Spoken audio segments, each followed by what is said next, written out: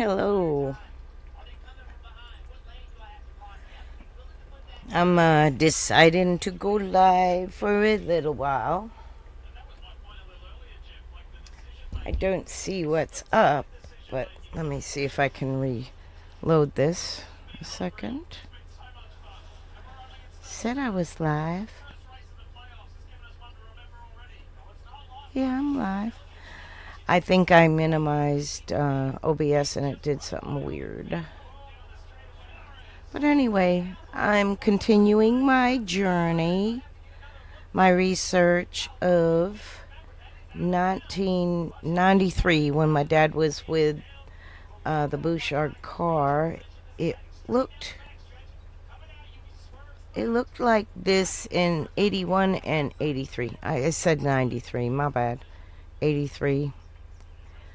1983. This is a Charlotte 600. I'm not sure how they finish or how they start or anything, but it's still part of me watching the history and putting a lot of names and places in the proper order because I was busy street stock racing.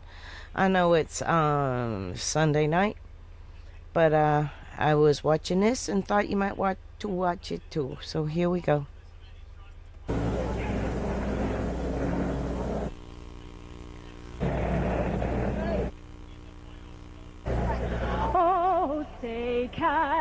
I'm not sure that the skipping is just the beginning of it. It was doing this. This beginning was skippy, but I thought it was funny because you watch these fire technicians.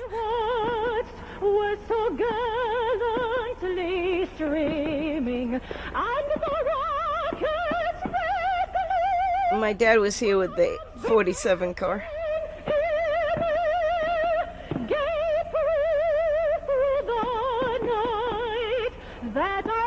It's so old school. Watch this. Oh, say does that star-spangled banner yet wave o'er the land of the free and the home of the Kim Richmond.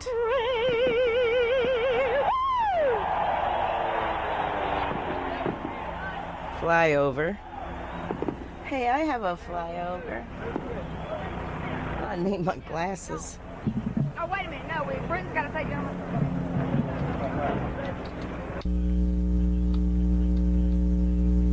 What the heck? What did I do?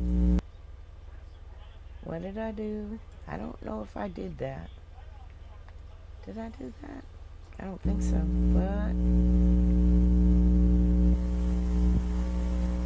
Okay, something's up. Okay, skipper.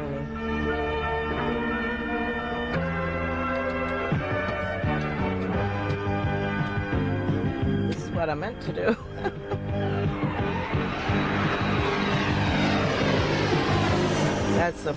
That's my flyover sound. What a nice paint there.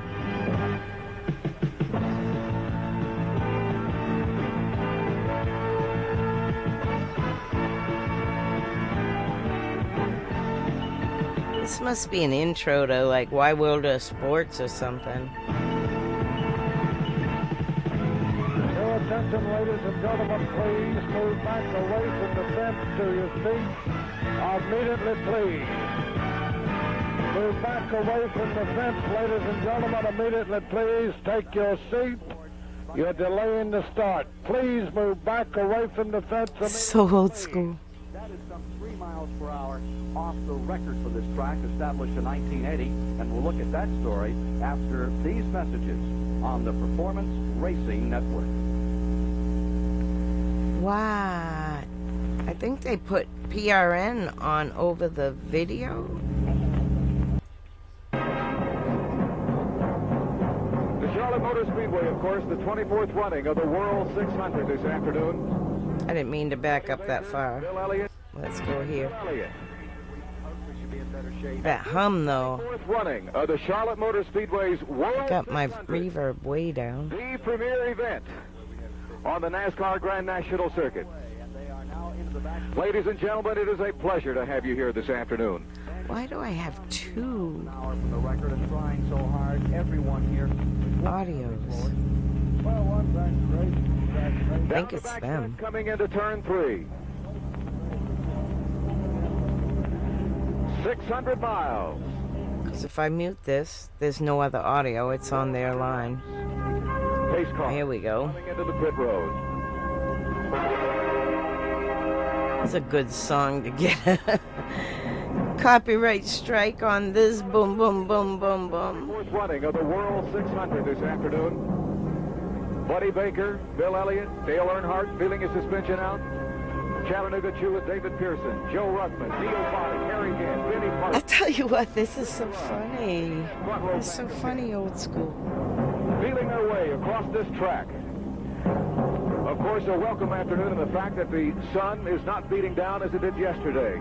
A very slick track for the Mellow Yellow 300 running here yesterday at the Charlotte Motor Speedway. Combined with a harder competition in tires today that could Chariots of Fire, right? find them to get fitted to stay ahead with the lap leader money. $50,000 posted. For lap leader money, that additional incentive to stay ahead all during the race to keep this long, enduring race at its absolute peak. Here this afternoon at the Charlotte Motor Speedway.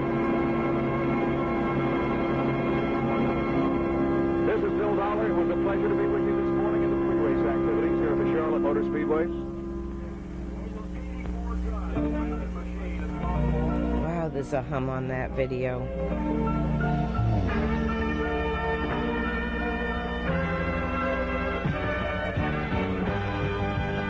And now, ladies and gentlemen, we join the Performance Racing Network with Ken Squires. Pace car. He's pulling down now off the banking of turn number 4, and we're going back to the tower for a start. Ladies and gentlemen, as the crowd stands to give that final ovation, 40 cars moving to the line, and the 24th annual $500,000 World 600 is underway. Going to turn number 1. It will be Buddy Baker in the lead. 3 wide, though, for the battle for second. It is Earnhardt on the inside. Neil Bonnet's there, so is Pearson. Now, Bill Elliott has dropped, picked all the way back into the 6th spot. Earnhardt goes to the bottom for a quick lead. It'll drop Buddy Baker to second. Bonnet third down the back chute. Flying forwards of Dale Earnhardt. Now here comes Strong in the second place car of Buddy Baker up in the high group, but Earnhardt has the lead right down at the bottom of the racetrack in turn number 4. Coming up strong on the inside is Neil Bonnet. Riding third is Baker. The Wrangler car out in front. It is Earnhardt in front, Bonnet in second, Baker in third, Benny Parsons fourth, Pearson dropping to fifth. In 6th is Ricky Rudd. 7th is Bill Elliott. Riding in the 8th spot is Joe Ruttman. Back there in 9th would be the Tim Richmond automobile in a real battle for 10th as they head off the number 2 corner and down that back chute. Point car is still Earnhardt, down by 3 car lengths now, out front of Bonnet, who scoots in close as he closes in turn number 3.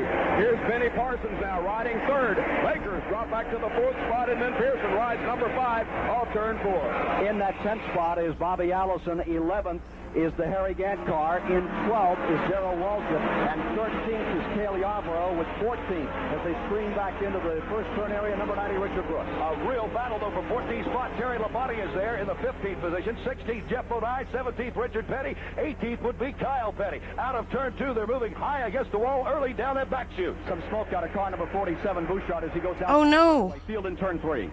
2-car duo out front by 10. We blew an engine right off the beginning. Drops down now, still holding on to third. In 4th is Baker, 5th, Elliott, 6th, Pearson. 3 laps complete. It is Earnhardt in front. Bonnet establishing himself in second. 20 car lengths back to the third place battle. Down in turn 1, there's about 2 by 2, maybe a dozen automobiles battling in this 17-degree banking. Buddy Baker is I gotta grab my many monster drink. 5th is Bill Elliott, and a battle for 5th between Elliott and Yarborough and Joe Ruttman in that draft. What a battle it is. There we go. Turn, about 5 automobiles clustered in. Here's Elliott moving in to take over the 5th spot. Pearson bumped back to 6th. Joe Ruttman rides 7th off the high bank, turn 4. As they come by, it is Earnhardt in command with 4 of 400 laps complete. cars a battle for the lead at turn one. It is Bonnet down on the inside. Earnhardt goes high. He loves to run. Yesterday, Dale was way down low. Today, he's running right up in that racing group. Bonnet tucks it in single file out of turn number 2. Earnhardt still leads down the backstretch. But the candy apple red, white, and gold number 75 of Neil Bonnet is right there, glued to the back bumper of Dale Earnhardt. And that beautiful yellow and blue number 15 Ford Thunderbird, engineered by Bud Moore. Oh, it's still smoking.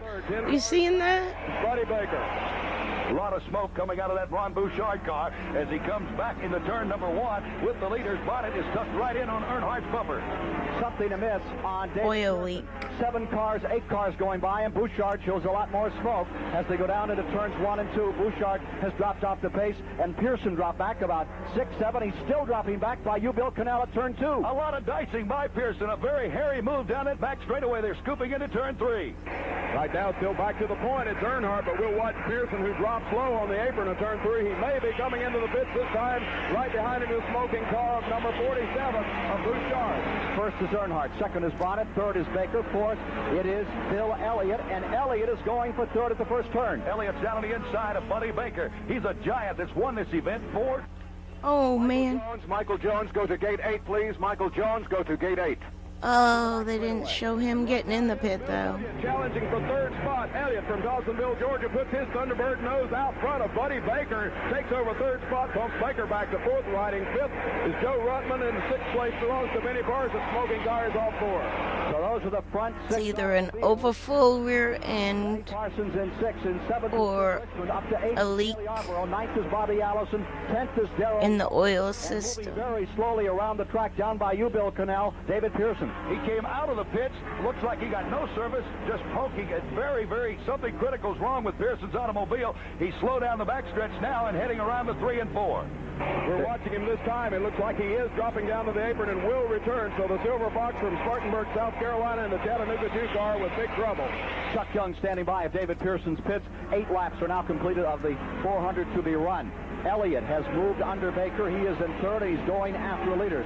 Big bundle of cars fighting for the 6th position at Bill Canal's location, turn 1. Tim Richmond in the thicket there. Cale Yarborough along with Bobby Allison, Darrell Waltrip. Benny Parsons is way up against the wall, and that thicket continues down the backstretch. Let's go quickly to Chuck Young in on the pit road. Well, David Pearson just got the car refired, and we're not exactly sure. Ricky and Larry Pearson are across the wall. They're checking inside the car. It appears to be ignition problems at this time. A brake problem. They're saying now it is a brake problem.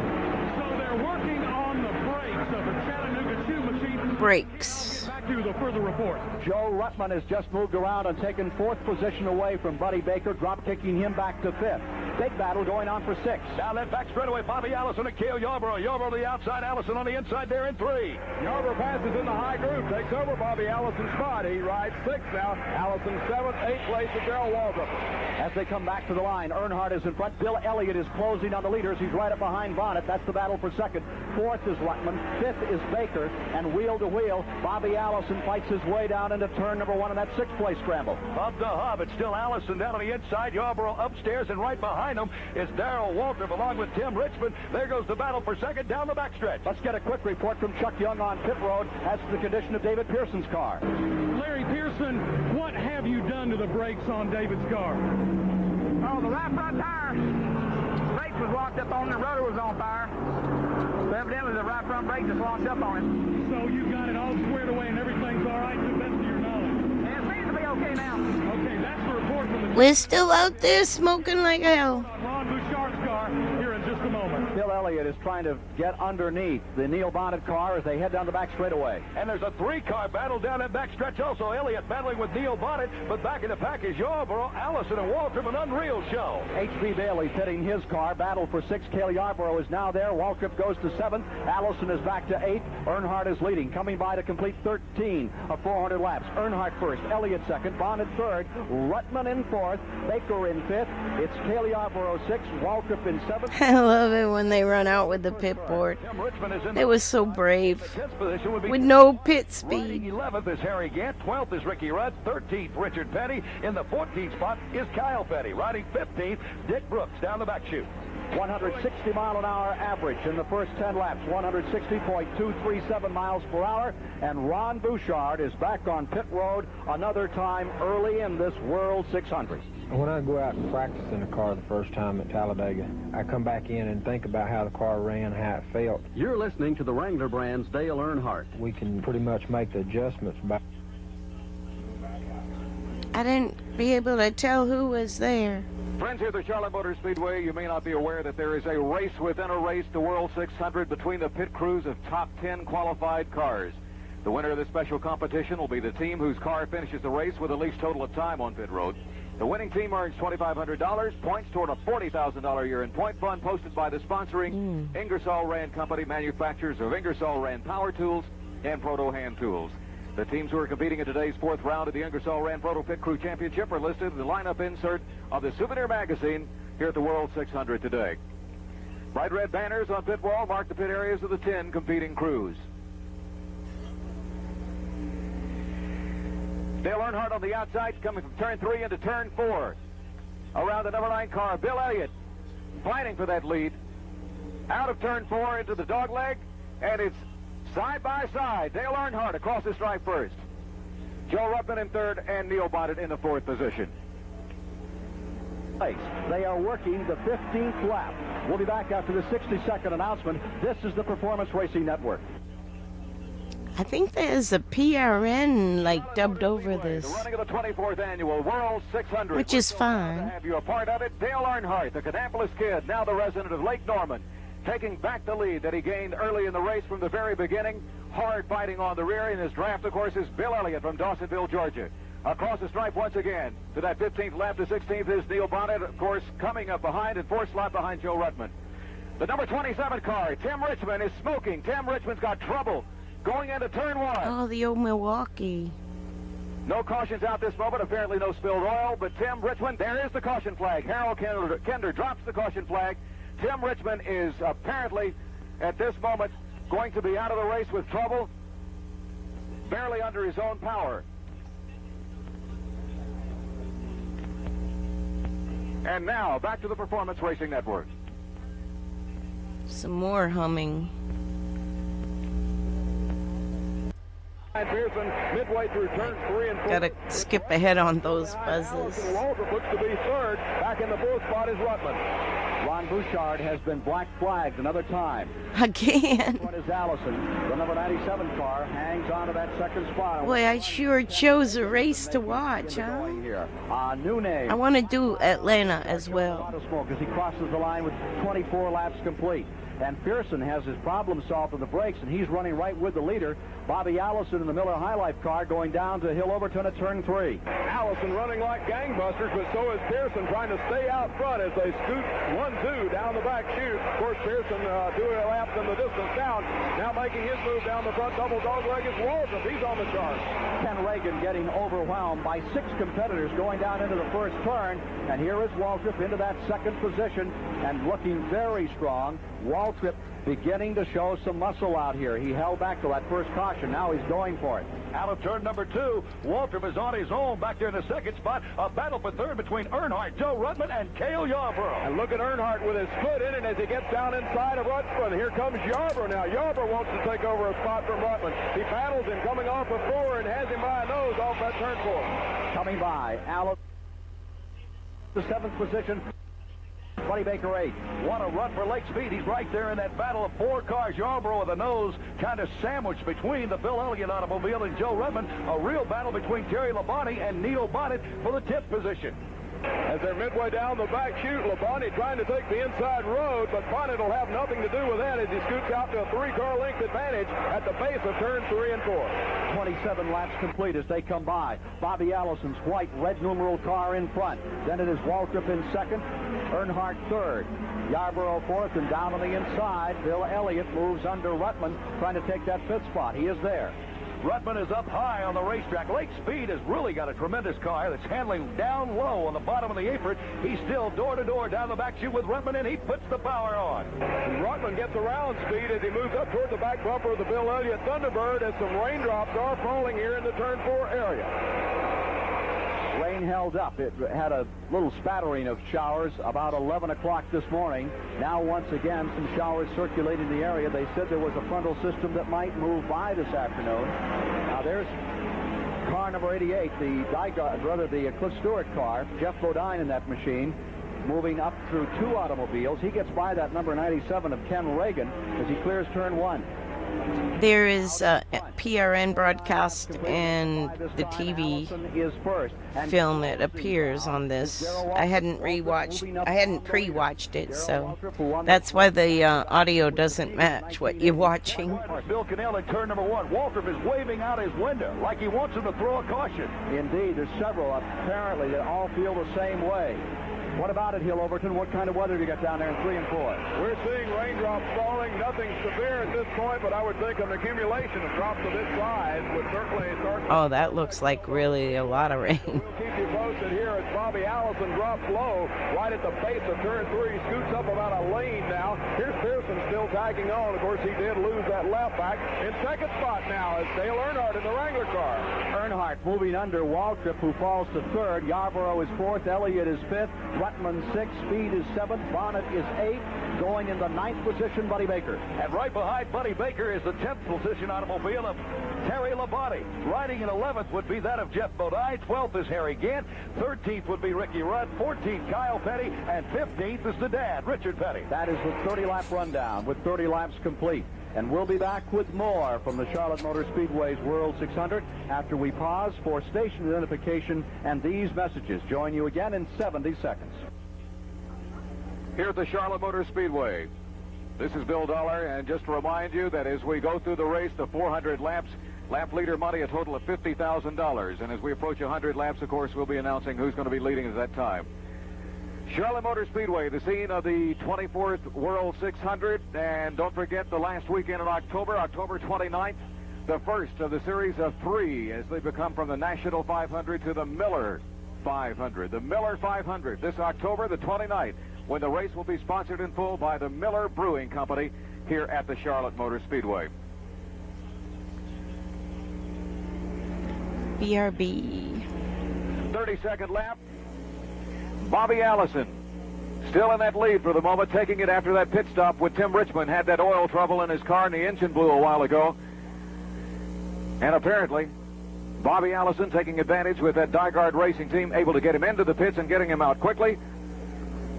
And taking advantage of a situation to put him in the lead once again here for the 24th World 600 at the Charlotte Motor Speedway, followed by Dale Earnhardt and David Pearson. A close battle between Darrell Waltrip at the moment, right behind David Pearson. And I think now we go back to the Performance Racing Network.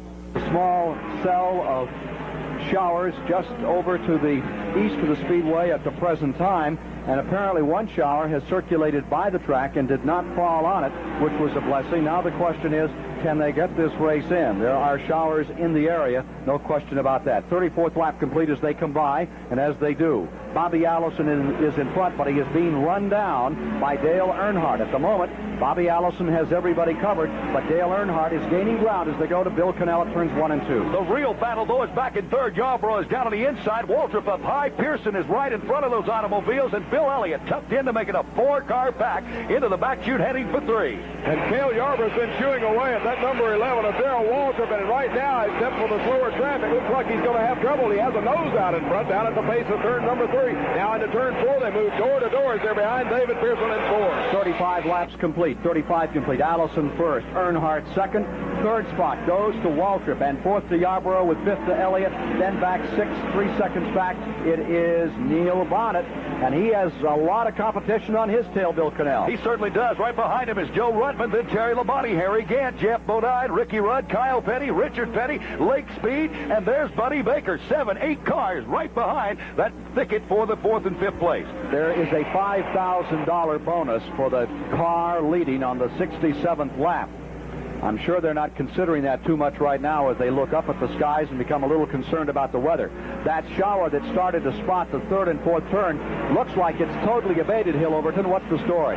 It's not 100% abated at this point because I feel the droplets of moisture on my bare arms at this point, but right now it isn't sufficient enough at all. It will not stop the racing if it remains as is. So let's keep our fingers crossed that things stay just as they are, as these cars don't seem I'm back. But right now being affected is Bobby Allison because reeling him in rapidly now is Dale Earnhardt off of 4. Surging back towards the lead comes the Wrangler car. Number 15, the Bud Moore machine, is ready to tackle Bobby Allison at turn 1. Outside goes Earnhardt. Upstairs. Yesterday he was downstairs. Allison closes the door on him, boxes him out of turn number 2. They both come high to the outside wall. Earnhardt, you could throw a blanket between he and Allison. He may be going to move in the back chute.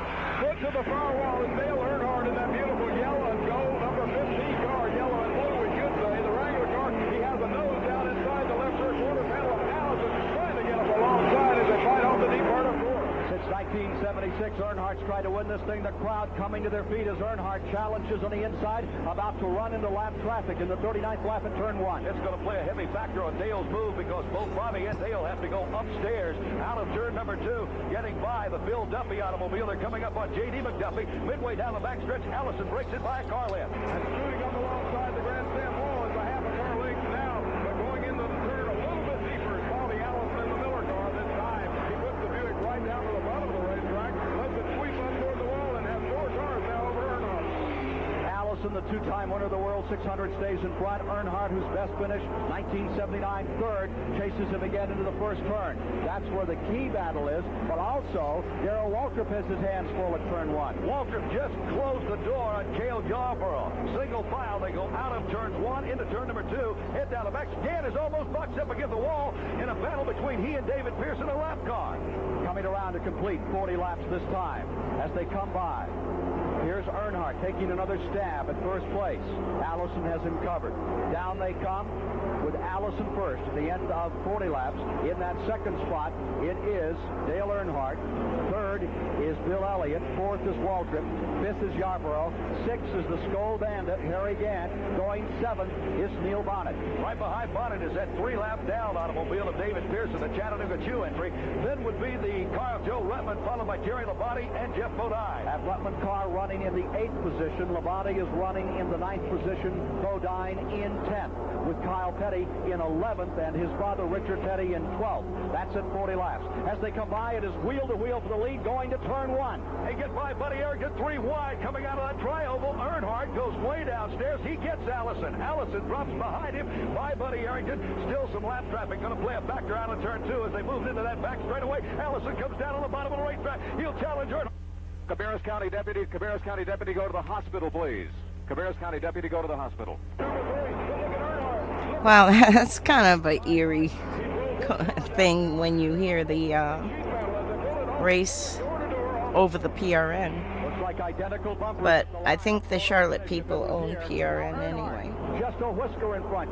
It's just old school. About 2 to 3 inches going to turn number 1, however. Allison rubs sheet metal with him. Gets up alongside that fender trying to hang on downstairs. Earnhardt has got the rough lane as he goes to the outside. And down that back straightaway, Allison continues to try to get the lead back. And it looks like he's going to do it as he has a lot of acceleration going into turn 3, but handling extremely well is Dale Earnhardt as he has the Thunderbird sticking high, and he's able to stay right there beside Bobby Allison's Buick. 31-year-old Dale Earnhardt, 1980 national champion. Bobby Allison still. Allison goes back in front of the start-finish line as they complete lap 43, still side by side at the first turn. They just shuffle and dice back and forth. It's a dead heat in turn 1. Turn 2, you could not give anybody the victory. It'd have to go to Allison and Earnhardt because there's no separation. They're doing it down the back chute. 2 strong-willed individuals really going to battle here at the Charlotte Motor Speedway, and they remain door to door, but they have some slower traffic up front, and someone's going to have to give ground as they neck down to this one groove turn 4 exit,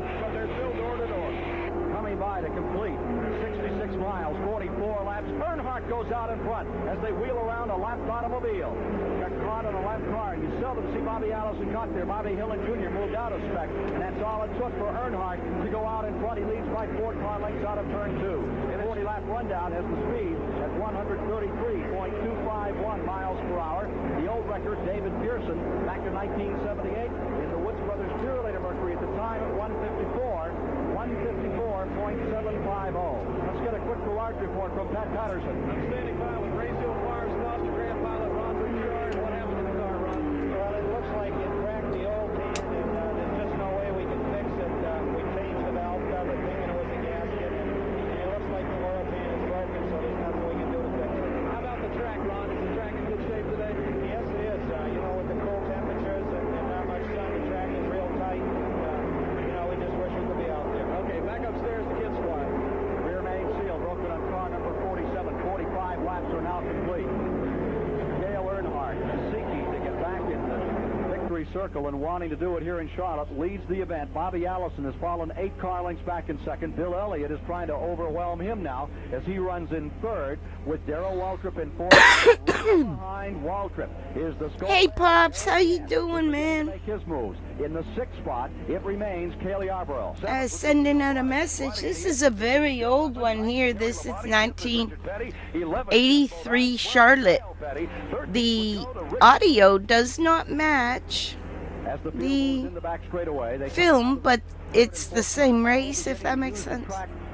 It's the radio broadcast and the TV. And the racetrack, Banjo Matthews, your opinion on that? Well, I think Bobby Allison didn't stop in that 20-lap thing, and he might have his strategy a little messed up. There goes tail up high. The tires are starting to get hot, and you'll be seeing pit stops here shortly. 48 laps when they come by this time. 48 complete. And the tough customer, Dale Earnhardt, stays in front in the World 600. Piedmont Country. That guy that they were just talking to, Banjo Matthews, was one of the top chassis builders of the time. Right behind him, both of them battling for that lap leader money as we approach in about Banjo. laps. That 67th lap, the 100. New England, we had Laughlin and Rosner Who's leading at that lap, and of course for like the Bush North to cars. be paid for the one who's led the most laps during that 100 miles. This is this year's 7-Eleven Super Lapper Awards, of course. A record $50,000 in 7-Eleven Super Lapper Awards money to be paid today during the World 600 at the Charlotte Motor Speedway. The fine people at 7-Eleven. Thank you for stopping by. I always appreciate it. NASCAR racing, that $50,000 eclipses the previous stock car lap leader record of $40,000 paid to the 1977 World 600. 1977 World 600, we bargain. Allison, Earnhardt, side by side in the backstretch. Allison with a strength on the backstretch to pull into that turn 3. Dale Earnhardt back in second, and we go back to Performance Racing Network. Allison has gone back into first place. For the last 2 I moved out of my now it is Allison. desk and over to a comfortable place in my bed.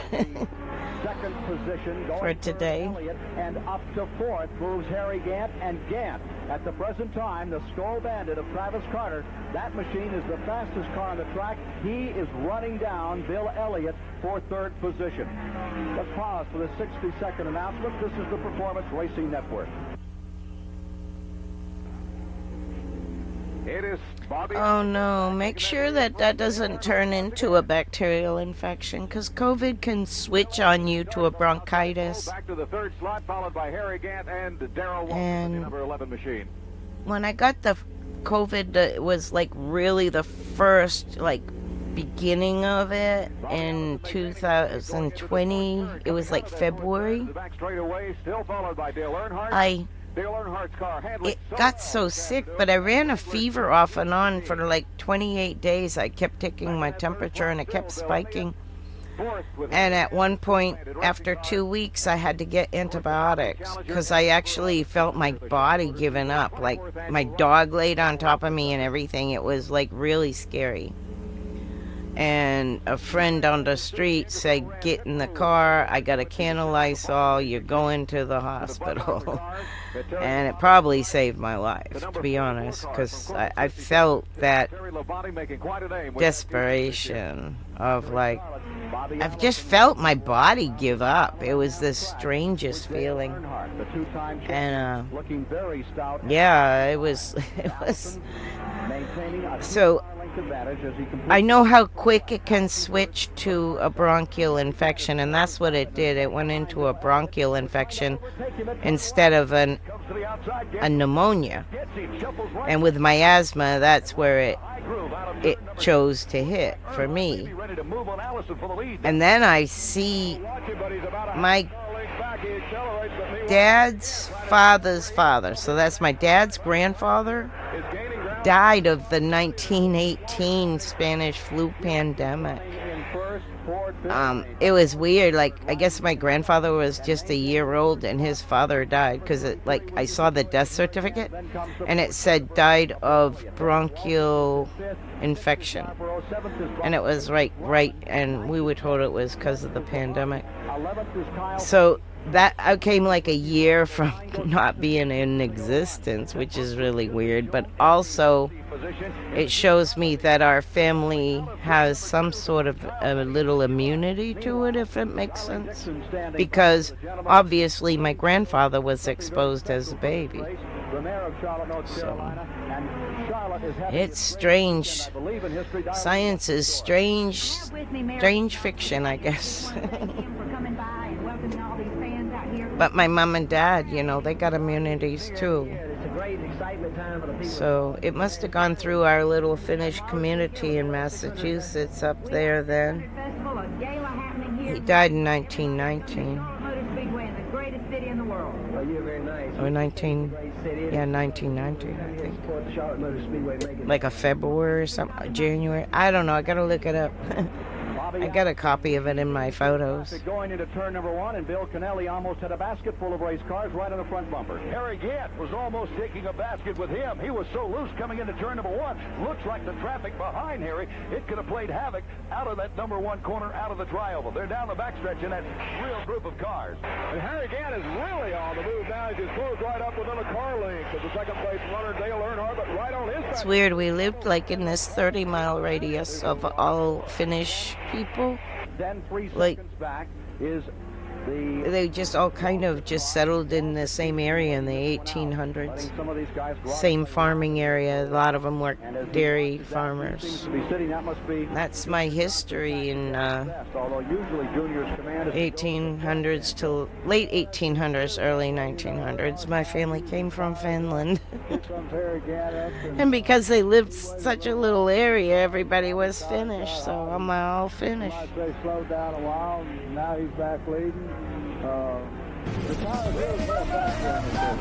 my goodness. Oh, Unbroken, thank you.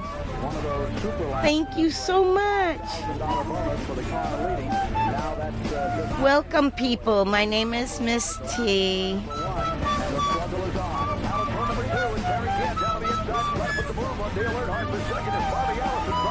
Yes, Pop, the arthritis. We were just talking to Pop. He's getting over feeling sick. Hi, Unbroken. I'm so glad to see you. And I'm glad I got to hang out this afternoon with you. Look at this. Harry Gant racing against Dale Earnhardt, 1983. My dad had a car in this race. It was the 47. He was a mechanic on that car for Ronnie Bouchard. I don't think they finished well because they were black flagged for smoking, dropping oil. I appreciate it so much. Thank you. What I do is look over old races because I'm writing my dad's biography, and all of this is putting everything in a decent order and giving me some substance of each year. He was with the 47 Bouchard cars since the middle of 82 all the way to the end of 84, 82 to 84.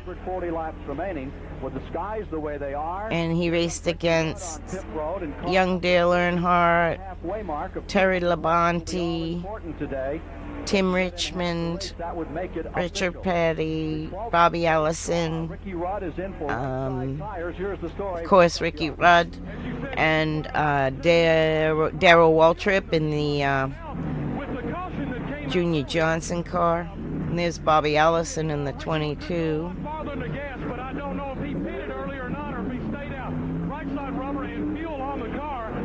And I was lucky enough to be old enough to see all this. Like, either on TV or in person. I went to 82 Dover, and then I didn't go to a cup race until with car number 3 just pitting. 92. The number 21 machine of Buddy Baker in 17th. 93.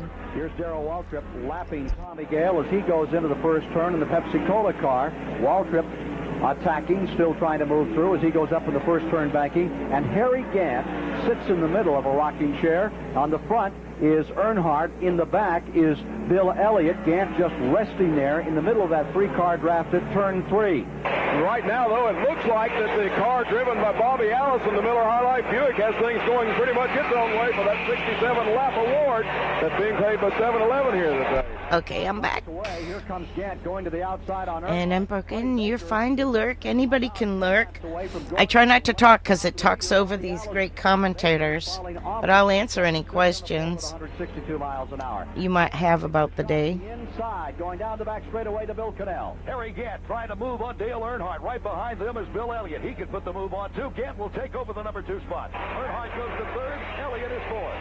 And right now, that's the way they pull it off of the deep part of turn number 4 down toward the double dogleg front. He's in twice now. Is pitting another again, a 4-tire change, they say. We'll get a story from Chuck Young as to exactly what's going on. A 4-tire change was made earlier on Buddy Baker's car, and it may not be working properly. We'll check in on that in a moment. Meanwhile, we're watching as Harry Gant, now at turn 2, Bill Elliott's on the move by Earnhardt. Side by side go the 2 Fords. Gant was sandwiched between those 2 cars moments ago. It looks like Earnhardt's going to come out on top. Flying Thunderbirds enter turn number 3 with Earnhardt riding just ahead of Bill Elliott. Let's see if Elliott can pull it back off as he'll try to battle him off at 4. Here he comes, but he still knows the tail. One of the 7-Eleven $5,000 bonus laps upcoming. And here is Harry Gant finally getting around the number 15, the blue and yellow car, the Wrangler car of Dale Earnhardt. And he really wanted to take a crack at Allison and see if he could collect an extra $5,000. But that's Cheers, guys. at the present time. Looks like the scoreboard here. I've been messing with some sounds. Some of them work, some of them don't. I don't know. It's a hit or miss. Scoreboard today.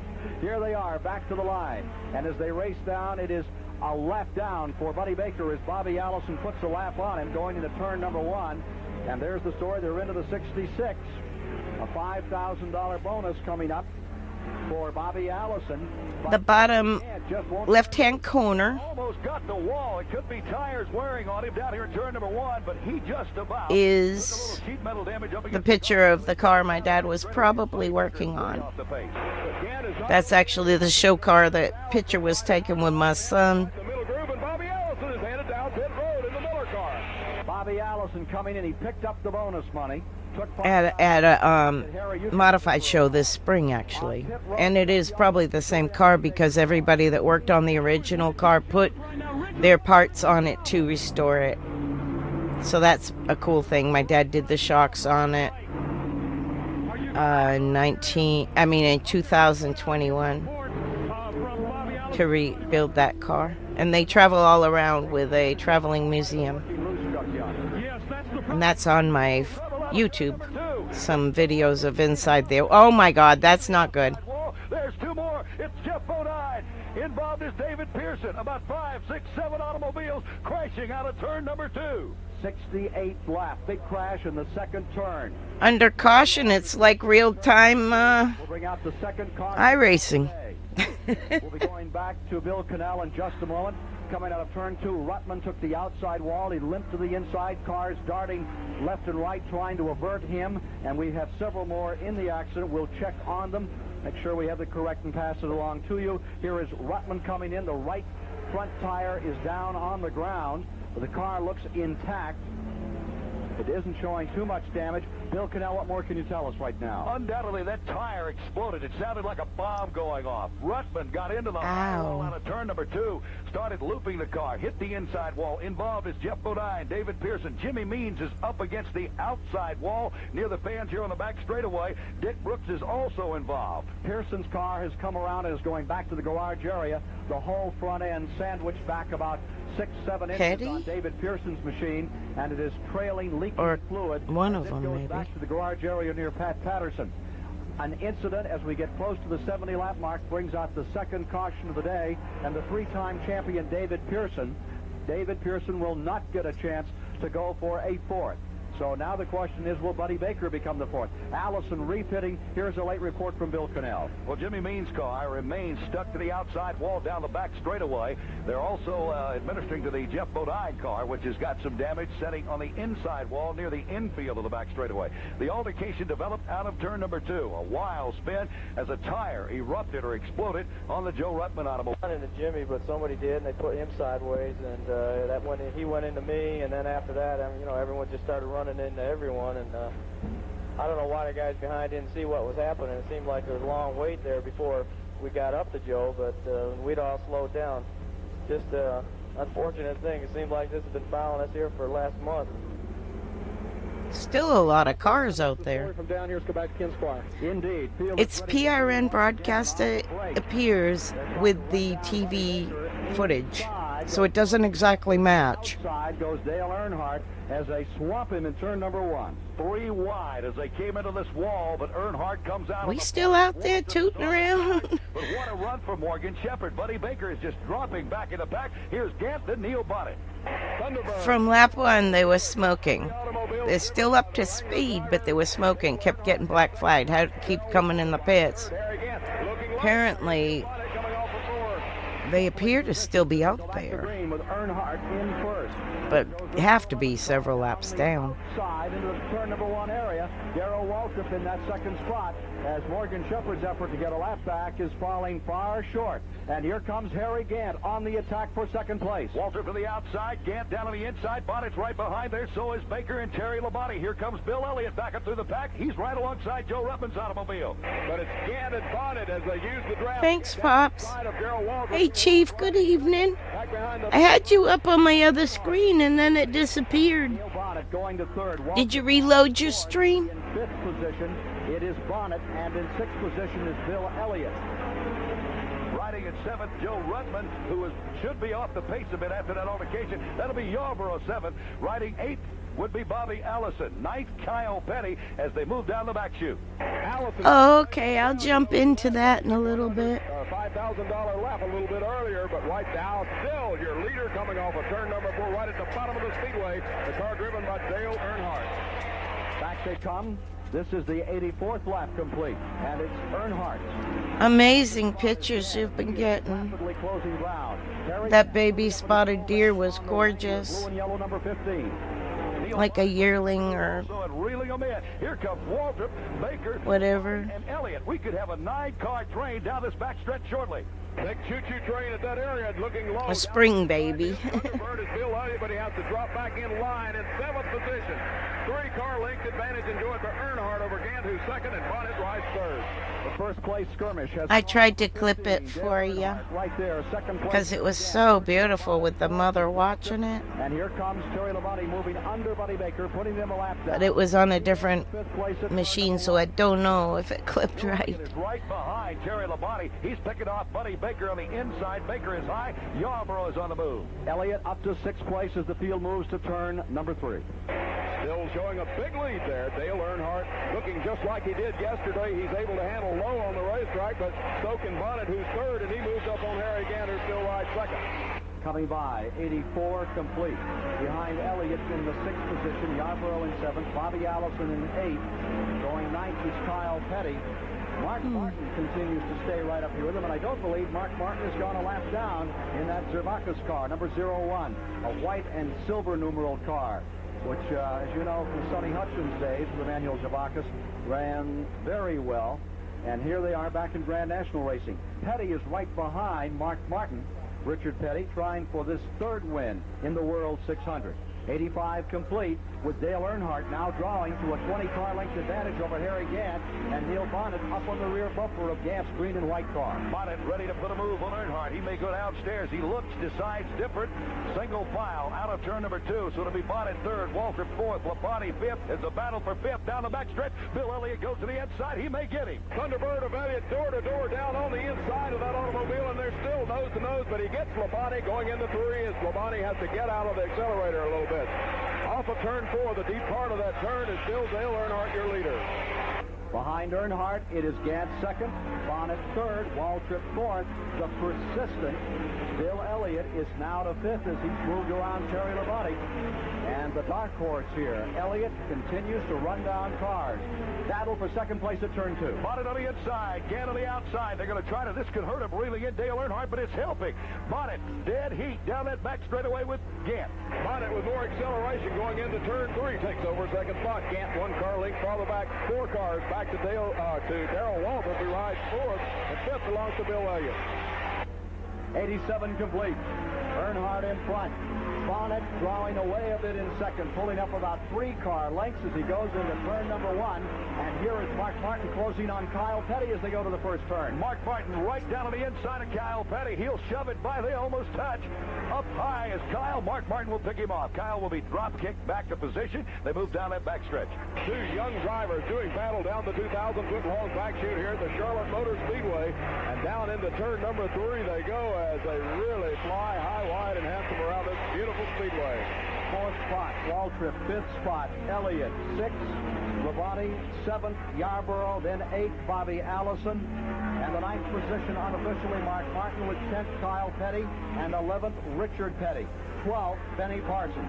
Parsons is battling right now and got his hands full with Morgan Shepherd in the Stacy car. Number 2, Shepherd way up high. Parsons down inside him. What a run for Lake Speed this afternoon. Lake moves off down the back chute. It looks like though the battle is going to be for that lead again as Bonnet has crept right back up on the back door as he's looking at Earnhardt down the double dog leg front straightaway. So far, the weatherman, knock on wood, has blessed this event. We've had just a couple of skirmishes with showers, but they have abated without even the caution flag being thrown. There was a little moisture in the air. At one time, it was enough to concern the drivers, and they were pointing toward their windshields, but they kept the race going, and they were and they lucked in on that one. The race has stayed green. It kept the track dry, and here we are now coming to 90 laps when they come by this time with Dale Earnhardt's blue and yellow Wrangler car prepared by Bud Moore, leading by 2 car lengths over the Warner Hodgson car, number 75 from the Waymark Racing Team. The Hodgson car is there, that maroon, white, gold car, challenging for the lead in the first turn. He's chewing away on his rear bumper. Earnhardt knows he's there, and coming in right behind Bonnet's automobile is Harry Gant on the move. Down that back straightaway, it's still Earnhardt, Bonnet, Gant, Waltrip, Elliott, midway. Labonte rides in the 6th spot. 7th is Cale Yarborough taking it into 3. 8th belongs to Bobby Allison, the number 22 Miller High Life Buick. As they come back to the line, here is Bonnet, winner, defending champion of the World 600, going to the inside. He's making his move at the first turn. Traffic could play a factor because dead ahead is some of the slower lap cars. Tommy Gale is there, Jim Vanderbilt there, Earnhardt, and Bonnet squeezed right to the outside where that altercation developed a moment ago. Heavy congestion in the back straightaway, but averting it, clearing it, getting through, down the back straightaway. Earnhardt stays in front. Beautiful driving by Earnhardt, Bonnet, and Harry Gant as that trio moves through 4, 5 slower automobiles. And now it is Bill Elliott's opportunity on the main straightaway. The passing flag out and the slower cars drop down. The 64 of Tommy Gale, the 18 car was there. They're fighting for position further back, Slick Johnson, and they don't want to give up any more ground than they have to because toward the end they could be well up in the standings in a 600-mile jaunt like this. There's a hot battle for 5th place off turn 2 down the backstretch between... Oh, hey, Pops. Good to see you back. Keep an eye on Lake Speed and Richard Petty. And a hot battle in turn 3 for the lead. And it certainly is, but right now it looks like it's going to be... I'm looking around to see if our car is still in there. Down the double dog leg front straightaway right now. Onto the inside, Neil Bonnet pressing. He's there. He's going for first place as they enter the first turn. Earnhardt shoves to the outside, goes upstairs. Bonnet is downstairs, still door to door out of turn number 2. Maybe a point, just a distance. Earnhardt, no, down the backstretch. Bonnet gives him no room. Dynamic duo down the mid part of the back straightaway. Sheet metal in danger of rubbing here as they both go into turn 3 side by side. Earnhardt able to hang on the high groove, but now Bonnet with about a car length advantage pulls it off the deep part of turn number 4. The Neil Bonnet Chevrolet back in first. The Ford Thunderbird in second. The Buick maintaining third, and Ford in fourth. The drivers, it's Neil Bonnet first, Earnhardt in second, Gant in third, and a second and a half back in the fourth position. Hey, cool. Hi, Rose City. Correction. Darrell Waltrip has just been passed. It is Cale Yarborough. The Hardee's restaurant car is on the move. He's up to fifth. And the Pepsi-Cola automobile, driven by Darrell Waltrip, falls into sixth position. Terry Labonte has just shuffled. Y'all should follow Rose City Trails because they have the most beautiful deer live at night. You can watch the wildlife cam. It's so clear. The fifth position. And it's nice to sleep to something like that. To me, anyway. Back a little is Darrell Waltrip. Chuck Young, you might want to get a report from the Junior Johnson crew. Seems like Darrell is dropping back a bit more than he might wish at this time, which is 95 laps into the race. We're 142.5 miles down. Oh, I'd muted down a little bit, though, to like 2%. We'll pause for this. Or my son will get mad at me. This is like kind of an old film. It's got a little bit of weird stuff in it. Well, they're still down there with Tommy Gale's car. It is crashed just in the middle of the third and fourth turn on the 17-degree banking of the mile. We have cicadas here, and it will drive you insane. It'll ruin almost any photography. If I do a wildlife like video and I put music to it, it's usually because the cicadas are just blasting. The best he could do in the first 100 miles, and then the moment he had collected it, the caution came out. Right, he came down the pit road to lead that lap. He went in the pits. He changed right side tires. It's pretty good video, even though it's a little bit skippy from the tape. It might have been an old tape. Your dumb luck. Now, whatever it is, it's certainly working well for Allison. He's had his share of misfortune. The tracking lines showing. What's the story on Tommy Gale's car? Well, he's out of the automobile now and walking around taking a look at the damage, which seems to be rather severe down the left-hand side as he actually yeah. the wall. Left front corner, left side. Nothing wrong with that. I've been going to sleep forever to racing mostly. Might explain why I'm half deaf. With the body tilted. Yes, it was about a 24-second pit stop. I got pictures of this era. Actually, they were taken in '82 when I went to Dover. Let's see. That's Jeff Hammond, the Jackman for Junior Johnson's Pepsi Challenger team. After this shuffle on pit road with all the leaders coming in, it'll be Dale Earnhardt in the lead. There are now 102 laps of the 400 completed. Dale Earnhardt, how do you feel about this race? So I'm really optimistic about this thing. I really feel good. I think they didn't know where they was aiming their camera. They were probably changing the battery or something. Everything's looking real good for us. That's funny. Well, we'll see. Earnhardt is in the lead, and he feels good about this race. Bobby Allison, who do you watch for out here? Let's see. When you get here to Charlotte, This is a picture of Ronnie Bouchard right here and my dad right here. the Thunderbirds are all strong here, so I have to think that particular And that's the early days, my dad and myself, my sisters, and the engine builder and his kid. they've worked hard. With Ronnie driving. That's me at Dover and my little son, Christopher, who races iRacing now And at Dover. it looks like And that's Ronnie Bouchard's wife holding my son, Christopher, with Fords if they do at Dover. continue to give their. And this is not real clear, but these are, I think that's Jody Ridley's car. I'd say that. And that's my mom holding Chris. This probably is a Ford track. Back in that era. Of qualifying, but even 1982, there's a Stacy car, the 47. 600 last year, and Elliott My dad's right team. there. That's the Ridley car. So. And I'm going to have to do something with these photos. My goodness, look how dim they are. Some good days here in In the pits. when I drove it. 13 cars in the lead Me. lap. Another Jody Ridley. Oh, there's a better one. Thunderbird. That was Bobby Allison. The Skull Bandit car. That was Terry Labonte. Hal Needham is. I took these through the fence. They're actually Polaroids. Hal Needham. What about? Let me see. That's Phil Parsons. A year ago. I think we Darrell Waltrip. and do it again, don't you? My dad's car, the 47. Premiere of your new motion picture. My mom and dad in the pits. Tremendous congregation that gathered for charity. And the Stacy team again. See Old Stroker race. That car. Ken, it was really nice. And some friends that worked on the with the people team. that were there because they were all NASCAR people or. So that's my little bit of from that era. I don't have many pictures, but my sisters and family do. Jim Neighbors was a real sleeper in that film. Same. Performances outside of television, and he certainly fit in well with Lonnie Anderson and Burt Reynolds. I tell you, people, when you say sleeper... Oh, that was good what they're talking about. Jim Neighbors is such a talented guy. I mean, I don't know if you've ever seen his Vegas act, but he could do a little bit of everything, and I thought he was just tremendous in there. As a matter of fact, we started calling Travis Carter Lugs Carter this morning. Good luck to you. Burt Reynolds' anniversary of when he passed was this week as well. 1,200 theaters, July the 1st. Have fun. I'm sure you look as nervous as ever. How can a guy who is such a director who gets all that stuff organized look like That sounds like me with That 70s Show.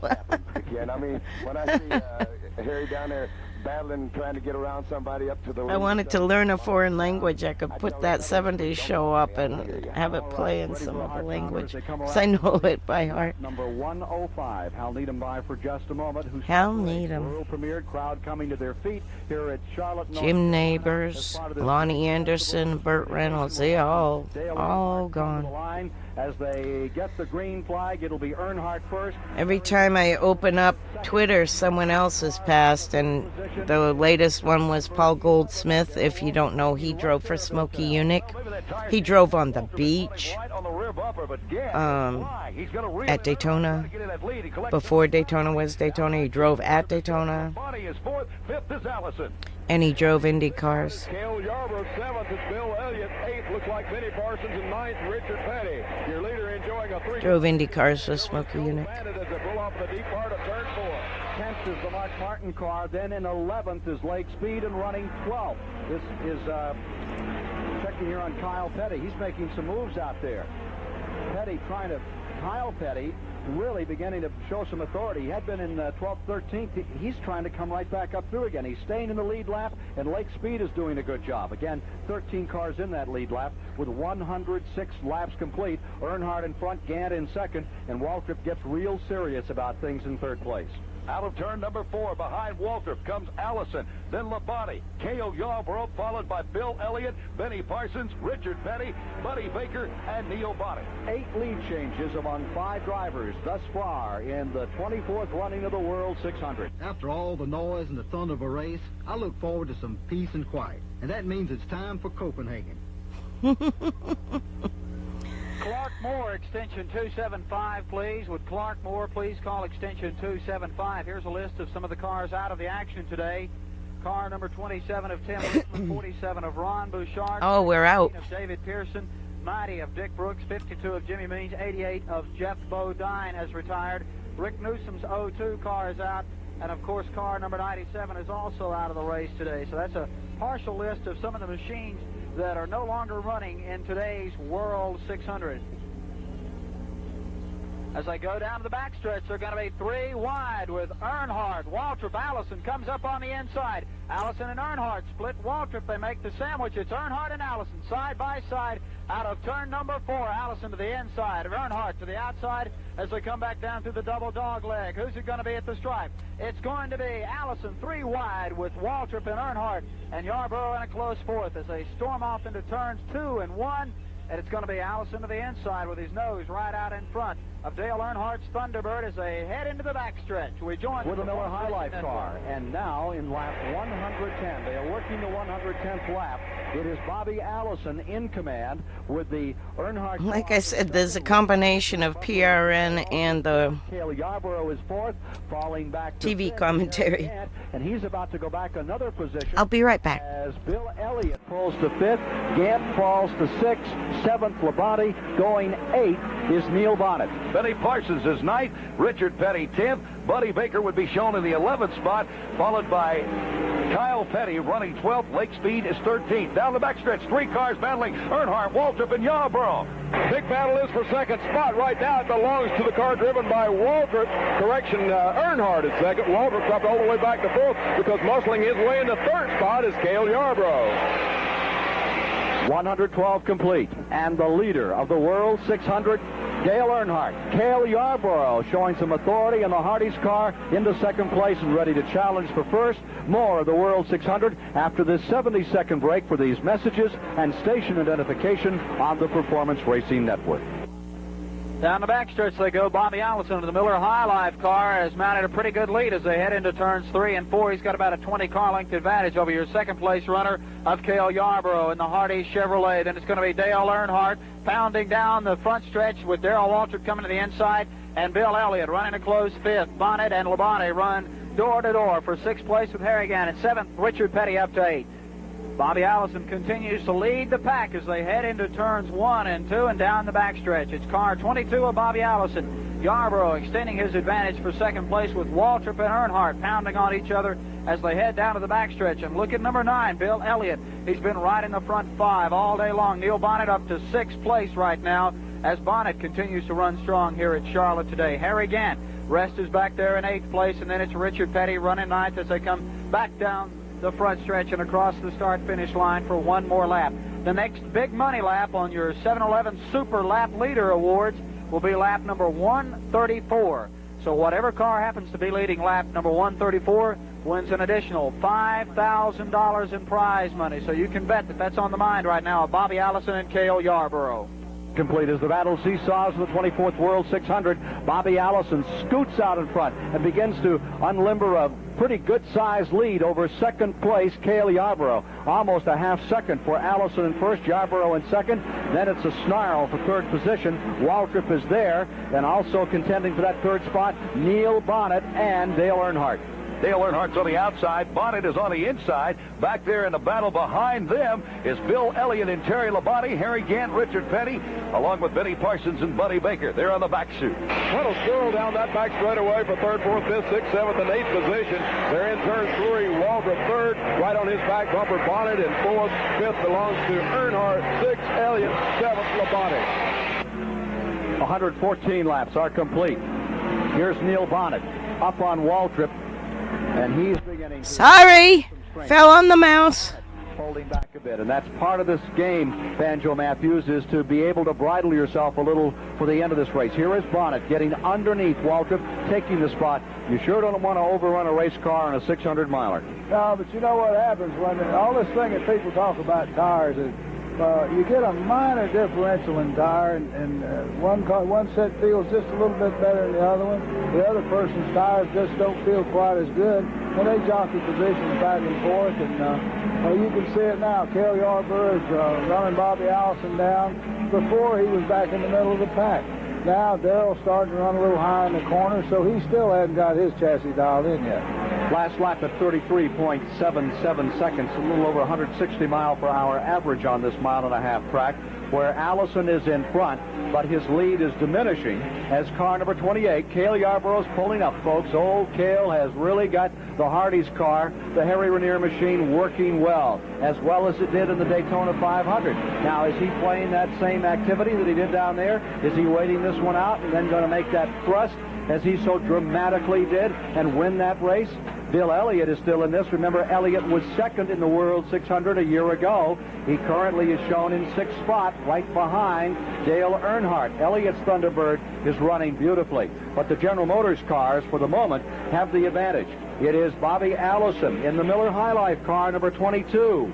The Buick of Allison is in 1st place, and then comes the number 28 car of Cale Yarborough. The Chevrolet is running in the 2nd position, with the Chevrolet number 11 running in 3rd, Waltrip Chevrolet, and then Bonnet Chevrolet. So the Chevys are getting a good stroke at 1st place. Earnhardt has won $5,000 for leading the most laps in the second 100-mile segment of the race. And I thought that started at the... all right. Lap 134 is the next time they're up for big money. But in the second 100-lap gathering, Earnhardt has already collected $5,000. Good for old Dale. He's having a wonderful day for Bud Moore and company. Bud Moore's had some winners over the years, and of course Bobby Allison drove for him for a while. Let's go to Bill Cannell. There's a battle between Bill Elliott and Darrell Waltrip out of turn number 2 and down the back straightaway. Elliott has just taken over the number 3 position, and riding 4th should be Waltrip. In 5th spot is Dale Earnhardt. 6th would be Terry Labonte, and Richard Petty's moved all the way up to 7th. Harry Gant is 8th as he's in the high groove up in turn 4. Cale Yarborough, that persistent little fellow from Timmonsville, South Carolina, the giant from Timmonsville and Stock NASCAR car racing, has moved up on the rear bumper of Bobby Allison's car, and he is ready to go for it. Ready to stand on it and see if he can pull down first place. Allison with a 4-car length advantage going into turn number 3, but here comes Yarborough. Chubby little ex-fullback from Sardis, South Carolina, has shut it down to 3-car lengths. He sweeps it high now at the banking of turn number 4, and he's about 4 or 5 car lengths behind Allison. 120 laps are in the record book, and we'll give you a rundown on that. Actually, 121 complete. The 120-lap rundown upcoming, as still Allison holds on to the first position. 3rd spot, Bonnet. The 4th spot, Bill Elliott, stays in the hunt, has moved around Darrell Waltrip for 4th. Waltrip is back into the 5th position. Then in the 6th spot is the number 15, the blue and yellow Wrangler car, and the word we've had is that everything is perfect on the Bud Moore car. How about it, Chuck Young? I understand Bud Moore is very pleased with the way things are going. No doubt about it, Ken. The Wrangler machine is running probably as better, at least of the 3-4s that are running up front, as any of them. They're getting great tire wear on the car. That means that, of course, the chassis setup is dialed in just right. One of the faster cars on the racetrack right now, at least time-wise, is the Levi Garrett car number 98 of Joe Ruttman. Ruttman, of course, had that problem. They brought out the second caution earlier. They've gotten it fixed. They are turning some times in the 33-second range. Yes, I'm back. Close quarters. My mouse I have like right here above my right hand, and that's my escape route to use the bathroom and get a drink and go downstairs and the whole lot. Like, I gotta go there under 2 wires. My mic wire. Actually, my keyboard wire is this way, so I'm all right. I gotta go under the mic wire. At 125, coming up on the 125 lap report. 120 laps complete. That's pretty much the rundown. Let's see if we've had any other change. We still have, but it's still pretty decent. Because my son, okay, we're in an RV, and because my son's sim takes a lot of the power, and we're only on a 30 amp service, all my computer stuff is on the right side of the RV, all over there on my desk, like 6 feet away, and all his stuff is on this wall down through the house. So as long as we keep it separate, I can still stream even if he's racing. Now, he raced last night in his league, Kentucky. He hates it, but I think he finished 20th, but he was hanging in there. But anyway, that stuff happens. In the Wrangler Thunderbird, Dale was the leader of the most laps during the second 100 miles, and for driving so boldly, Dale Earnhardt wins an additional $5,000 in the $50,000 7-Eleven Super Lap Leader Award scorecard today. So congratulations to Dale Earnhardt, $5,000 richer after leading the most laps during the second 100 miles of today's 24th annual World 600. As the leaders come back down into the double dog leg, exit into turn 1 and 2. It's Bobby Allison maintaining about a 3-car length lead over Cale Yarborough, who rests in second place. Then it's a pretty good distance back to third with Neil Bonnet, Bill Elliott running a close 4th, Darrell Waltrip in 5th, Dale Earnhardt runs 6th, followed by Terry Labonte, Richard Petty, Harry Gant, and Kyle Petty with a pretty good run today in the 7-Eleven Pontiac. And, of course, Kyle would love nothing better than to get up front today maybe and collect a bit of that 7-Eleven money. Lap number 134, another big lap in today's World 600. It will pay $5,000 to the winner. So look for Cale maybe to try to overhaul Bobby Allison when they get down to that point, because lap 134 pays some big dollars today, $5,000 to the driver who leads lap number 134 in today's World 600, which was a complete sellout. Every ticket has been bought today on the front stretch. There's none left. Oh, my goodness. Looks like Cale Yarborough is going to dip to the inside and try to take Bobby Allison at the stripe.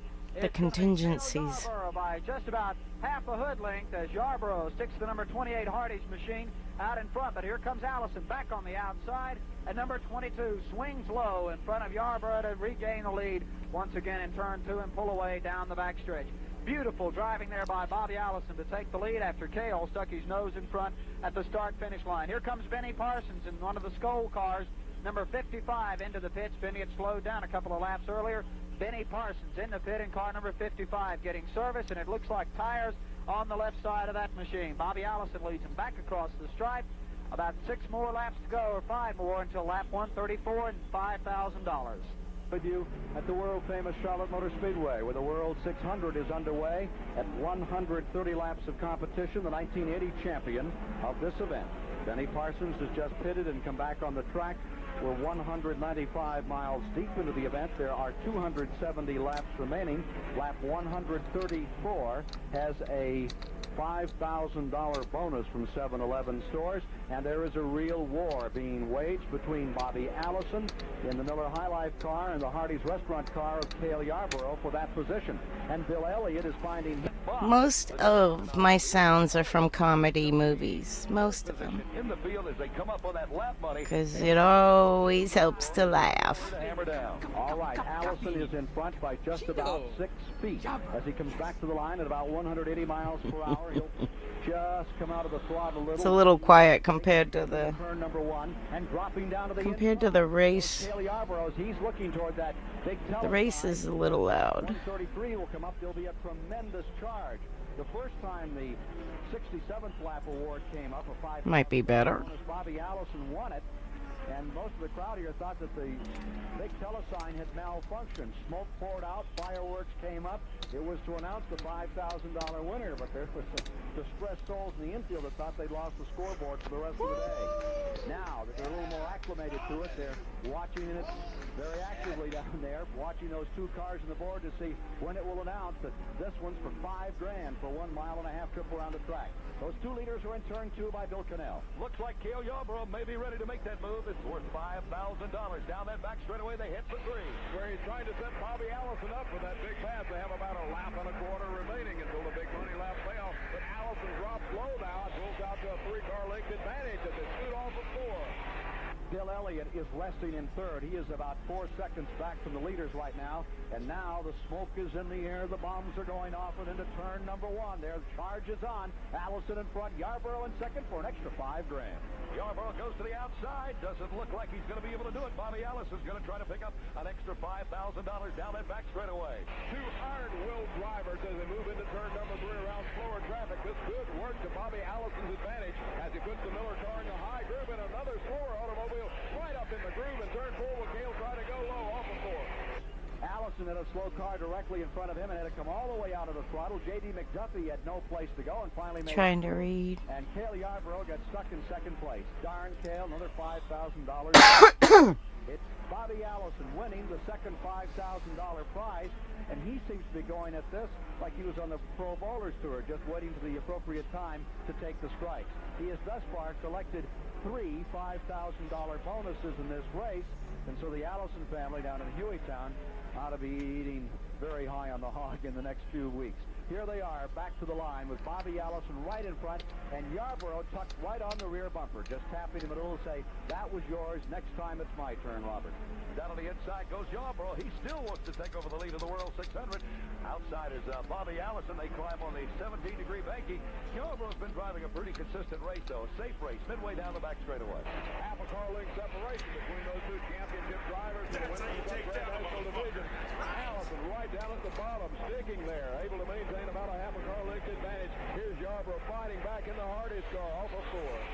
Bobby Allison, who came here for the first time in 1966, won it for the first time in 1971 after starting on the outside of the front row, has his hands full. J.D. McDuffie in that blue and gold car. Inside, Allison outside. Again, they're at war around this mile and a half, $35 million facility. Bill Elliott maintaining the third position. Ken Reagan spins it out coming off of turn 4. He's getting backwards. Now he straightens it out in the infield grass as he moves toward the start-finish line, and caution is out on the speedway, Ken. Caution coming on for the 4th time this afternoon as Reagan loses it in turn 4, comes down across the grass, spins it all the way around. A bit of a hayride for number 97, Reagan. He's back underway, but the caution is out. And while the field reorganizes here, let's pause for this 2-minute announcement for our local stations. 2 minutes. This is the Performance Racing Network. Car number 97, the Clinton entry, takes a wild ride through the front grandstand grass right then as number 97, piloted by Ken Reagan, spins out, and that brings out Caution number 4 on the day, as it's been a pretty clean race so far, as Ken Reagan lost the handle on the Clinton entry, spins it out into the grass, but he appears to be really no worse for wear as he fires his engine and takes back into the fray once again. So that's going to allow all your leaders to catch back up to that duo of Bobby Allison and Cale Yarborough. Bobby Allison, by the way, has already pocketed $15,000 today from the 7-Eleven folks for leading the most laps in the first, or leading laps 67, leading laps 134, and leading the most laps in the first 100 miles. So Bobby Allison has already collected quite a payday. Your leaders are in the pits. Here's Harry Gant, Richard Petty, Dale Earnhardt. They're all in the pits getting service. Let's watch the race to get out of the pits. The Bobby Allison crew feverishly working under the direction of Gary Nelson with car number 22 to get him out. Let's look back up the row and look at Cale Yarborough, number 28. He's being serviced. Leaders are still in the pits. Let's find out who's going to win the race out of the pits. Joe Ratman. The Junior Johnson crew gets Darrell Waltrip underway pretty good. A little bit of trouble firing number 22, but Bobby Allison gets out in good shape. Here comes Neil Bonnet, Cale Yarborough, Bill Elliott, Dale Earnhardt, Benny Parsons.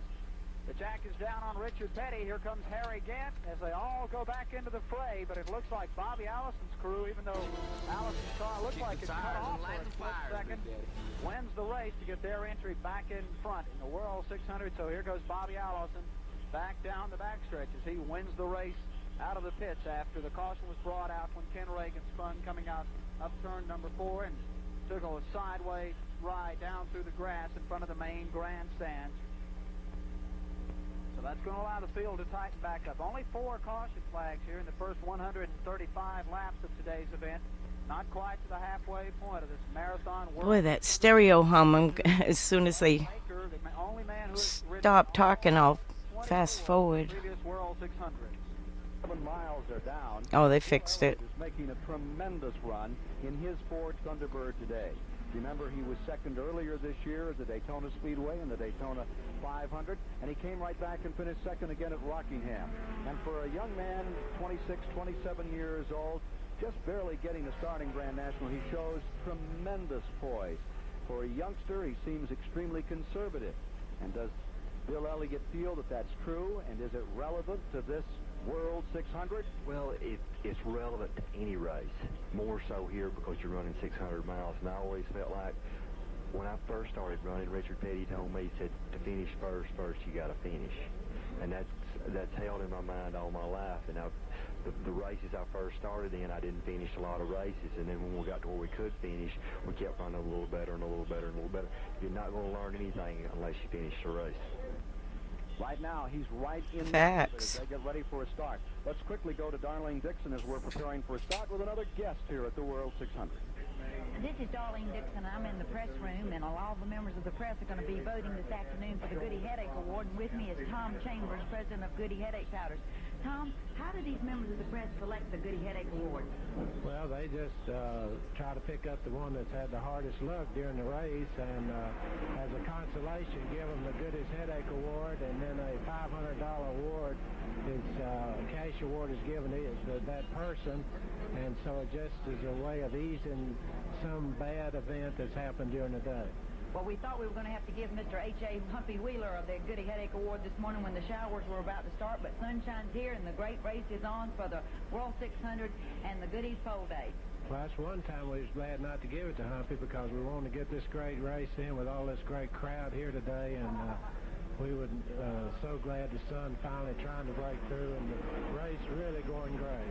Thank you, Tom Chambers. Back to you, Ken Flower. Thank you, Darlene Dixon. And down at turn number 1 with a race just barely back under green. 141 laps complete. Out in front is Bobby Allison. Darrell Waltrip is in second. Terry Labonte is third. Neil Bonnet finds himself fourth. And Cale Yarborough is in fifth. They're into turn 3. Senior member of the Alabama gang showing the way home stage of the race as he looks very good indeed off of turn 4 over Waltrip. And down here in third is Labonte. Fourth is Bonnet. And fifth is Yarborough. D.K. Ulrich has just pitted. In the 6th spot is Elliott. 7th, is Earnhardt, 8 is Gant, and going 9th is Richard Petty at turn 1. 12 cars hooked together at 160 miles an hour. They're out of turn number 2.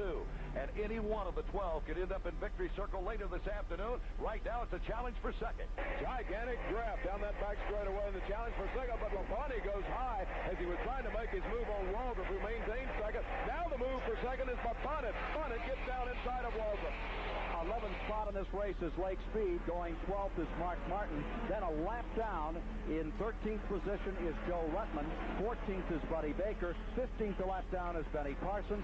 And 16th is Morgan Shepherd. Battle is at turn 2. Neil Bonnet has just gotten back in the number 2 spot. Waltrip goes to 3rd. Yarborough has dropped to 4th. Labonte 5th. 6th is Elliott. 7th is Harry Gant. 8th Earnhardt. 9th is Ruttman. What a gigantic land rush we have here in this first, second, and third turns all the way around the speedway. And moving out to that big lead again is Bobby Allison with 10 car lengths. 9 lead changes among 5 drivers thus far. The average speed is just 124 miles an hour as we have had 4 cautions out here today. A lot of cars looking good, but Banjo Matthews, you have to think that Richard Petty is really in good shape out here. Oh, yeah, Richard Petty's sitting there, and I've continually watched him all day. He's just taking his time. He runs smooth through the corners. He doesn't look like he really has the horsepower down the straightaways, but on the soft type of chassis setup he runs, he really runs more consistent. The leaders right now are the ones that kind of run stiff cars, and it shows up in tires as time goes on. Terry Labonte in the Budweiser car is beginning to make some moves. He's on the inside of Darrell Waltrip by Bill Cannell in the first and second turn. The run for the gold, and Labonte has got a lot of it in his eyes. He puts Waltrip upstairs. Earnhardt is nailed against the wall, so is Gant, but Labonte will not give up. He stays in the battle down the backstretch. It looks like it's going to be Darrell Waltrip maintaining that advantage over Labonte. Back behind Labonte, it's the Gant car. Here comes Earnhardt coming on strong as he gets down inside of Harry Gant as they sweep it all before. Kyle Petty has dropped back into the 12th position. Right in front of him is Mark Martin and Lake Speed. There was a battle for 10th, 11th, and 12th, which is just as exciting and just as good as the battle for the lead. Labonte again goes door to door with Waltrip. Upstairs is on the outside is Darrell. Down. That 22 car Gary Nelson was the crew chief on, and he was brilliant. He believed in the really good old theories like Smokey Unick, like my dad, like a lot of the original setup guys. He was on Dirty Mo Media in the last few months. So worth it.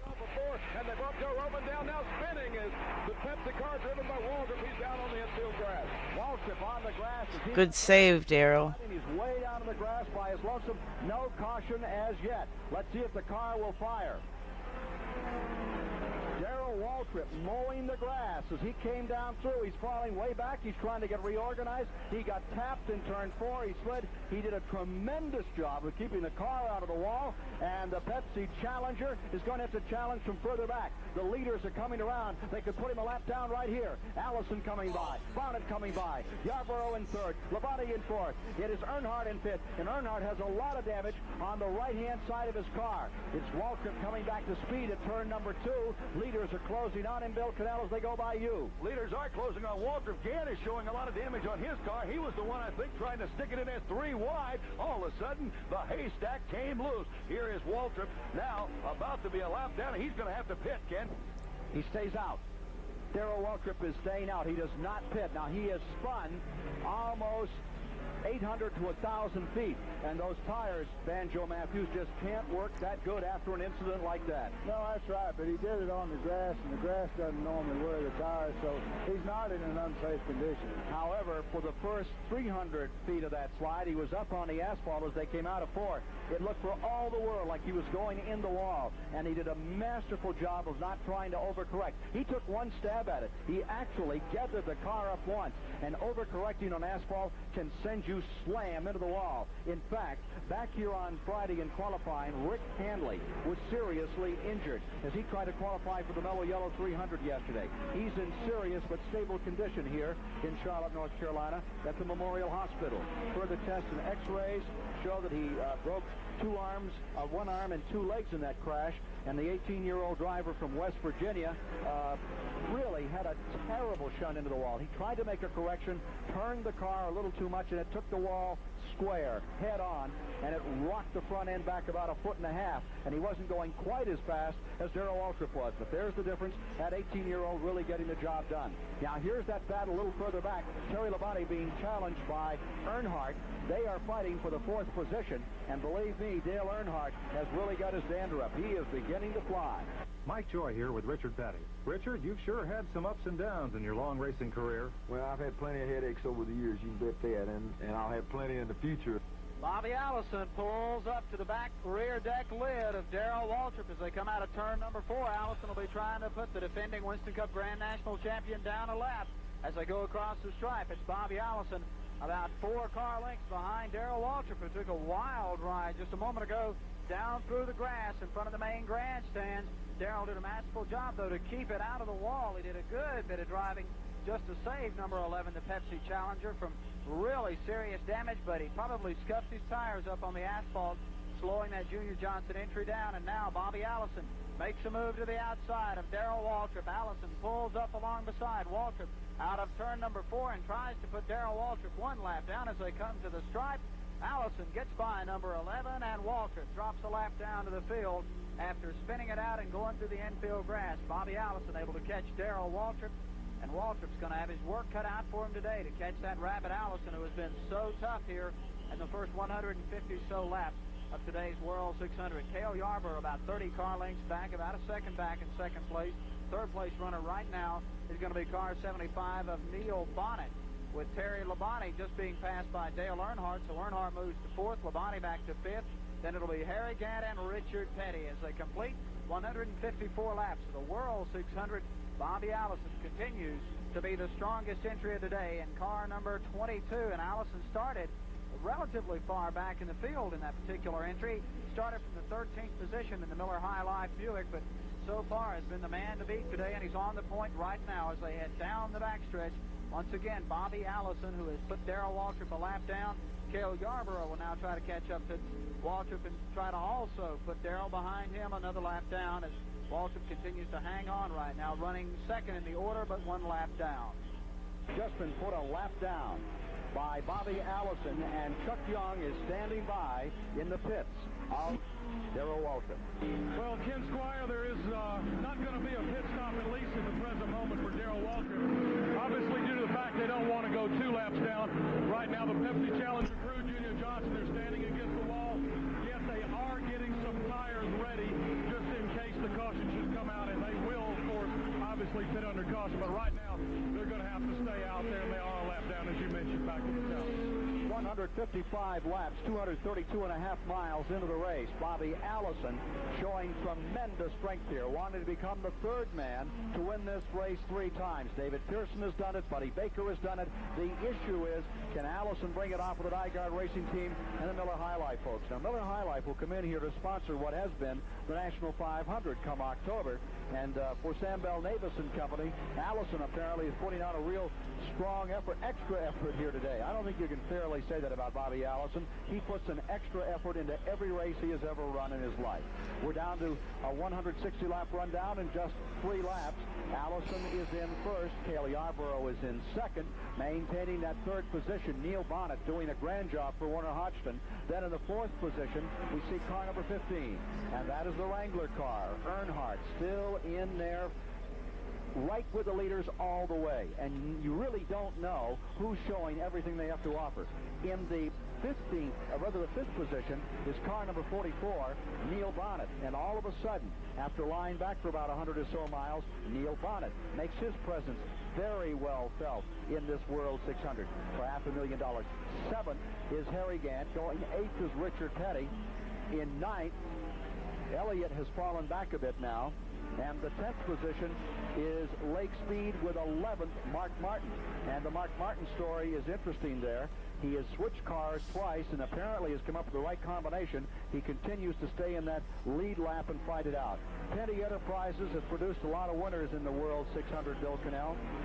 Well, they certainly have. As a matter of fact, the Pennies have kind of come up with about 5, although Richard has been to victory lane only twice. They've had 5 wins here, 1975 and 1977. Jim Pasco was the first to take a Penny car to that private real estate reserved only for the winners. In 1964, Marvin Panch and Buddy Baker won for the Pennies in 66 and 72. Joe Ruttman, car number 98, is back on pit road. Number 98, Ruttman, showing 13th overall in the event, is back on pit road. Looks scheduled. Coming up to 160 laps complete when the leaders come by this time. And Darrell Waltrip's automobile has fallen further back. He has now been lapped by not only Bobby Allison, but also by Cale Yarborough.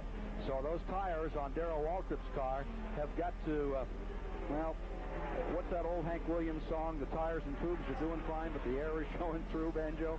Yeah, it's about right, you know.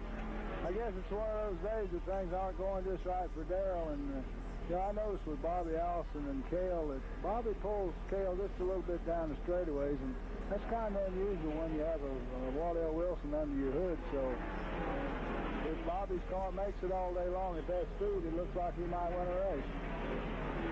The Bobby Allison car running well. There is a report that another car is running a little warm right now.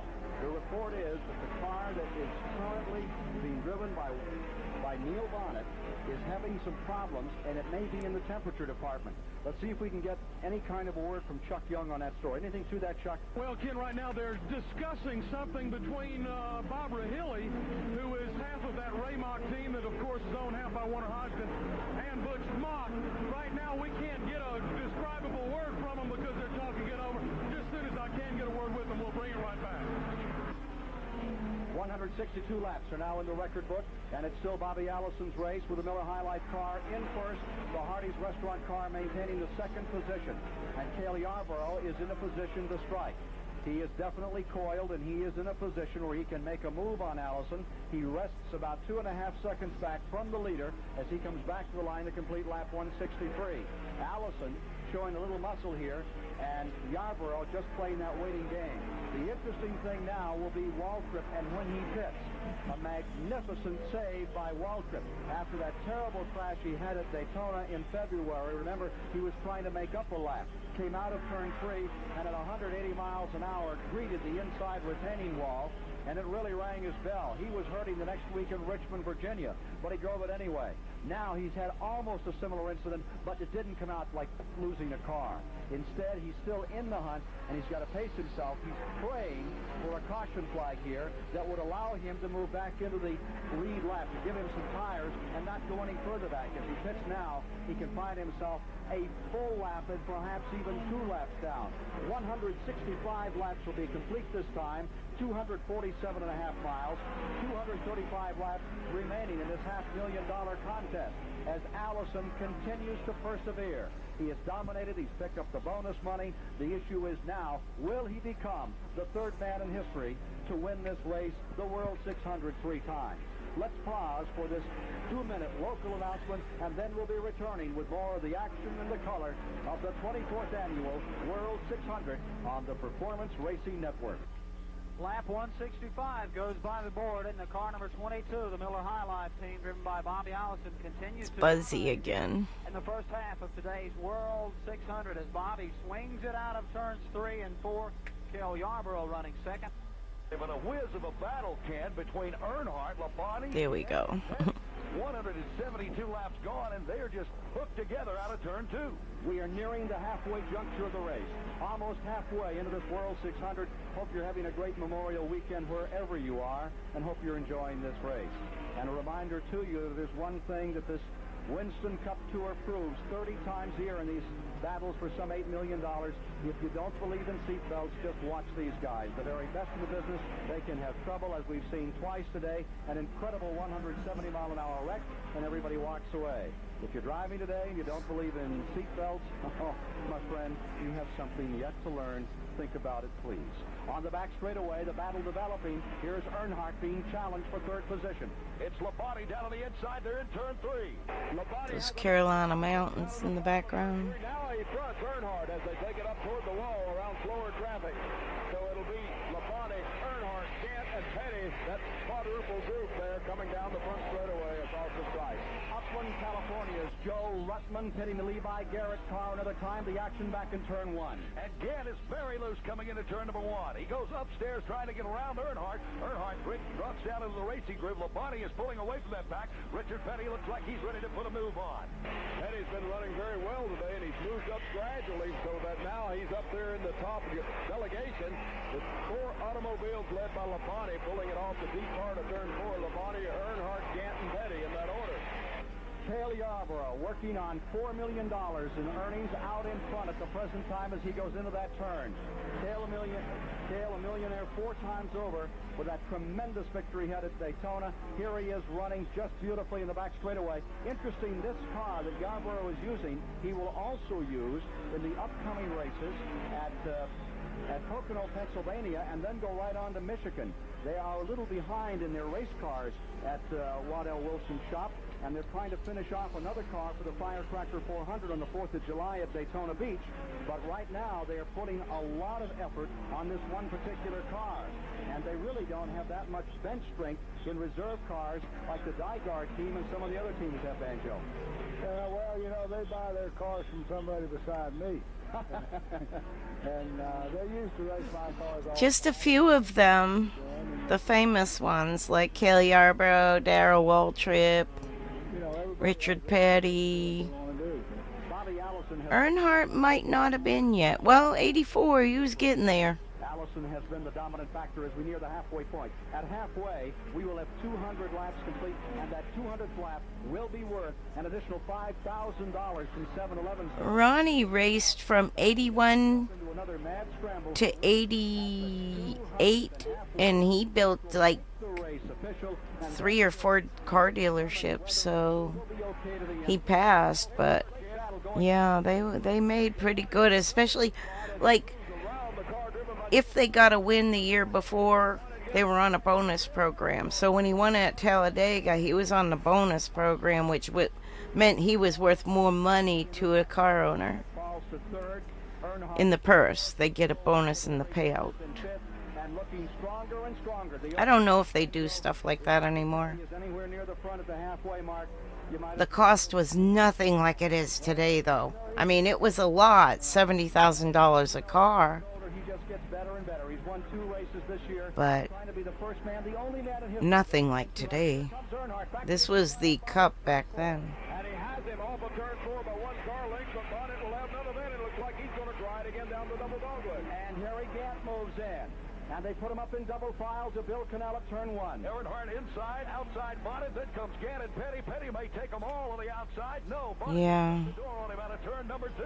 Gant is still beneath him on the apron area. Here comes Petty. They make for the drivers and the team owners, yes. Crew members, not so much. A little bit.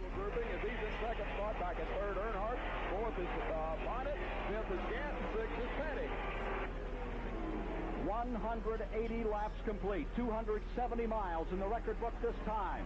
Give it to Yarborough. 20 laps to go to the halfway mark. 20 laps to go to make this race official this afternoon.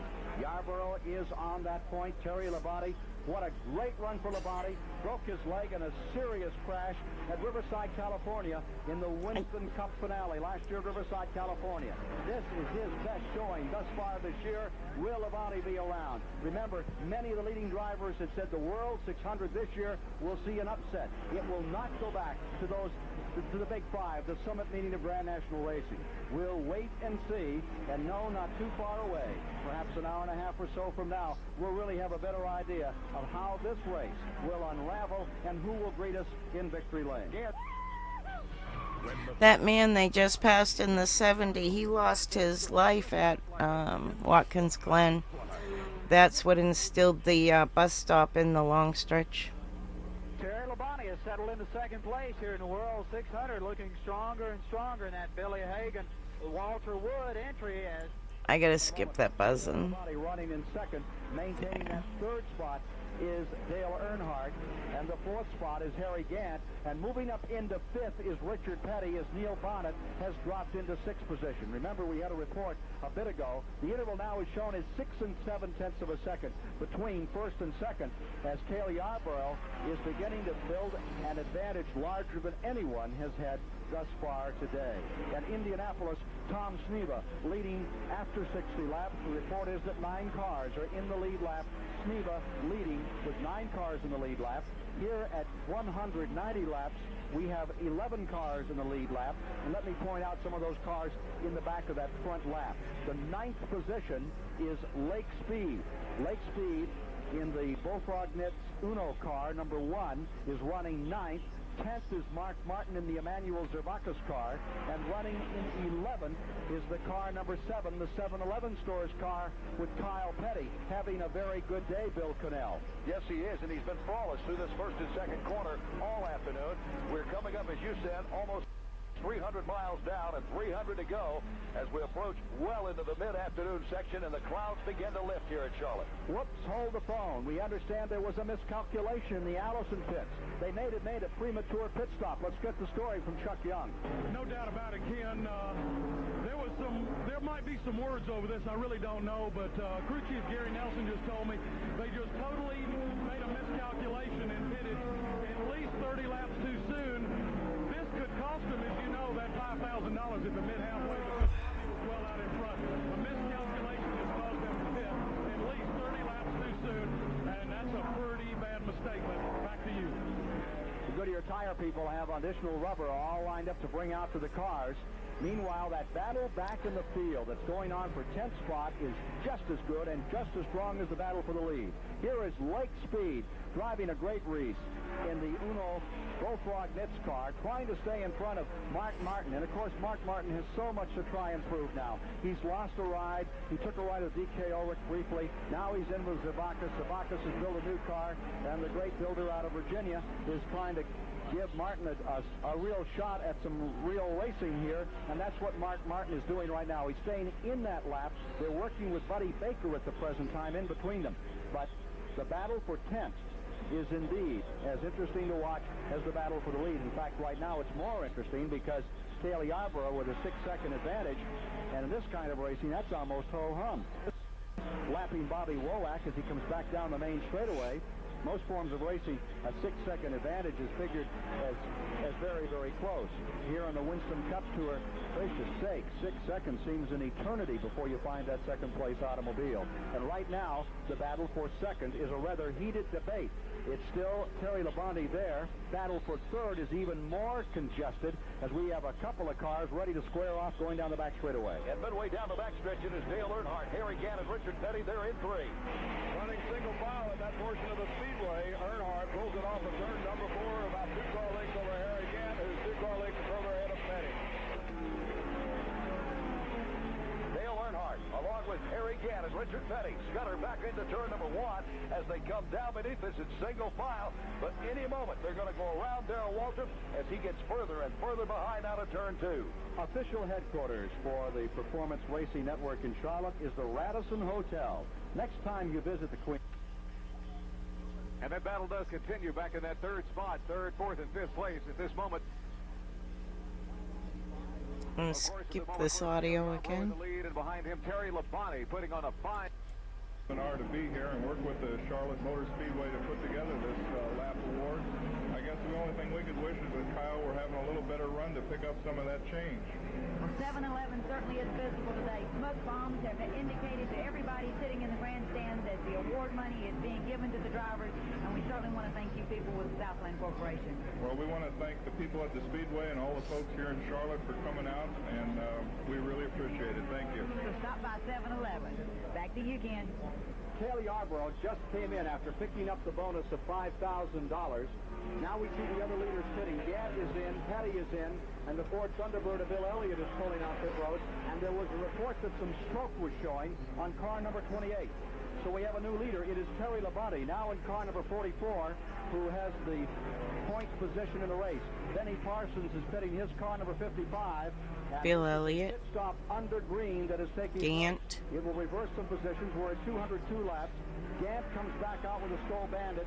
Petty brings his Pontiac back out, and here comes the Thunderbird of Bill Elliott. Executive Vice President of Ford, Red Poling, is here. You were the Grand Marshal today, sir.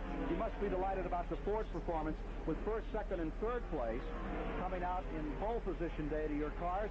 And so far, they're staying up on the scoreboard very well. The exciting race, and we're pleased with the way the Thunderbirds are doing. Well, this looks like the old days, back when Freddie Lorenzen and Ned Jarrett and those people were contending on the Grand It's National. Neil Bonnet there. Absolutely. Ford is back in racing, and we're coming along, and things are improving each race. Of a great deal of interest to many folks who race on the short tracks of Parsons. We've heard so much about a short track program that parts and pieces, as General Motors has developed for the Chevrolet cars, would be available, and they keep waiting to know when is it going to happen with the Fords. We're working on that right now, and we'll have a program before. Labonte, Terry. It is effective here with 1, 2, and 3 belonging to Ford in pole position qualifying. Bill Elliott doing such a grand job. You must be pleased about this youth movement, which seems to be supporting Ford. Very definitely, and with the new products we have, we think it's going to be even more important for us. Behind the wall there. The Charlotte Motor Speedway, briefly, sir. Fantastic. Absolutely fantastic. And it's turned into be a beautiful day. Everything's right for the Charlotte 600. 130,000 people would agree with you, Red. Absolutely. Thank you for coming by for just a moment. Delightful to be here. Red Pauling, Executive Vice Harry Gant was in the wall. Gant is in trouble. Gant sliding along and getting himself back together again. And that could be a tire situation. He's come out of the throttle just a little. Let's go back and see if we can see that car number 33 coming around and see if he's okay. He is still running. He is still running, but he may have just barely breached the wall. Bill Cannell, what about it? He got the wall down at 1 and 2, Ken, and coming out of the number 2 corner down the back straightaway. He may show a little bit of damage, but Gant is staying on the surface, so he's due for a pit stop anyway. Now, there is a wholesale change of positions. Labonte has also come in, and so there is a complete change of position. And while they sort them out, we have an opportunity to introduce another racer who comes to us from Great Britain. Mark Thatcher, a delight to have you here at the Charlotte Motor Speedway. Well, it's great to be here, and it's I think it's the resolution. fantastic. Well, it doesn't compare with Brands Hatch, for instance, and the Druids, but it is unique to America. Would you like to take a stab? In 1983, they took it off of a VCR tape and, like, you can see in the end, and tried to digitalize it. Let me see what I got for. I got it on 480p. I'd like to leap into a Grand National car straight away, but obviously any race Also, their cameras, being far away, could not something in the future, but decipher some things, especially as the sun starts going down. Indeed it is, and the 3,400... Night vision was iffy, too. Have you had an opportunity to really look at these cars? yes, I've looked inside a couple of them. They seem to be very still. That car was actually green. Very reassuring, but things are happening down there, so I think we better give it back to you. Harry Gant has just pitted another time. And he's taking Well, on a car that hit the wall. A car hit the wall over in turn number 4. The number 80 automobile has just grazed the wall. He's pulling it down into the pits. Bob Seneca of Thor, Michigan. No caution is on the track. No caution has come out. I think Seneca was a dirt driver, if I'm not mistaken. An experience that Mark Thatcher here, somebody just pointed out, the son of the Prime Minister in Great Britain. I'm sure you'd be far happier being known as a pretty fair racer over there. There's a lot of things, and it's not really fair to say what I'm known best for.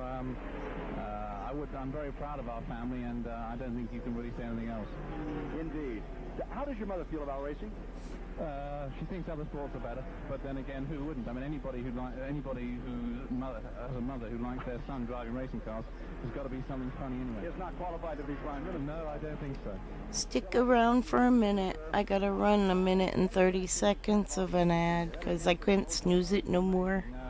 Obviously, in Grand Prix, Sorry. people at the tracks, but I've never seen 135,000 people in one place at one time, and to me, it's a whole new experience, and I hope that they enjoy the race. Off to Detroit? Hopefully next weekend, yep. I'm going around the country this week, and hopefully I shall pitch up in Detroit on Friday or Saturday. Nice to have you here. I hope you get the opportunity to come back. It's been a great pleasure, and I hope to come back as well. Thank you, Mark. Ken Squire, there's something bad wrong with Harry Gant's automobile. He pitted a moment ago. They changed rubber, fueled the car, but it's smoking badly down at 1 and 2, and I don't know. Hill Overton, what is it doing up there? Yes, it smokes every Oh time. my. It would appear to be sheet metal smoke. As you know, earlier he greased the sheet metal down on the tires, and when he hits the lurch in turn 3-4, it looks like he is rubbing the sheet metal against those tires, and of course that could be a potential problem. We'll keep our eye on it. Appears to be a broken shock. Let's bring you up to date on the race. 210 laps are complete. With all of these pit stops, we now have Bobby Allison out in front. But remember, he did make an early pit stop, not quite the way they might have wished it. In the second place is Earnhardt. In the third place, Yarborough. And showing fourth at the present time is Terry Labonte. Now, we're waiting to It's just my guess, anyway, the way the car was behaving. number 44 in about 3 positions. So we'll get that straightened out for you and find out exactly where he's tethered. Chuck Young is in the pits of car number 33. As Bill Cannell told you, he did have a minor skirmish with the wall. He continued on. It did not bring out a caution. Seneca grazed the wall. He pulled on the pit. Still no caution. But as to the condition of the Travis Carter prepared number 33, let's find out right now. Well, Ken, it's unfortunate Harry's going to have to pit again. They are waiting on him, and Travis Carter watches him as he goes across the line again. And as you mentioned, when he popped the wall on the outside, it has pushed the right fender quarter panel in on the tire. That's what the smoke is. They are going to have to come in and do some work on that and put on a new set of right side tires. Of course, they had just put on right side tires before he hit the wall, and that's a real problem for him. But we'll stay here in the Skull Bandit pits to bring you up to date on that story. 12 lead changes among 7 drivers. We are more than halfway. The race is now official, and at halfway, the sun has broken through. It is a gorgeous day. It is a lovely crowd, and we're here with the 24th World 600. We're going to break for 2 minutes for our locals. 2 minutes and 10 seconds, local stations, to give you an... Buddy Arrington, they're 67. And share your messages with your audiences, and then back with more of the Performance Racing Network's coverage of the World 600. This is the Performance Racing Network. J.D. McDuffie.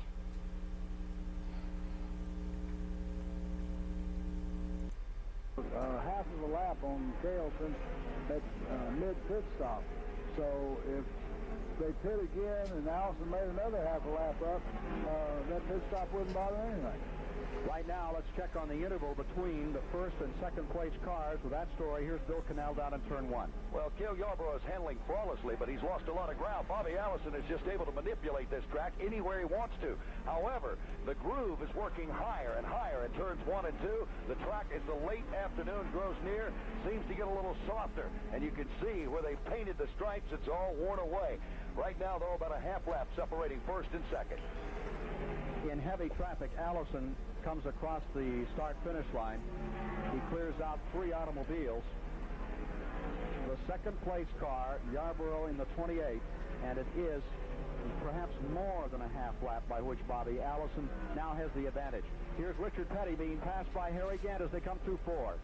In the low groove goes Gant as he gets around Petty. We've noticed Richard right up on that outside retaining wall the last several times by, and many of these cars, as Bill Cannell was mentioning, are handling right up at the top of the racetrack past a series of signs in the turns 3 and 4 area. So the track is getting a bit slippery. You can see tire now. The rubber works all the way up, about halfway up between that upper broken line and the wall here in turns 3 and 4, Ken. Well, it would be too early to presume that Bobby Allison has this race in the bag, although he has a half-lap advantage. A lot of false security out for him right now, as the word is that there was a miscalculation on his pit stop. They brought him in a little too early. After the others made their regularly scheduled pit stop, it has made him look very, very good. But that may be simply an imitation of something that he would hope would be far tougher. Put him further back up in the race. He has the half-lap advantage, but he will have to pit before the rest, and then he'll have to look probably from a quarter of a lap or a third lap down, at least, to some of these cars. We'll just have to watch and see what happens with the Miller High Life car and Bobby Allison as the day progresses. The issue is a caution flag for Allison. I'm sure that they would give anything. Sheila Snipes in the David Allison suite, call 201. Sheila Snipes in the David Allison suite, call 201. He was in turn number 4, and it looked like Goodnight Nurse as he came out of there, slid all the way down the asphalt, about 600 feet to the grass, and we need a sheriff. We need a sheriff at the top of the hill in the road course. See the Charlotte Motor Speedway security people. We need a sheriff at the top of the hill in the road course. See the Charlotte Motor Speedway security people, please. Another lap down. So not. That's so fun, huh? You can't slide a car for 800 feet without sending something on the bottom side of Hi, it, Daniel. kitty. Come here, lady. Come here. It just looks like the Come here, you hungry? Not really up on the chassis. Junior and them hadn't hit the right thing. Come here, Their Kit Kat. down. You know, the Come here. Challenger still runs good down the Here, straight. come under. Like I see it right now, but Come on. he's just not cornering like he used to. At lap 260, You want to come hug? there was another $5,000 bonus from 7-Eleven stores at lap 267 today. I don't think you can see her, but she's right there crunching. Linder in that sextet with number 75 of Neil Bonnet. Lead car is 22, Allison, seeking to become the third man to win it 3 times. I'm going to show you all the most gorgeous cat in the world. Look at this thing. Long history of Cale Yarborough in this racetrack. Again to Bill Cannell. A real battle has been going Purring. on. Notice between Morgan Isn't she Shepherd gorgeous? He's so pretty. diced and shuffled all that.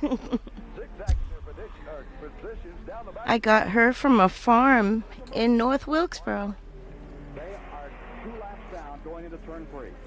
We're watching them now as they come off of that turn 4 area now. And here's She's 6.5 years old, second in that order. They're not that way in the race. and she has the mind like a dog, but she talks. Mark Martin going back to turn number 1, holding on, sustaining over Morgan Shepherd at the present time. Morgan twice a winner in the Sportsman race on Saturday, but yesterday had trouble and was not able to complete the event. Back to She's hungry. in the garage area. Okay, I'm standing by with Benny. She's half eaten it all. In the garage this time, Benny. What happened out there? I don't really See if she comes and asks for more. I'll show you how she asks. when they finished I'll ignore her. the pit stop and they changed the tires. They let the jack down, which is Okay, Pops. the clutch out. Have fun. We've done some preliminary checking. We just think that the rear end broke. You know, when I let the clutch out, that it snapped something in the rear end loose. Seems like you've been running fairly steadily all afternoon, and I guess the car was handling okay for you? No, we just never did get it dialed in. We had a flat tire the first pit stop. The right front tire had a slow leak, and it had caused the car to react and make the chassis do something that I thought we had a problem. We adjusted for it. Didn't find the flat tire until the green flag was back out. Then we was really messed up, and we basically spent all day trying to catch up. Well, I know there's a lot Poor puppy. that we're pulling for you today, and it's tough that you're out of it, but we'll see Benny back next week. Let's go. Well, one thing about it, if there's some Skull people up there, we got Harry again. Oh, yeah, they're still out there. All right, back to you, Ken Squire. But Terry Labonte is out of it. He came across the start-finish line slowly, and as they worked the 229th lap, he is all the way down on the apron, coming around turns 3 and 4 in the red, white numeral car number 44. Here he comes, the Walter Wood car. At Ken Squire, I saw that engine erupt. He cut it off immediately, but it did erupt in front of you there at the start-finish line, just briefly. Terry alertly cut the power on that car and kept from putting down oil. Now there are 5 cars in the lead lap as Terry Labonte retires. Number 44 going back to the garage area. This is Mike Joy with 7-time NASCAR champion. In fact, this is Bill Dollar, and I was down in the Skull Suite. Groove continues to move closer to the outside retaining wall. Petty now looks like he'd like to have that number 3 spot. Bill Elliott's far out in the number 2 position. It's Petty, Bonnet, Yarborough leads him on a point. 3 different makes of automobiles, a Chevrolet, a Pontiac, another Chevrolet. It's actually 2 makes of cars, but Cale Yarborough rides 3rd, Petty is 4th, and the Bonnet car in 5th spot. Quick report from the garage area. Here's Pat Patterson. Okay, I'm standing by with the pilot of the Budweiser car, Terry Labonte, out of it today. Terry, what happened out on the track? Well, what happened, pulley that drives the oil pump slid off and made the oil pump belt come off, so we lost oil pressure and messed up the engine. Is the racetrack pretty slick at this point, Terry? Well, the racetrack's a little slick, but Dale Inman and all the Budweiser guys really had my car working good, and I really wasn't having any problem. Okay, that's a report on the Bud crew. Back to you, Ken. Battle is still enjoined for that 3rd position overall in the race. Cale has it. Here's Richard Petty up high. Neil Bonnet low as they come down out of 4. Back in front of us here at the start-finish line. Richard Petty is now moving on the outside of Cale Yarborough, going to turn number 1. Lap cars in front of them. Richard Petty loves to run. That might have been Steve May on the front gun. I know he was on one of the Budweiser crews, changing front tires back then. Hi, Cezanne. What you doing? Yarborough would be in 5th. What's the kitty doing? These 3 veteran campaigners battle down the back straightaway. Petty still taking the high road. What's the kitty doing? You all done? He rides 4th. This spot to Hardy start his car with Cale Yarborough. Kitty hungry? Let's check the tire story. Here's Chuck Young. Well, we do have Kitty hungry? tire story, but the real story is here in Bobby Allison's pit. Bobby just came in. Gary Nelson is crew chief. Gary, you just came in. What have you done and why? Well, that was a scheduled stop that we had to make. We were out of fuel, changed right side tires. If we hadn't have fouled up on that stop earlier, we'd still be out there leading the race. Right now we're in second place, 6 seconds behind the leader, so we don't feel too bad. Okay, that's Gary Nelson, crew chief on the Miller Time Machine of Bobby Allison. Mandatory pit stop. The earlier miscalculation, and Ken, here in just a few moments, I'll bring you that Goodyear tire story. Mark Martin just came out of turn 4 sideways in the Activision car. He was able to gather it up and keep going, but directly in behind him was Bill Elliott, the number 9 car. Martin running a lap down, and that car looked really loose, the Activision car. Here's Petty way high. Petty is now all the way to the outside of the racetrack, as is Bonnet, as is Yarborough. We're going to take a Right when I'm hugging you, now I gotta and get then back you with more of the down. World 600 here on the Performance Racing Network.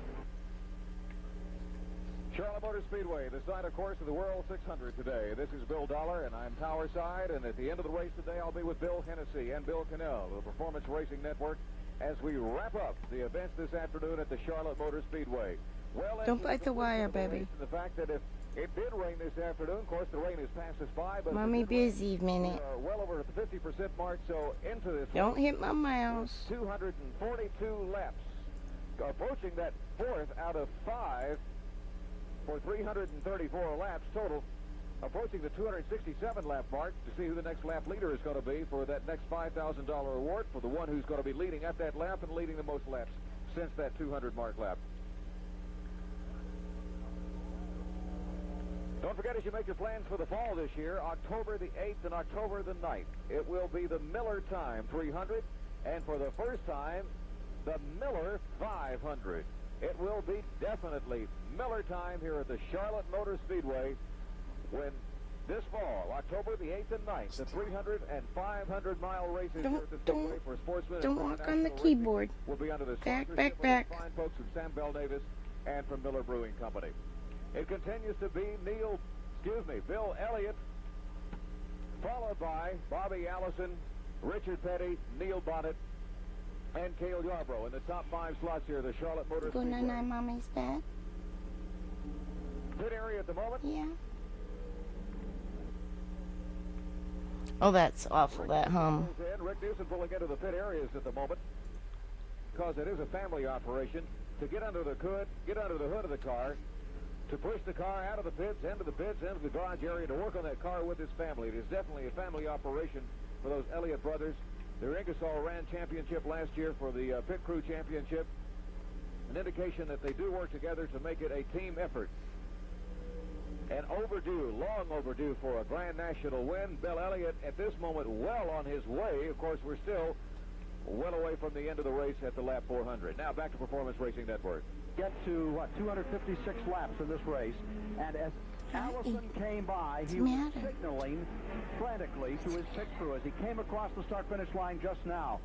Frantic waving. Chuck Young, I know you have a tire story, but we want you to get with Bobby Allison's crew. Something is going on there. First, what is the tire story, Chuck? Well, Ken, basically the situation with the tires that Phil Homer of Goodyear told me was, we had a couple early caution flags, and they were going through a lot of tires on the race cars. They also found out, the teams did, that a brand new Goodyear tire will run 4 to 5 laps longer and faster than a scuff tire will, one that's already been run a little bit. So the teams are now taking the tires back to the garage and having new Goodyears remounted, because if it's a shootout to the finish, the people who have new rubber and rubber could be the winners, and that could tell the story. We're headed to Bobby Allison's pit. We'll bring you that story. 260 laps coming up shortly with Bill Elliott in front, and trying to run him down is Bobby Allison. Pat Patterson, can you give us any word at all on the situation in the Harry Gant car? Not yet, Ken. We haven't got Harry over here. We've got the trucks blocking our view right now, but we'll get him here just as quickly as possible. We'll have an update. You hungry? The Harry Gant Skull Bandit story just as soon as we can. Kitty hungry? Bill Elliott in command, trying to win that first Grand National race. Bobby Allison in second. Richard Petty is in third. Fourth is Neil Bonnet. Fifth is Cale Yarborough. And sixth, in the same lap, he has caught a lap up with some of these pit stops, is Dale Earnhardt. In the seventh spot, a lap down, is Darrell Waltrip in the eighth position. There you go. And let's check this for just a moment. We're getting some cross signals here. There you go. Some of these further positions back in the field. Eighth should be, they're reporting Kyle Petty in eighth. Ninth is Mark Martin. 10th is Buddy Baker. The 11th place, Morgan Shepherd. 12th, Lake Speed. 13th, Joe Ruttman. 4 or more laps down as Dale Earnhardt is pitting. Earnhardt is in. Let's go to Chuck Young. Well, let me give you the story on Bobby first, Ken, and I won't go into too much detail, but what it was, Trevor Boys in car number 48 was holding Bobby up, and he was waving him to get out of his way. And rather pretty well good gesture against Trevor because he was being held up. We're headed to Earnhardt's pit, but there is no problem with Bobby Allison, no problem. We'll be back with Earnhardt in a moment. Left side tires on Dale Earnhardt's car, and he is away. That was Tim Richmond in the number 2. K-I-M. Kim Seabrook. Call extension 201. Kim's. As has J.D. McDuffie. Sterling Marlin is pulling back on the track as Kyle Petty pits, and also coming in is Darrell Waltrip. Here's Waltrip's number 11, the Pepsi-Cola car, in another time. Not a good day for Waltrip. And here is Chuck Young. Here in the pit, Junior Johnson is jacking wedge Banjo Matthews in the right rear of the car. And Darrell is down and away now. They took on left side tires, but Banjo, Junior jacked wedge into the right side. Also left side tires going on Neil Bonnet's car back to the tower. Neil Bonnet on pit road. They're trying to roll him out, changing left side rubber on Bonnet's automobile. We have 6 cars on the last report at 260 laps reported in that lead lap. And now again we're swapping positions on everything but first place. Bobby Allison is in command. Buddy Arrington is pitting the Dodge automobile, number 67. He always does well. It's too bad that he doesn't get more support, Banjo Matthews. Well, I guess, the Chrysler Corporation used to be involved in racing. They went through their financial problems. The structure of the thing might come back. You see Ford recognizes things have to be happening in the performance. People enjoy it. Aerodynamics is the thing that's going on because of fuel economy. The looks of cars are changing. So you might see something happen with Chrysler. 270 laps, 405 miles are now complete in the World 600 at Charlotte, North Carolina. Ricky Rudd, who came out here with great expectations today, is back on pit road in the Piedmont Airlines car another time as Arrington goes down and gets back into the action. The number 97, that is Ken Reagan out of Unadilla, Georgia, is back out here once again. The Klineman Buick trying another time. Down to turn 1. A real battle was going on between Cale Yarborough and Neil Bonnet as they came through 1 and 2 a moment ago. They should be battling for third, the way my calculation has it. Petty would be in second, Allison leading. That battle for the third position going on out of turn number 2 now between Yarborough and Neil Bonnet as they get ready to go down the back straightaway. Cale Yarborough is leading, but only by mere inches as they pull it off that number 2 turn and down that 2,000-foot-long back straightaway. Yarborough now with 1 car length over Bonnet. They stick it in both. They get in deep into turn number 3, riding the bottom groove. Let's see if they swing it up high. They do. Yarborough goes a lane higher, and looking down at the inside is Bonnet. Here is Bonnet down to the inside across the line with 273 laps complete. They are reporting that we have 2 cars in the lead lap, Allison and Elliott, and then it's a scramble among the rest, and the scramble's up in turn 2. It's downstairs for Neil Bonnet, upstairs for Cale Yarborough, and Cale will go back to 4th position. Bonnet will take over 3rd, down the back straightaway. I didn't catch it where they got a lap down in the field. I understand they're a lap behind.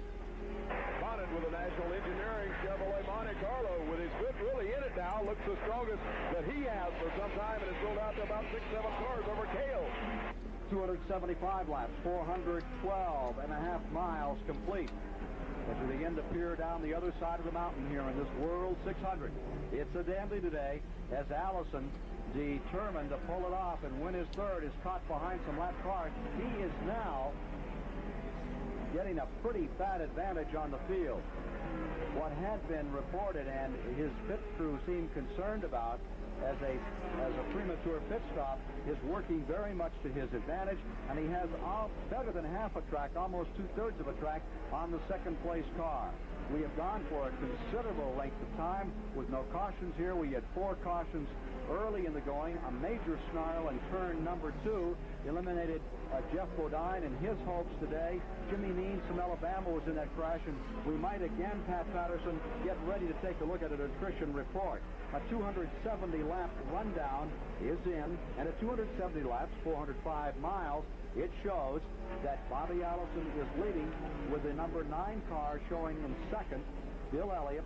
Then in the third spot, Richard Petty, followed by the 75 and 28, and that seems to be where the action is. Right now, 75 has taken over in fourth and relegated the 28 to the 5th position. That's Cale Yarborough in 5th, then Dale Earnhardt in 6th. Black down in 7th is Waltrip. 8th, Lake Speed. And the Bullfrog Knits Uno car stays right in it here, although they are 2 laps down. 9th spot is Buddy Baker. In the 10th position is car number 7, Kyle Petty. Those are the front 10. And then 11th is Mark Martin. 12th, Morgan Shepherd. 13th, Joe Rutman. 14th, 5 or more laps down, is Dave Marcus. 15th is Buddy Arrington. 16th is Bobby Hillen. In 17th, Bob Seneker. 18th position is Sterling Marlin. The 19th position at this time is Dean Combs. 20th position belongs to the 48 car, and driving that car is Trevor Boyce. That is the James Hilton automobile. That's the top 20 here as we get up towards 280 laps complete. Mike Joy here with Richard Petty and Bill Dollar here up in the tower at the Charlotte Motor Speedway, 24th World 600 this afternoon. Earnhardt takes the high groove, following Allison, knows the tail off before. I was in error a moment ago. I told you that Earnhardt was a lap down. He is now shown as 2 laps down. Dale Earnhardt is showing 2 laps down in this race. Allison first, Elliott second, Richard Petty a lap down in third. In that same lap in fourth is Neil Bonnet, and Cale Yarborough maintaining the 5th position. Well, as matters stand here, this looks like Wayne Boyles. Wayne Boyles. Back on the track, fighting for first place with Bobby Allison, the national championship. More on that story after this 2-minute break. We'll be back with more of the action after this message. This is the Performance Racing Network. Once again, it's very, very good to see Harry Gadd being able to check Bob Seneker, car number 80, 88 of Jeff Bodine, and number 90 of Dick Brooks at this point at the race. Coming around for a completion of 450 miles. 300 laps complete in the World 600. Bobby Allison first, Bill Elliott is second. Let's go to Darlene Dixon. Darlene Dixon here in the press room, and I have a gentleman here with a grin on his face from ear to ear. Hugh Morton, Grandfather Mountain, chairman of the Governor's Advisory Committee on Travel and Tourism. We certainly have had travel and tourism flourishing this weekend, Hugh. We have, and I've been very impressed with everything. Back at the Charlotte Motor Speedway tonight. What's way quiet? Charlie Harville and Bill Parsons. I'm Ken Squire, along with 137,000 others. Watch Bill Elliott commanding this race, trying to win his first Grand National event. Now here's a man that's won twice in the Mellow Yellow 300, one of the sports Motor Speedway. His automobile, he's been running well all day. Is the race too quiet? I turned it down a smidge. Morgan Shepherd in car number 2. The leader, Bill Elliott, number 9. Ah. Grand National win. Same thing you're trying to do, Bill Parsons. That's right. And, you know, Bill Elliott last year in the World 600 was probably the biggest disappointment of his career, losing that race. Charlie Harville is standing by in the garage with Harry Gant. Oh yeah, it went way down compared to normal. It was in the red. That's why I turned it. I brushed the wall down the first turn earlier. I guess it broke It definitely changed. A-frame or something. It didn't only It was pinging off the red earlier. right before we got ready to go in the third. I'll turn it back up. Car turned right. I guess we was lucky it didn't hit the fence so hard. Again, the reason Harry was staying in the car is they were probably trying to fix it. I had turned it down earlier because it kept hitting in the red. Cup Tour. Harry Gant is currently Should be better now. standing. So Winston Cup Tour. Bobby Allison is in the That's quiet for me even. Allison made that pit stop, and we found out that Gary Nelson apparently called him in prematurely. He called him in about 30 laps earlier than he intended, as you watch Judy Allison there overlooking her husband's pit stop. So Allison is running out of sync with the rest of the field, Phil. That's true, Ken. He's about 30 laps different from the rest of the field as far as pitting goes. The leader at the present time is Bill Elliott. Here he comes in. Elliott pitting. Bill Elliott coming onto pit road, and this will give the lead to Neil Bonnet. Neil Bonnet, number 75, the man who won it a year ago, back out in front. Elliott, his two brothers, part of his pit crew down there. I think they're using some TV audio and some radio audio. A year last year. At Ingersoll Rand, And successful thing. it is varying quite a bit. But Bonnet, As long as it's not too loud for anyone, that's good. 3 World 600. He will be. Which I don't think it was. When I looked at the OBS, it was barely in the green. Up to full speed, pulling back on the track. He is in second, and there is third place, Bobby Allison. There is Elliott in the second position. Bonnet deployed well out in front of them in the lead, but he'll have to pit shortly. And right behind this number 9 comes Bobby Allison in third place. There's less than 2 seconds differential between second and third right now, Ken. This is 83. Crawling along, trying to catch up with that car number 9. Tom just briefly there. He's putting some laps on some other cars here. Problems with the Dale Earnhardt car, going to put him a lap down. Here's Bobby Allison still closing, still very much in the hunt, and Bill Elliott lapping Dave Marcus, never in better shape to win one. That very important first one in here. There's Tommy Ellis on pit road. Kenny's one of my very tough sportsman competitors. Phil Parsons working with us today, just off a very bad injury at Talladega, Alabama, but getting ready to get back on this Winston Cup tour. Ken, I've been lifting weights with my arm. I'm doing physical therapy, and I really cannot wait to get back on this circuit. Well, anyone that saw those horrible 180, 190 mile an hour barrel rolls of that car of yours 6.5 times at Talladega wonders why anyone would want to get back in the car. There's your leader on pit road, Ken. But these kind of guys that run these races, that's just part of the game. Here is Neil Bonnet, winner last year of the World 600, back on pit road, and now we have a battle for first place. It is Bobby Allison to the inside. He is caught up and is trying to run down Bill Elliott. He's getting by him. Looks like he's going to drive right through him here. Bobby has run him down from 2 or 3 seconds behind, so he must have a superior car at this point. Well, here comes Elliott back. It looked like Bobby Allison had everyone covered, but now on the outside, Bill Elliott finds additional life. And here he is fighting Allison wheel to wheel. Bobby Allison, number 22, the white and red car on the inside, the red and white car on the outside is Bill Elliott. Bill's a very tough competitor, and he's hanging in there, and he does not want to give the lead up because he gave it up last year to Neil Bonnet and could not regain it. So he's going to stay in there and fight tooth and nail with Bobby Allison for the lead. You can bet you on that.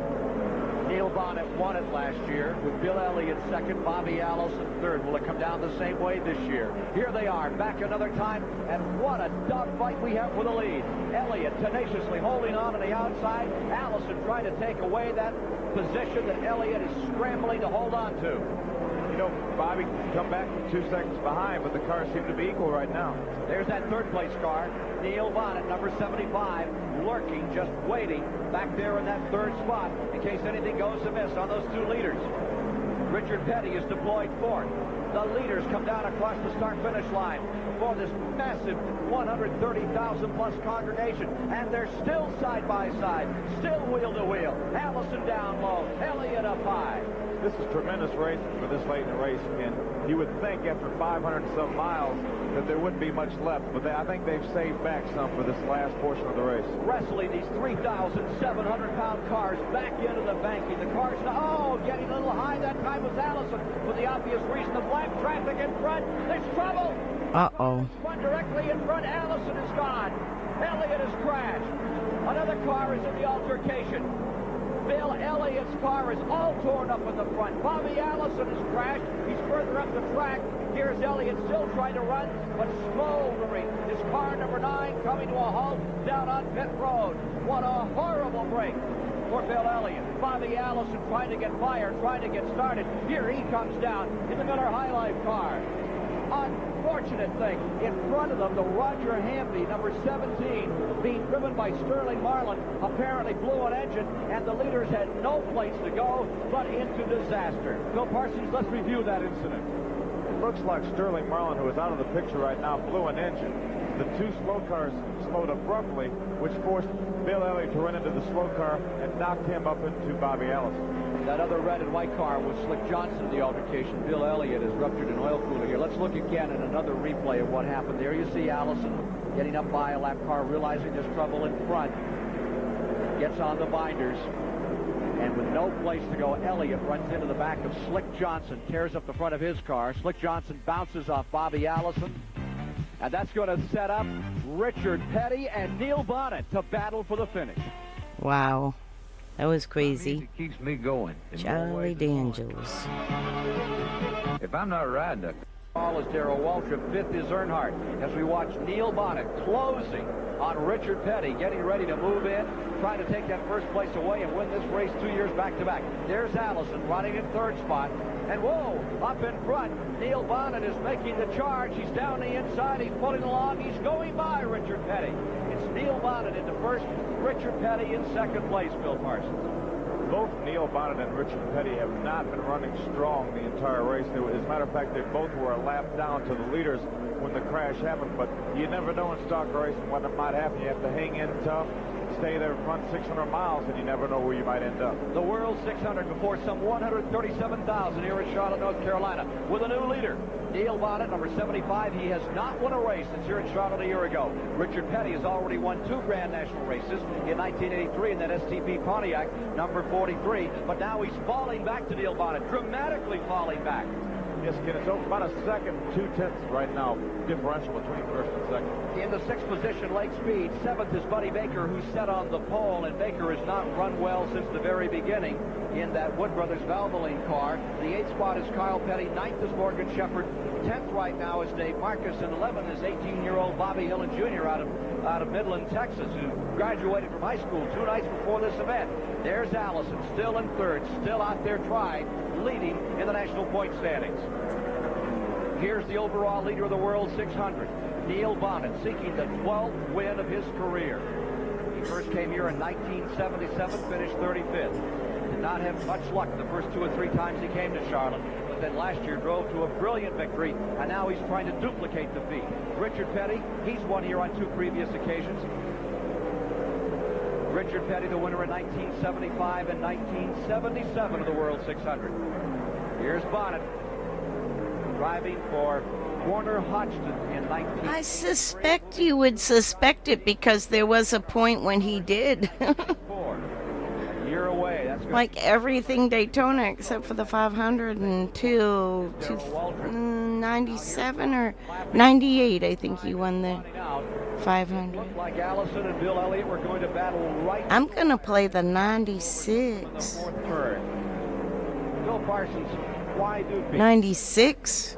Winston Select stuff after this, I think. The most dramatic, awful-looking things we've seen this year. We've seen 2 or 3 bad crashes. What brings a person back up? Trying to figure out. Well, Ken, it's something I've always wanted to do as long as I can. I think I'll play the Winston Select All-Star Race. I hope they have the Open on there. I think they do. Keep me from doing what I want to do. 180 miles an hour, end over end, and side over side. They also have pole qualifying. Like your brother. Here's number 75. For the Winston Select. Maybe that's what I'll do. Today, his brother Benny Parsons, former Oh yeah, I'll play that. This event back in 1980. Anybody that runs here at Charlotte can tell. We're gonna fast forward. This is 83, 93. Money. There's the man up to $5 million. 94, 95, 96. Not counting We're gonna fast forward 13 years from this race. Youngest member of the Alabama gang, protege of Bobby Allison. Looked for a while early in the race as if those two were going to go fender to fender to flail it out here today. Then it looked like Allison was going to dominate. So many dramatic changes in this World 600. But that's the history of this race since Joe Lee Johnson first won it 24 years ago. Next year, the 25th anniversary of the World 600. Ken, there's only 3 laps to go, and the separation is a shade under 2 seconds. It doesn't look like Richards could be able to catch him. Richard Petty trying to get back into this thing, holding on. They say that engine is not sounding right. There's a dramatic story on Neil Bonnet's car today. He would not be out here running if it hadn't been for a chief mechanic on one of The 96 Winston Cup something on that car out on the pit road. race at Charlotte that I'm going to play. I was there for this weekend. Found a washer beneath the car. Under the lights. It was a fun race. It was a great time. And here they are with 2 laps to go. I was in the pit area for Lake Speed's team. Crew chief for Joe Ruttman. This car I think my dad's team was the Fuller car, the That's why it's so much fun. So 47 Sunoco in Bush. Man who is keeping really Neil Bonnet in the hunt late in the going. Tremendous sportsmanship. Down toward the end, a lap and a half away from this race, as we mentioned, next year. I hope you can too, Pops. My son hadn't felt good either. But like I said, I was like a touch sick for about 2 days. I slept solid. The Miller High Life 500 will be run. In fact, remember I told you, I remember you winning a race because I was sleep lurking. Under the white flag, down for the final lap. And Neil Bonnet must be counting his blessings. A valve cover retainer washer was what broke what another man heard. You'd think those mechanics would be deaf after all those years to hear something as minute as that, Bill. When it's something that important, kid, you can always reach back for a little extra hearing or anything. Here comes Neil Bonnet down. Richard Petty is closed up some as we get down to the finish. It will be a checkered flag 2 years in a row. Neil Bonnet pulls it off and wins. What a horrible break. With the leaders, Richard Petty and Neil Bonnet. But his car is not handling anywhere near like it was at the start. Bad, terrible break for Bobby Allison. Here's Richard Petty seeking his 198th career win. And all of a sudden, he's back on top with Neil Bonnet in that second position. In the 4th position overall is Darrell Waltrip. 5th is Earnhardt. As we watch Neil Bonnet closing on Richard Petty, getting ready to move in, trying to take that first place away and win this race 2 years back-to-back. There's Allison running in 3rd spot. And whoa, up in front, Neil Bonnet is making the charge. He's down the inside. He's pulling along. He's going by Richard Petty. It's Neil Bonnet into 1st, Richard Petty in 2nd place, Bill Parsons. Both Neil Bonnet and Richard Petty have not been running strong the entire race. As a matter of fact, they both were a lap down to the leaders when the crash happened, but you never know in stock racing when it might happen. You have to hang in tough, stay there, run 600 miles, and you never know where you might end up. The World 600 before some 100. I backed up the start to the last couple laps because it finished a checkered flag while the ad was playing, so I wasn't able to snooze it because I had snoozed too much. CP Pontiac, number 43, but now he's falling back to Neil Bonnet, dramatically falling back. And I hope you can get in your rig soon. In the 6th position, Lake Speed. 7th is Buddy Baker, who's set on the pole, and Baker has not run well since the very beginning in that wood. Look at Bonnet getting everything he can. Kyle Petty. 9th is Morgan Shepherd. Running that high line. Marcus, and 11th is 8th. Using that gravity right there. Texas, who graduated from high school 2 nights before this event. There's Allison, still in 3rd, still out there trying, leading in the national point standings. Here's the overall leader of the World 600, Neil Bonnet, seeking the 12th win of his career. He first came here in 1977, finished 35th. Did not have much luck the first 2 or 3 times he came to Charlotte, but then last year drove to a brilliant victory, and now he's trying to duplicate the feat. Richard Petty, he's won here on 2 previous occasions. Richard Petty, the winner in 1975 and 1977 of the World 600. Here's Bonnet, driving for Warner Hodgson in 1983, moving to the Junior Johnson team, still carrying the Warner Hodgson colors in 1984. A year away, that's going to be some combination, because also in that same stable, of course, is Darrell Waltrip. Now here's Bonnet, lapping cars. His time is running out. It looked like Allison and Bill Elliott were going to battle right to the wire. Then disaster overtook them in the 4th turn. Bill Parsons, why do people race? Why do you keep on going out and doing it? We had a terrible crash in Talladega, one of the most dramatic, awful-looking things we've seen this year. We've seen 2 or 3 bad crashes. What brings a person back out to cinch up a seatbelt after something like that? Well, Ken, it's something I've always wanted to do as long as I can remember. That's the only thing I've ever wanted to do. I could not imagine what I would do if I didn't drive a race car, so I'm not going to let a little accident like that keep me from doing what I want to do. 180 miles an hour, end over end and side over side. Little. It was very little. Sound just like your brother. Here's number 75, Neil Bonnet, still leading. Phil Parsons with us today. His brother, Benny Parsons, former national champion, won this event back in 1980. And anybody that runs here at Charlotte can tell you this is a world of hard knocks. But there is some glory to it, and there is some money. There's the man up to $5 Oh, my. in purses. Well, maybe the Sponsorship money. Richard Petty, number 40. medicines or whatever will help, like CBDs or whatever. Protege of Bobby Allison. Looked for a while early in the race as if those two were going to go fender to fender to flail it out here today. I know you probably like can't breathe. So many dramatic changes in this World 600. That's the history of this race since Jolie Johnson first won it 24 years ago. Next year, the 25th anniversary of the World 600. Ken, there's only 3 laps to go, and the separation is a shade under 2 seconds. It doesn't look like Richard's going to be able to catch him. Richard Petty trying to get back into this thing. Holding on. They say that engine is not sounding right. There's a dramatic story on Neil Bonnet's car today. He would not be out here running if it hadn't been for a chief mechanic on one of his opposition. Buddy Parrott heard something on that car out on the pit road this morning. Heard something break on it. And sure enough, he looked under the car. He found a washer beneath the car. He reported it to their crew, and they were able to make a repair. And here they are with 2 laps to go, leading the race. But had it not been for Buddy Parrott, the crew chief for Joe Rutland, this car wouldn't be out here right now. That's a very sportsmanlike gesture, Ken, and that's the kind of people we have in racing. That's why it's so much fun and so much enjoyment to be in this business. Buddy Parrott, the man who is keeping, really, Neil Bonnet in the hunt late in the going.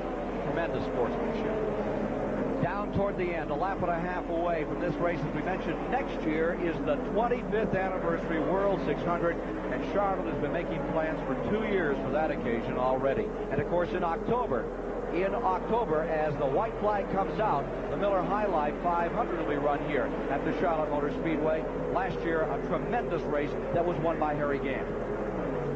Under the white flag, down for the final lap. And Neil Bonnet must be counting his blessings. A valve cover retainer washer was what broke what another man heard. You'd think those mechanics would be deaf after all those years to hear something as minute as that, Bill. When it's something that important, kid, you can always reach back for a little extra hearing or anything.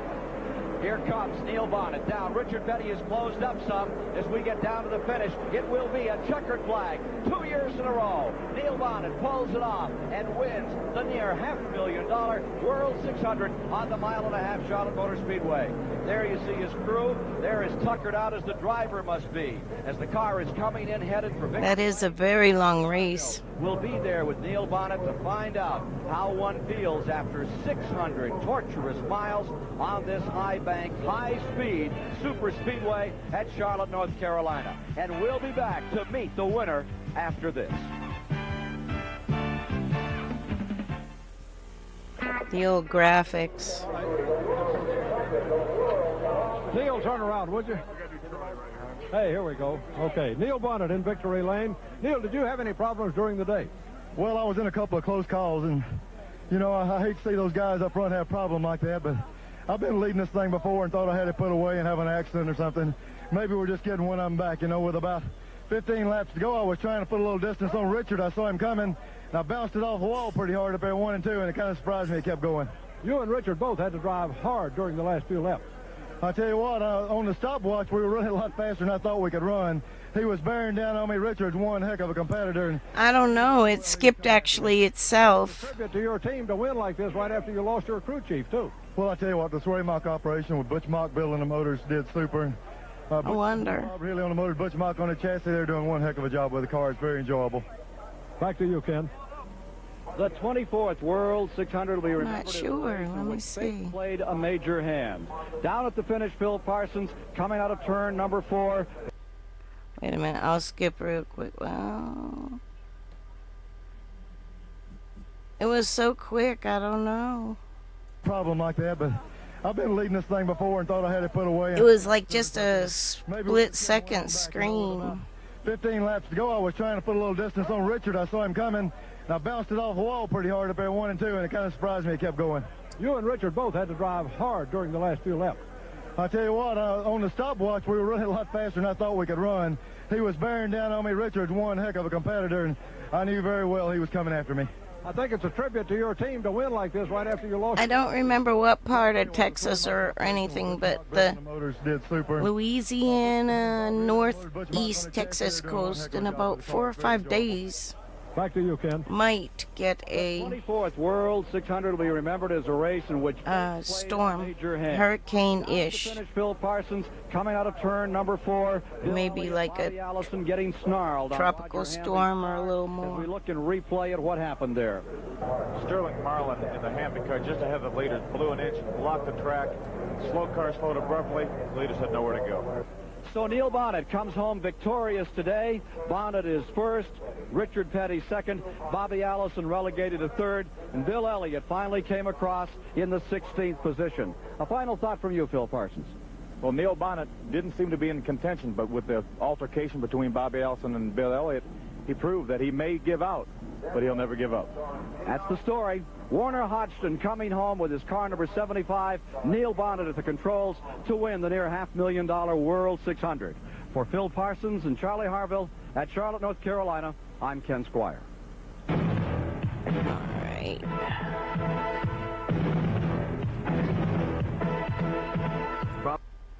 All right, I got one other one I can stick up here for now. Well, a series of them. It's on this playlist, and it's 600 qualifying All-Star Select, I think. This one. That's one. We welcome you live to the biggest, fastest, most competitive stock car facility in the world. This is only 13 years late. Oh, this Talladega. That's not what I want. 33. Click. Click. Click. There it is. That's the one I want. The All-Star Race.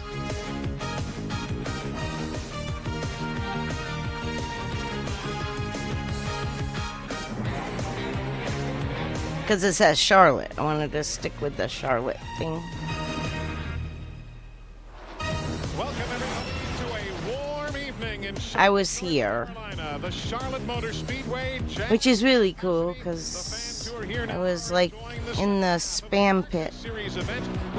For fun, I wasn't having to work or score or nothing. But we are all set for NASCAR's All-Star Weekend, and we're so happy you're able to join us tonight on TNN Motorsports. Hi, everybody. I'm Eli Gold. You know, when you look at other sports, for instance, Major League Baseball, their All-Star game is the American League against the National. In the NBA, it's the East against the West, but in NASCAR, it's every man for himself. And that's the story here this weekend. Last night, qualifying established the starting field for the 2 races that will be bringing you tonight. The Winston Select Open, a race of 36 drivers, from which 5 will advance to the feature.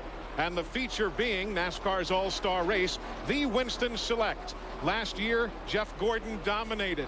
He's got the best starting spot here this evening. He's already on pit road with Glenn Jarrett waiting for this evening to unfold. Fellas?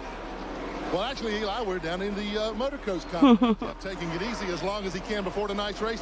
Jeff, first of all, last night, what an awesome performance both you and particularly the crew gave in winning the pole. Yeah, no, I wasn't working yet. You know, a total team effort. We had to get done on the racetrack with a... Not until after Bristol. The racetrack to pit road, and we got that part done, but they busted off a good think. stop, too. And when you I'll do have to all look 3 at of those that things list again. consistently, it pays off, and it did for us last night.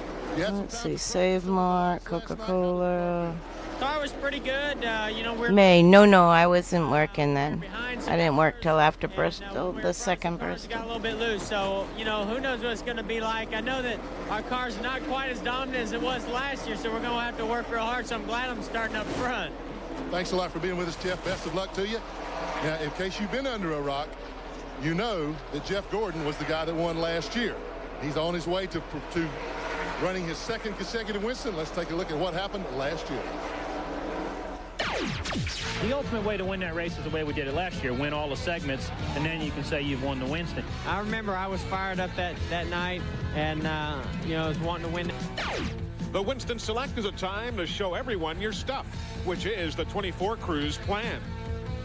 It's showtime. It's fun, you know, so you race hard, you know, the points pressure is gone, you know, you're there to kind of show off a little bit. So it's neat, and it brings that Saturday night racing deal back, you know. I think it's great. It gives us, you go there to show off. It takes a lot of will and desire. I mean, you got to really drive hard. I mean, you've got to make passes that you wouldn't make just any other day. Great move. Hard start beating. He's still got to go by a... I knew it was getting ready to be real exciting, and you know, that wasn't really the position I wanted to be in, but you know, it ended up working out. Those guys, they pushed too hard. They pushed harder than they needed to, and end up, you know, hurting themselves and helping me. So you know, those are things that happen. Those are things you got to do in the Winston. They knew they had to get in front of me because you know, we had a great car, and you know, we knew it and they knew it, and you know, it's every man for himself once you get down to that final leg. After last year's dominance, it could be tough to repeat, but their confidence remains high. I always put my money on Jeff. He's awful tough there. We've built a brand new car specifically for that race. There's a brand new motor waiting for that race. We're going to go and test for that race. So hopefully, if things go our way, we can repeat. We had, you know, one of our best engines. We had our best chassis setup that we've ever hit on, and you know, I felt like I was right on my mark. So we were pretty tough to beat that night, but you know, that night's gone now. We got a whole new week, our race coming up this time. It'll be interesting. Well, Jeff Gordon was hot that night. Will he be able to repeat here this evening? We'll all find out together. NASCAR's All-Star Weekend is underway, and it's all here on TNN Motorsports. A beautiful night in Charlotte, North Carolina. It is for Tim Steele. He still leads the ARCA race, currently under caution. A lot of stories, as is always the case whenever we come to Charlotte. This week, Harry Gant back in the race car. Robert Presley cracking a rib last night. He won't drive tonight. Andy Hillenberg will. We'll talk all about that later, but probably the biggest stories of the weekend, the new rules that NASCAR has instituted for the Ford Thunderbirds and the Pontiac Grand Prix. To take it a step further, let's go down to the garage area. Randy Pemberton is joined by Bobby Hamilton's crew chief Robbie Loomis to talk about the Pontiac rules. Well, thank you, Eli. Over the last several years in the Winston Cup circuit, the Pontiac Grand Prix nameplate has undergone several rules changes, several body configuration changes in hopes of making it more competitive. Now, in the offseason, they put a brand new body on this car, but they found that it wasn't quite what they wanted it to be. Now, Robbie Loomis, you have a new nose for Charlotte, a little bit of an extension. What is that going to mean to you? Let's take a bend down here and look at it. Yeah, Randy, I tell you, one of the big problems with the new 96 Pontiac has been it's had a bad air push in traffic. What NASCAR's let us do this week, this trailing edge right here used to only be allowed a half-inch longer than this part right here, the bumper. Now they've enabled us to go to 1.5 inches, which should be a big increase in holding that front end down. So was the problem that it would not stay down for you when the tires wore? Because on a qualifying run, it sometimes wasn't too bad. Yeah, that's true. You know, we had a good car with the Pontiac for qualifying. That's what we're looking for. When we open up the grill configuration, that's when we really got into trouble with the car pushing. So we're looking for the biggest gains to be tonight in the race. And that's what hurt us a little qualifying. We weren't used to this length of the nose. Pinned it down a little too much, and we got a little loose. Okay, we hope it works for you. There's some other rule changes as far as the Ford Thunderbird is concerned, and Glenn Jarrett has more on that. Glenn? Well, Randy, for the second time this year, there's been a rules change for the Fords. They're giving them about a ½ inch at the time. Now, in case you people out there watching have been living under a rock or something for the last 6-8 months, well, for the last year, Larry McReynolds has been a part of our broadcast team. Who better knows about what they have allowed the Fords to do than Larry McReynolds, who is the team manager for Ernie Irvin and Dale Jarrett. Larry, take it over. Show us exactly what NASCAR has allowed you to do to the Fords now. Well, you know, Glenn, back in the winter, they give us a 1/4 inch right here. You know, we had always had a 1/4 inch of tolerance there, and they give us another 1/4 inch, making a total of a ½ inch that we could lower the back of the roof. What they did here prior to the Charlotte event, they let us lower this another ½ inch, which is a total of 1 inch from stock production. Also here, you notice this back glass has a lot more saddle shape. This area right here is roughly 1 inch lower than stock production. It almost makes the deck lid seem like it's longer. Now what this has done, Glenn, this has put more rear downforce in this car. It makes this spoiler become more effective. Now the penalty that we paid for it, we have put some drag in the car. The car will not quite go through the wind on the straightaways quite as fast as I'll be right back. changes. Larry, is that extra downforce enough for you? Well, it's certainly the right direction, but we Have to take a little break just for a minute. I can probably answer it better because I was part of the wind tunnel test back in November when they took the cars after the Atlanta race, but we're not going to look a gift horse in the mouth. We'll take anything we can get. Both their cars running well tonight. Wish you both well for both teams. Let's go back upstairs to Eli. Buddy Baker, ultimately, what was NASCAR trying to do with these rule changes? Just make them all even. And I tell you what, in a race like we have here, in the nighttime, the cars get good grip and everything. It's the driver that makes the difference, not the rules. I think the guy that wants it the most will get in the winner's circle. Dick Bergman, you agree, or do you think we might see somebody who's been sandbagging in practice go to the front and stay there? Well, if anybody's been sandbagging in practice, they're certainly not going to sandbag in the race tonight. This is a Saturday night shootout. Short events for so much money, over $1 million. The thing that counts the most here, you're right, Buddy Baker, it's the driver. How hard is he willing to push that pedal? How long will he keep it on the floor? This, of course, is a weekend of celebration here at the Charlotte Motor Speedway, NASCAR's All-Star Weekend, but unfortunately,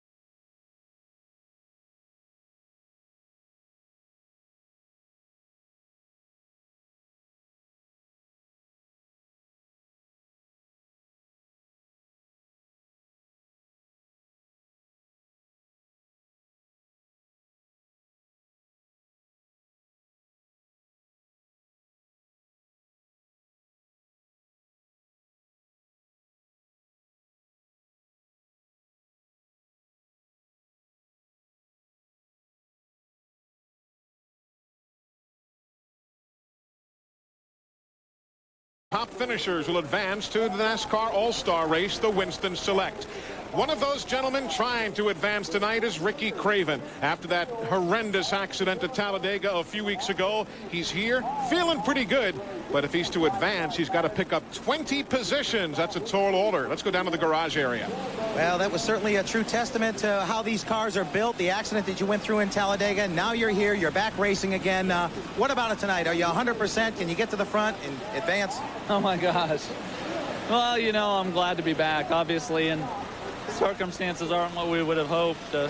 3 weeks ago, we were all excited about this, and we're all excited now. I'm really happy again to be back, but brand new race car and a beat-up driver, and we need some laps.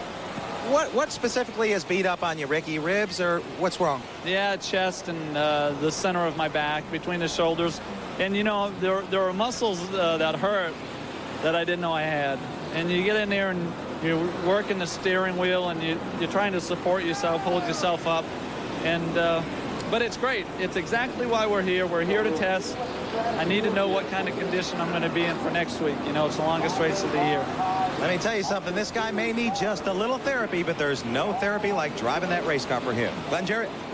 Well, thanks, Randy. I'm standing by with Lake Speed, and he captured the pole for tonight's Winston Select Open. First pole of his career, but Lake, you've been chasing things a little bit today. Well, you know, the Spam Melling Ford team has been working real hard on getting a race set up under this car, and we're chasing it hard, making a lot of plans out there, trying to pull through. I want to say thank you to Harry Melling for giving us this opportunity and working with us so close with the team. The guys worked hard. We prepared well. We're going to roll the dice and see if we guess right. You know, last year we started out and led a lot of the race right early on, and the car got real tight when the sun went down, and we just barely made the transitional mark. This year we're trying a little bit different, and hopefully we'll be good at the end this time. Well, what are some of the things that you have had to do today in chasing the car now? You really want to have the car maybe a little bit loose in the early segment because it will My team when the track goes down. Yeah, because, you know, you don't plan on stops in this event. You got to set up your chassis for the end of the race. Well, the race is going to start with the sun out and still, and the track temperature is up a little bit, so we're going to have to probably be a little looser than we normally would want to start the race early on, anticipating the track coming to us. Well, I want to wish you the best of luck tonight. Congratulations on your pole. Lake Speed, the Melling Ford chasing things a little bit. They hope they've rolled the dice correctly, hit the right combination. So you've already met tonight's two pole sitters, but how about the biggest names from a year ago? Dale Earnhardt and Darrell Waltrip. They join us as TNN Motorsports continues from Charlotte in a moment. It was so fun to get the pole that day and everything. To be honest, this is probably going to mess me up as far as I have to keep talking over this because of the music. Shot was to get in there on the outside and try to get around on the outside. Gonna try to get me. Them two guys that have a problem and leave me scot-free. That's what I was hoping. Oh, this is gonna really get me for a copyright. I'll have to mute it later on my YouTube. I export these to YouTube and clip out what I have to comply. But this is guaranteed. We knew we had a great ding. It's still, no matter how good a car you got, the competition's so tough, and it's just a shootout. It's all you just go for everything, and to win all three legs of it was a dream come true. 1 year later, the incident from '95 still hasn't been erased from the minds of the participants. Out the corner of my eye, I saw Dale go. That was Waltrip, wasn't it? I thought, perfect. They'll wreck each other, and I'm going to win this thing. I cleared both of them going into turn 3. I went in extra hard, but I was up high, and all of a sudden, I felt the wind off of Earnhardt's car, and I realized that he had cleared Gordon, and he was coming up at a high rate of speed, and it really hurt. About a hard a lick as you can take in Charlotte, I guess. I didn't expect him to come back to the outside. I beat him in the corner, and then he came back on the outside, and I just didn't expect it. But still, we got loose. And he was hurting too. He was limping. I talked to Dale about it, and I think that he just lost it. See, he lost it right there. He was already loose. I'd probably check up a little more if I knew he was out there. I didn't know he was out there at the time. One of those exciting nights of the Winston.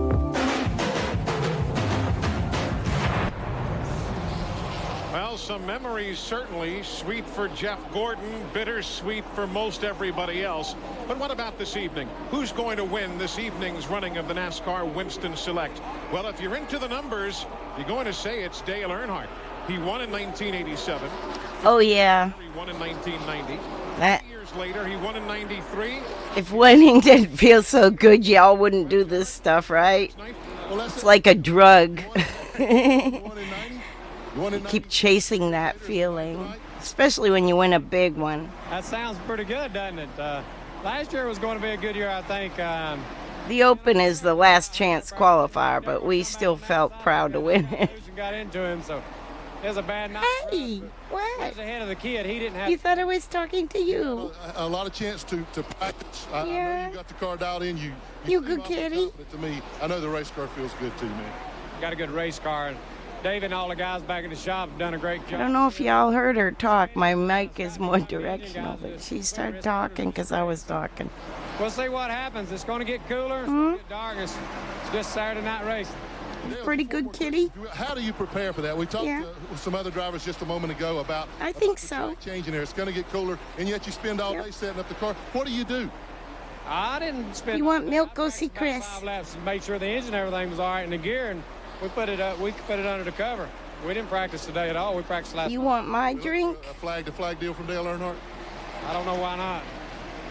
You want He's this? going to go back in the transporter. This one? Rest up before it starts. Now let's go to Randy Pemberton.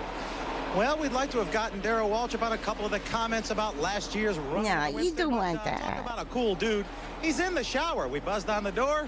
And She was touching my can. She wanted what was in my can.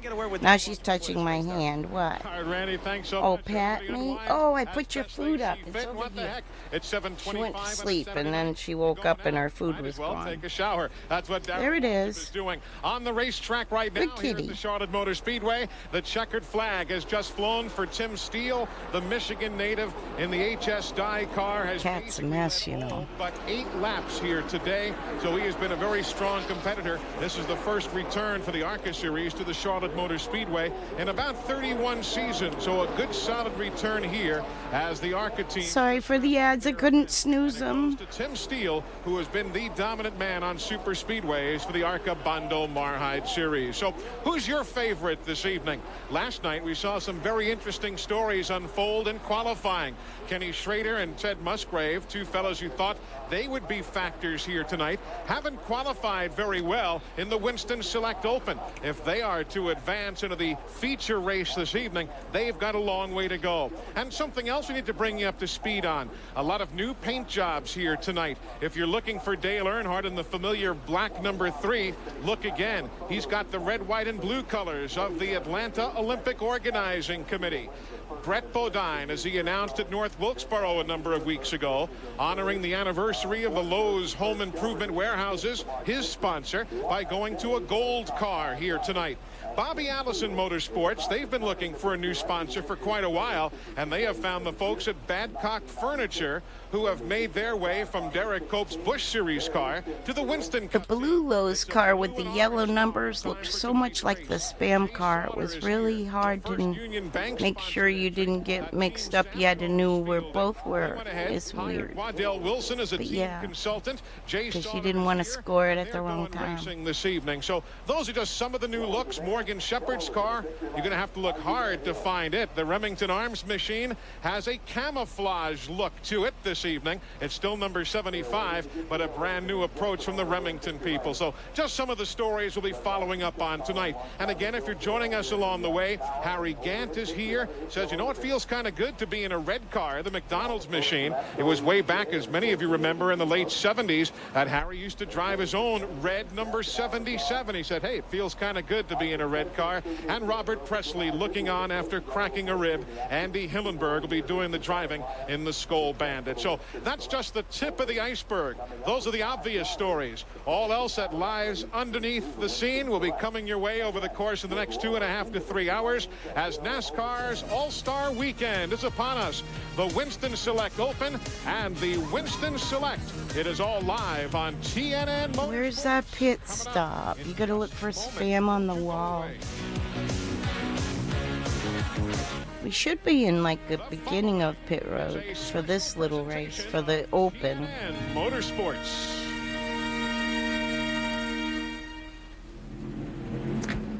Man, I love this place. I tell you, I love it. The Winston is one of my favorite races.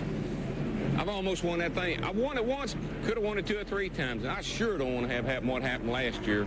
I got to look around, see if I can't find that Earnhardt. I sure don't want him taking me out like he did last year. Hey, we gave that race away. One of us could have won it. If that big dummy had just used a little bit of more sense, one of us two could have won that thing. I got to find him, see if I can't work out something this year. I don't want that to happen again. Hey, man, I was just looking all over for you. I'm just standing here in the shade. Take it easy. Hey, look, we got thanks, bud. We got something we got to talk about. Now, you know what happened in this race last year. Look, I mean, We gave it away. You talking about that little... We gave it away now. Well, I didn't expect you to come back on the outside of me. I mean, you usually give up easy. Man, I had to. It's a 10-lap heat race. Well, we ain't running no 500-miler now. It was down to go time, I imagine. It was. I mean, I got to do what I got to do, you know. Anyway, this time, if we come down there like that again, one of us needs to win that money. And I need my money. I think y'all let me do it since, you know, you're the oldest. You ought to have more than I got. Yeah, but you started winning it when it was big. I just won it when it was little, see?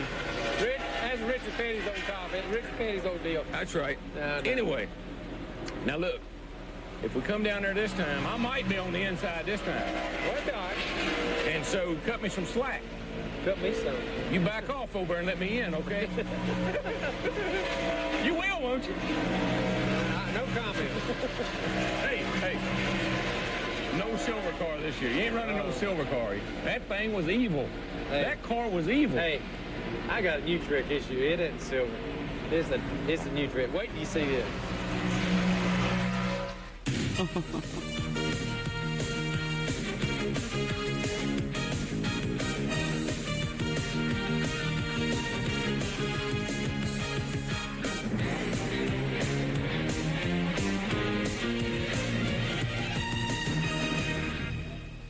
Well, glad to see Darrell Waltrip made it out of the shower in time to harass his buddy down there. Welcome, everybody.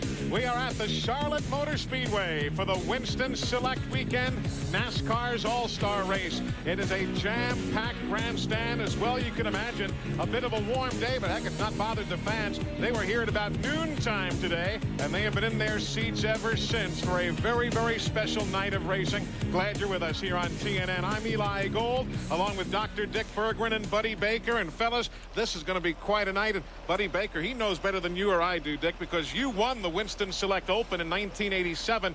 Here we are, 5 minutes from a chance to advance to one of the richest races in the season. What are these guys thinking about now? They only have one thing in mind: advance or win. Preferably win. That's all I ever thought about. When I won here, they didn't take but one car out of it to transfer into the Winston Select. So to me, it was do or die for these guys. At least they have 5 chances to move up. Now, we've been lucky. Buddy's raced in this event. I've had a chance to broadcast it on radio since its inception. But this guy is like you. He's only watched it on TV over the years. This is your first Winston weekend. What do you think so far?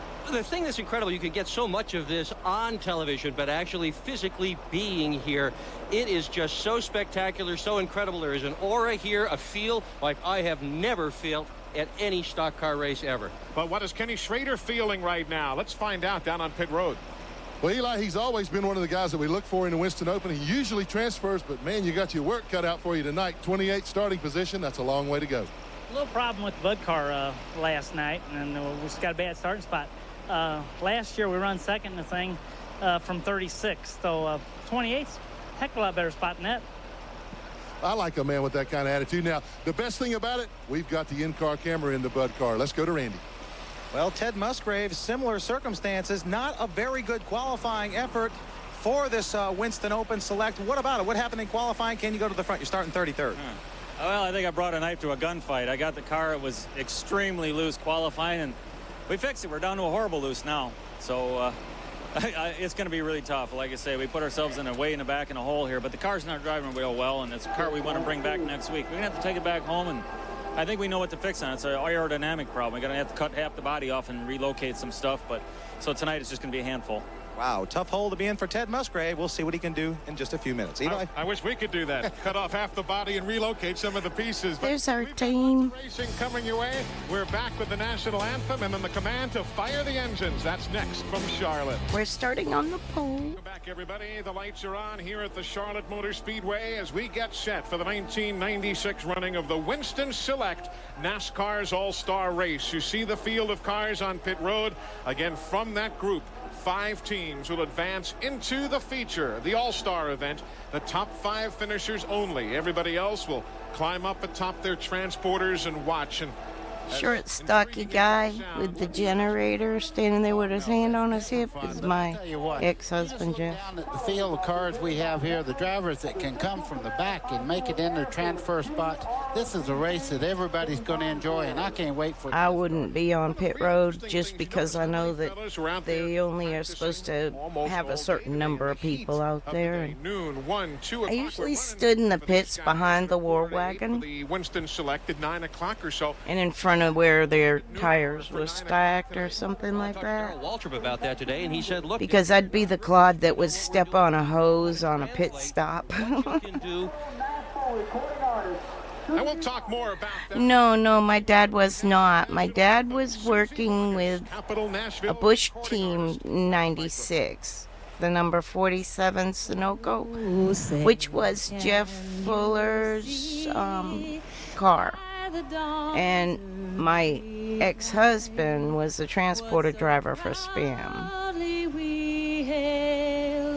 At the twilight's last gleam. So it was kind of like all in the family. We're all involved somehow.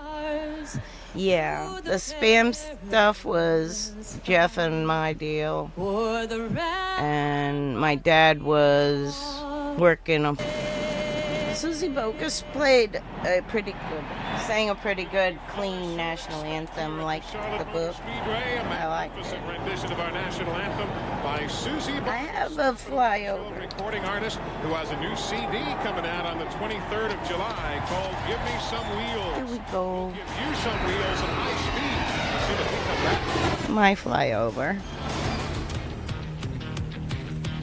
Tonight's exclusive coverage of the Winston Select on TNN is brought to you by Avalon Formula 3 Motor Oil, controls volatility and fights vaporization. I don't know if the sounds are a little better since I played with the volume or not. We race for beer. I think they might be better. 1,300 AutoZone stores across America. AutoZone, the best parts in auto parts. And by Pontiac. When an artist makes it their own. U.S. Olympic team. We are driving excitement. Welcome back, everybody, to the Charlotte Motor Speedway with Dick Bergman, Buddy Baker, Glenn Jarrett, and Randy Pemberton. I'm Eli Gold. Let's take a look at the Sears Die Hard starting grid now for this evening's first race, the NASCAR Winston Select Open, from which we'll see 5 drivers advance to the Winston Select. Front row, Lake Speed and Dick Trickle, outstanding qualifying efforts after strong practice sessions all day yesterday. Row number 2, Brett Bodine, new paint job for the weekend. I always can pick the dude out because he's 5'4". Grand Rapids, Michigan. Third row, he's the shortest one in the bunch. Furniture team. Actually, one of the crew members, the tire guy, moved to the won the Open twice. town just north of where we live now.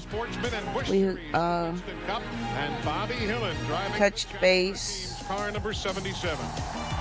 After all them years, him and his wife are the next town over. He worked for Tony Stewart, I believe, before he left racing. I don't know if he's still in racing. He might be in some form. Mostly everybody dabbles. Kenny Wallace and the camouflage look for more. Now, my dad was with Kenny Wallace in 97, mid-97. After Mr. Excitement, his blonde crew chief there left. Mayfield make up Forget his name. Row number 9, Rick Mast, and the Cartoon Network entry for Steve Grissom out of Gadsden, Alabama. The 10th row, Mike Wallace and the Heilig Myers team. Oh, cool. Cool. Jeff Burke. Your brother-in-law. That's right. You said you had your wife's family somewhere near Orlando. Drives the 95 for Earl and Czech Sadler. Wally Dallenbach drives the Hayes Modems team for Bud Moore. Ricky Craven back after the accident at Talladega. We spoke with him. I was there when he wrecked. Oh my God, that was the worst wreck I've ever seen in my life. Here yesterday, Presley did. Not fun. A longtime Busch Series campaigner, and Kenny Schrader, who wants to move up but's got a long way to go and a short time to get there. There you see row number 15, Mike Skinner, the defending champion of the NASCAR Craftsman Truck Series, and Team Samco's second car. That is Jay Sauter, up from the American Speed Association. Row number 16, Greg Sachs. New colors. His new driving school in Florida sponsors his car. Canada's Randy McDonald going for Rookie of the Year. Greg still lives down here. Dad meets him once in a while for coffee. Row number 17, you heard from Ted Musgrave. He brought that knife to a gunfight. And Steve Seligman up from the ARCA series. And the final row, Del McCowart, who, as he tells us time and again, may not make all the races, but he doesn't miss any parties. And Eric Smith will round out the field of 36 starters. Two other drivers were here yesterday and tried to qualify, but Stacy Compton and Gary Bradbury both found themselves on the sidelines. The AutoZone race analysis now coming your way from Charlotte, brought to you by the more than... Boy, they do a lot of talking. ...across America. AutoZone, the best parts in auto parts. And this will take a look at the total purse now. Posted awards of better than $1 million for the two events. The Winston Select winner gets $200,000. If you win each segment, an additional $50,000. That's how Jeff Gordon won his $300,000 a year ago. And Buddy Baker, remember when you used to run big-time races, points races that didn't pay $28,000, and here we find ourselves in a non-points race paying that? Eli, I won a World 600 and didn't pay that much. So, yeah, these guys are going for big money. But prestige of winning either one of these races just carries the whole year for you. And this is how these fellas have qualified to be in this evening's activities. Winning drivers and owners from 95 and 96. Winston Cup champions still running. Winners of this event over the last 5 years. And again, the top 5 finishers from this first race will advance into the Winston Select coming up in just about an hour or so. And we're on the pole. A bit of a warmish. In case y'all forget, because they talked for 20 minutes. Charlotte Motor Speedway, and a good look at what will be taking you around today. They're watching Wally Dallenbach's car being pushed on the pit lane while Michael Waltrip takes us around the speedway. We told you he's won the Open a couple of times, and we've got a number of different cameras that'll be carrying us around the track today. There's a look at the right side window and a look back from the Citgo Ford to the rest of the field. Just one of 6 cars that are going to be carrying our cameras today. Looking ahead towards Johnny Benson's machine as they work the back straightaway. Kenny Schrader carrying one of our in-car camera sets right behind Andy Hillenberg. And you know something? This does really give the folks a good perspective. I know it's not like being in the car, but the way these cameras are positioned, I've found it intriguing over the years. Well, you can tell what the driver actually does, and it's just like being in there in the driver on the passenger seat. So it gives you a good perspective of what the speed looks like, what the groove looks like, and what the cars do in the corner. So it's a great thing to see.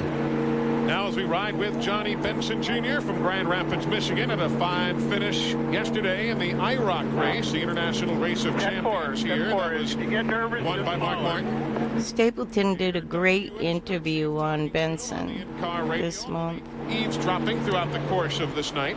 You know, Eli, this is a night of things going right or things going wrong. John Andretti missed the driver's meeting and must go to the rear of the field. Exactly. He's going to be dropping back from his appointed starting spot of 12th, where he qualified last night, all the way back to 36th position. And obviously, I believe Andretti missed the driver's meeting because he was in Indy.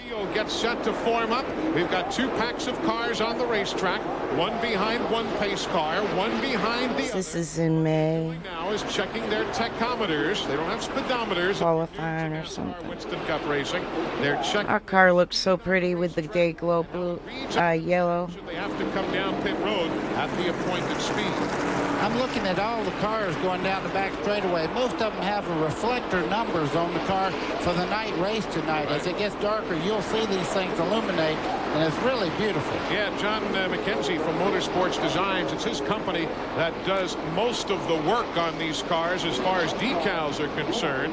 And more teams are doing it, but basically what it is, it's just a higher reflective kind of decal, and that will really show up nicely under these mercury vapor lights that they have here at the Charlotte Motor Speedway. And there you see John Andretti dropping down to the back of the field after missing the driver's meeting.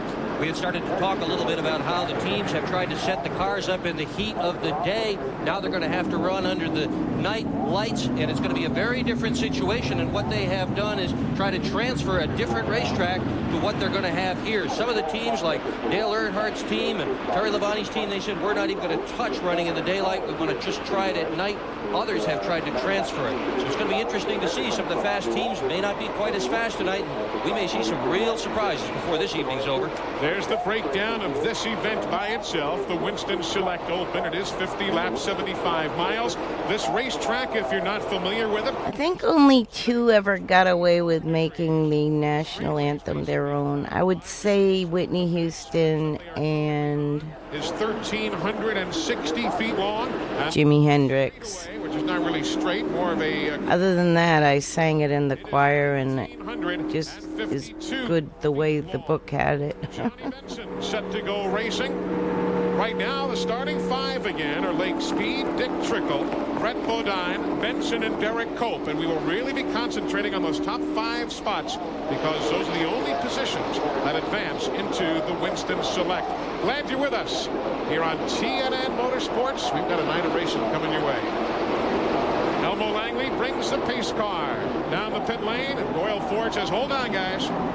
Now the green flag is in the air, and we are racing at the Charlotte Motor Speedway. Eli, it's really important to get the jump here on the start for Lake Speed going into turn 1, which he did get a good start. This racetrack right now is very, very... Hot air balloons were a big deal in North Carolina. We went to many, many fairs and launches and stuff. Now it's a real handful, isn't it? Well, that's down. You see them going in. Everybody right on the bottom. Now back in the pack here. You see a few people testing the outside groove just a little bit there. But the fast way around the racetrack is very, very low through the corner. Greg Sachs just yeah. with a couple of others shoving Jeremy Mayfield out of the way coming out of turn number 4. But Jeremy saves his RCA car. See Dick Trickle there in second place, boy, he's moving well. Here's a couple of cars running side by side now. You see Johnny Benson in the yellow car there. He was losing a little bit of time by being on that outside lane. I can't remember where we finished. I know we made it in the Chevrolet Select, but I can't remember. He tries to work through traffic to get to the front. Johnny Benson has gotten himself hung on the outside right at the start, but he seems perfectly content to ride out there, ride with Benson on the outside. Let's go down to Randy. He's in Benson's pit. Well, I'll tell you guys, if you remember a few weeks ago, several actually, this is the same car that Johnny Benson put on the pole in Atlanta and went out the next day and absolutely destroyed it. Never got a chance to run it. They had to peel off a backup car from the trailer to race. They put a new front clip on it, among other things, and this is its first shot here, and he is hung on the outside.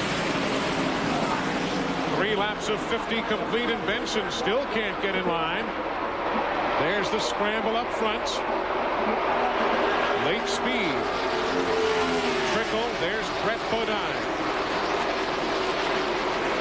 Lake Speed says a lot of people wonder about his ability in a race like this where it's so hammer and tong. He says, usually I have a switchblade in a sword fight. This time, however, I've got a sword. We got trouble. Oh, boy. For Dick Trickle as he slows going past the start-finish line. That was a good avoid. I don't know if he might have touched the wall coming through the corner, what have you, but he saves his race car out of the way as he goes up into turn number 1. So the second place runner now finds himself out of the picture. Tough break there, Glenn Jarrett. What are they saying? Eli, the report we're getting is that, believe it or not, the gas pedal came off. We're going down to his pits to check on it, but that's the report we're getting. Uh-oh. On the speedway, Andy. Oh, that's not good. Greg Sachs in the 35 goes around. Caution is on the speedway at lap number 5 as Andy Hillenberg subbing for the injured Robert Presley and Greg Sachs got together. And Jay Sauter, he spun also there, but he's coming around now. No damage to the Sauter car. So caution on the speedway. It will fly at lap number 6 as Greg Sachs takes his car directly to the garage area. Let's see if we can tell what happened up there. Hillenberg's the 33. Let's keep an eye on him. He's on the bottom. It's Dallenbach on the top of the 15. Okay, you see the back going out right there. He loses control right through the air got off the spoiler there. You see him spinning the rear wheels now. You see the wheels quit rolling. He's giving up there. You see the flaps come up to keep the car from flying. He's going backwards, and now it's just chain reaction. The car is trying to avoid him. We'll find Sachs shortly. The 35, there he is, already broadsided with Musgrave there. And Sauter, nice move for Jay in the 40. Let's watch it again. Hillenberg, the inside car of that 2x2. Okay, Eli, when you go down in the corner really hard, you see the 33 on the bottom there. Watch the back start around right here. Now, he's just along as a passenger there. He thought he could save it, then he locks the brakes up. He gets into the outside wall. And, boy, when you're going around 180 miles an hour, the last thing you want to see is a car coming down the racetrack like Hillenberg's doing. Well, Andy Hillenberg, who finished third in the ARCA race that was run here a short while ago, will not be quite as fortunate here this afternoon in the Winston Select Open. So under caution, 6 laps of 50 on the board as the lead is still in the hands of our pole sitter. Yeah, right?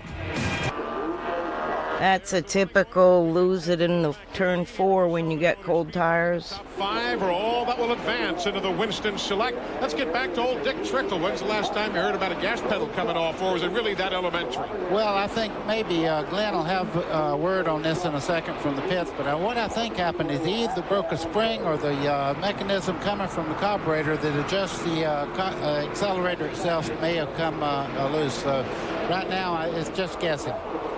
Ted Musgrave on pit road right now as Howard Comstock and the boys try to work on what has been an ill-handling car much of the weekend. The car's got a bit of a different geometry situation. They were trying to come up with an extra edge, and they redid the geometry on the front end of that race car. It has not... Hit number 40. That's way back there. Trying to get a little bit more downforce on it. Just about a quarter lap away from going back to green here at Charlotte.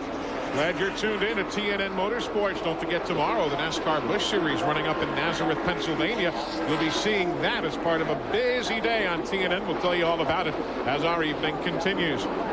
Green flag and late speed in the number 9 Spam team car. Takes him back to turn number 1. Kenny Wallace, he's in that number 81, the Square D car.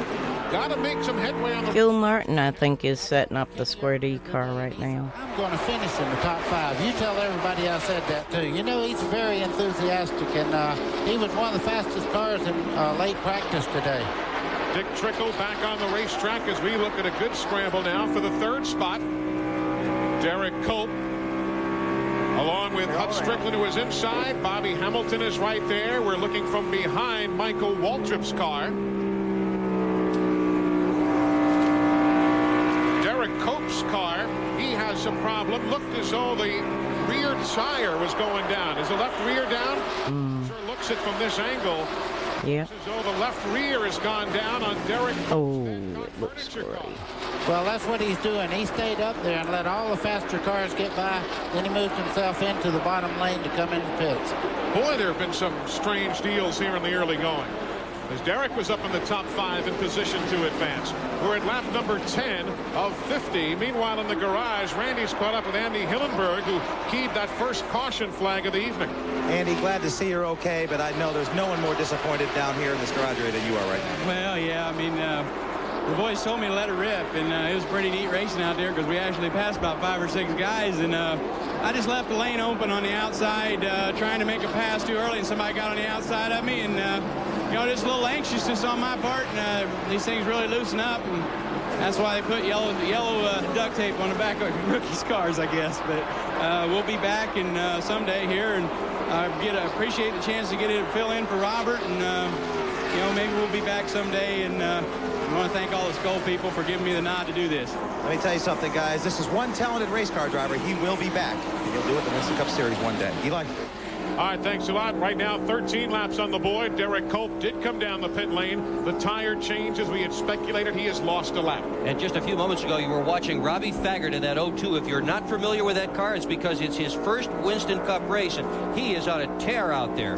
You're riding with the fastest car on the track right now. Kenny Schrader has made a move from the back. He is moving up through traffic like a butter through hot, a hot knife through butter. Excuse me. as he works his way to the front. Glenn's got more from Derek Cope's pit. Well, Eli, just take a look at the tire. This was the left rear tire. You guys correctly surmised out there that it went down. All this happened after the air went out of the tire when he was still up at high speed trying to get the car down into the pit road. It must have had a picture on it. They haven't even checked it. There's no way to check it now. There's no air in the tire. Yeah, so it did cost him a lap. There's following Kenny Wallace in the 81. Benson the 30 inside of Hamilton. He's to the outside in the 43. Here comes Morgan Shepherd in the 75. And you hear the radio for Johnny Benson kind of eavesdropping. They say clear, good job, back in line, and he did just that. It was a good job. Anytime you can come out of Charlotte Motor Speedway going through the corner 3 wide and have everybody still intact, everyone has done a good job. Eli, you see Bobby Hamilton there in the 43. He's having a hard time staying down. His car must be pushing a lot. He's unable to stay low in the corners. He's running a higher line than anybody on the racetrack. Now, as he says that, he almost run in the infield. Schrader, when that happens. Schrader, on the other hand, in that number 25, is absolutely a rocket. He is all the way up from 15th position at this point. And Schrader has run incredibly well in this event. He's got seconds in this race in 89, 90, 91. That's in the Select and the Open. He's got seconds in 93 and 95. Matter of fact, he has only finished the Winston Select, the big race, lower than 4th only once, and he was 20th last year. There's Michael Waltrip in the 21, working out a tight squeeze with Hut Strickland, who is right there behind him in the Circuit City car. Down pit road, Rick Mast will make an unscheduled pit stop at lap number 17. Tough break for the Hooters team right now, as the battle we've been watching goes back into turn 2. Brett Bodine in the 11. That's Hut Strickland's Ford. Is this close enough for you, or what? Wow. Look at him go by Michael Waltrip there as they come off the corner. You see Hut Strickland just put Michael Waltrip right away as they come off turn 4. Philippe Lopez and the fellas prepare a pretty good race car for Hut Strickland. They have had some bad old luck this year. And here I remember Philippe in the number 23. He was one of the fastest cars in practice under the lights. Running in the 4th spot right now with Burton, Jeff Burton in the 99, right behind him in 5th. So things are really mixing up right now. Back up front, still Lake Speed showing the way, and he's not even looking back. He's running off right now. 19 of 50 laps complete.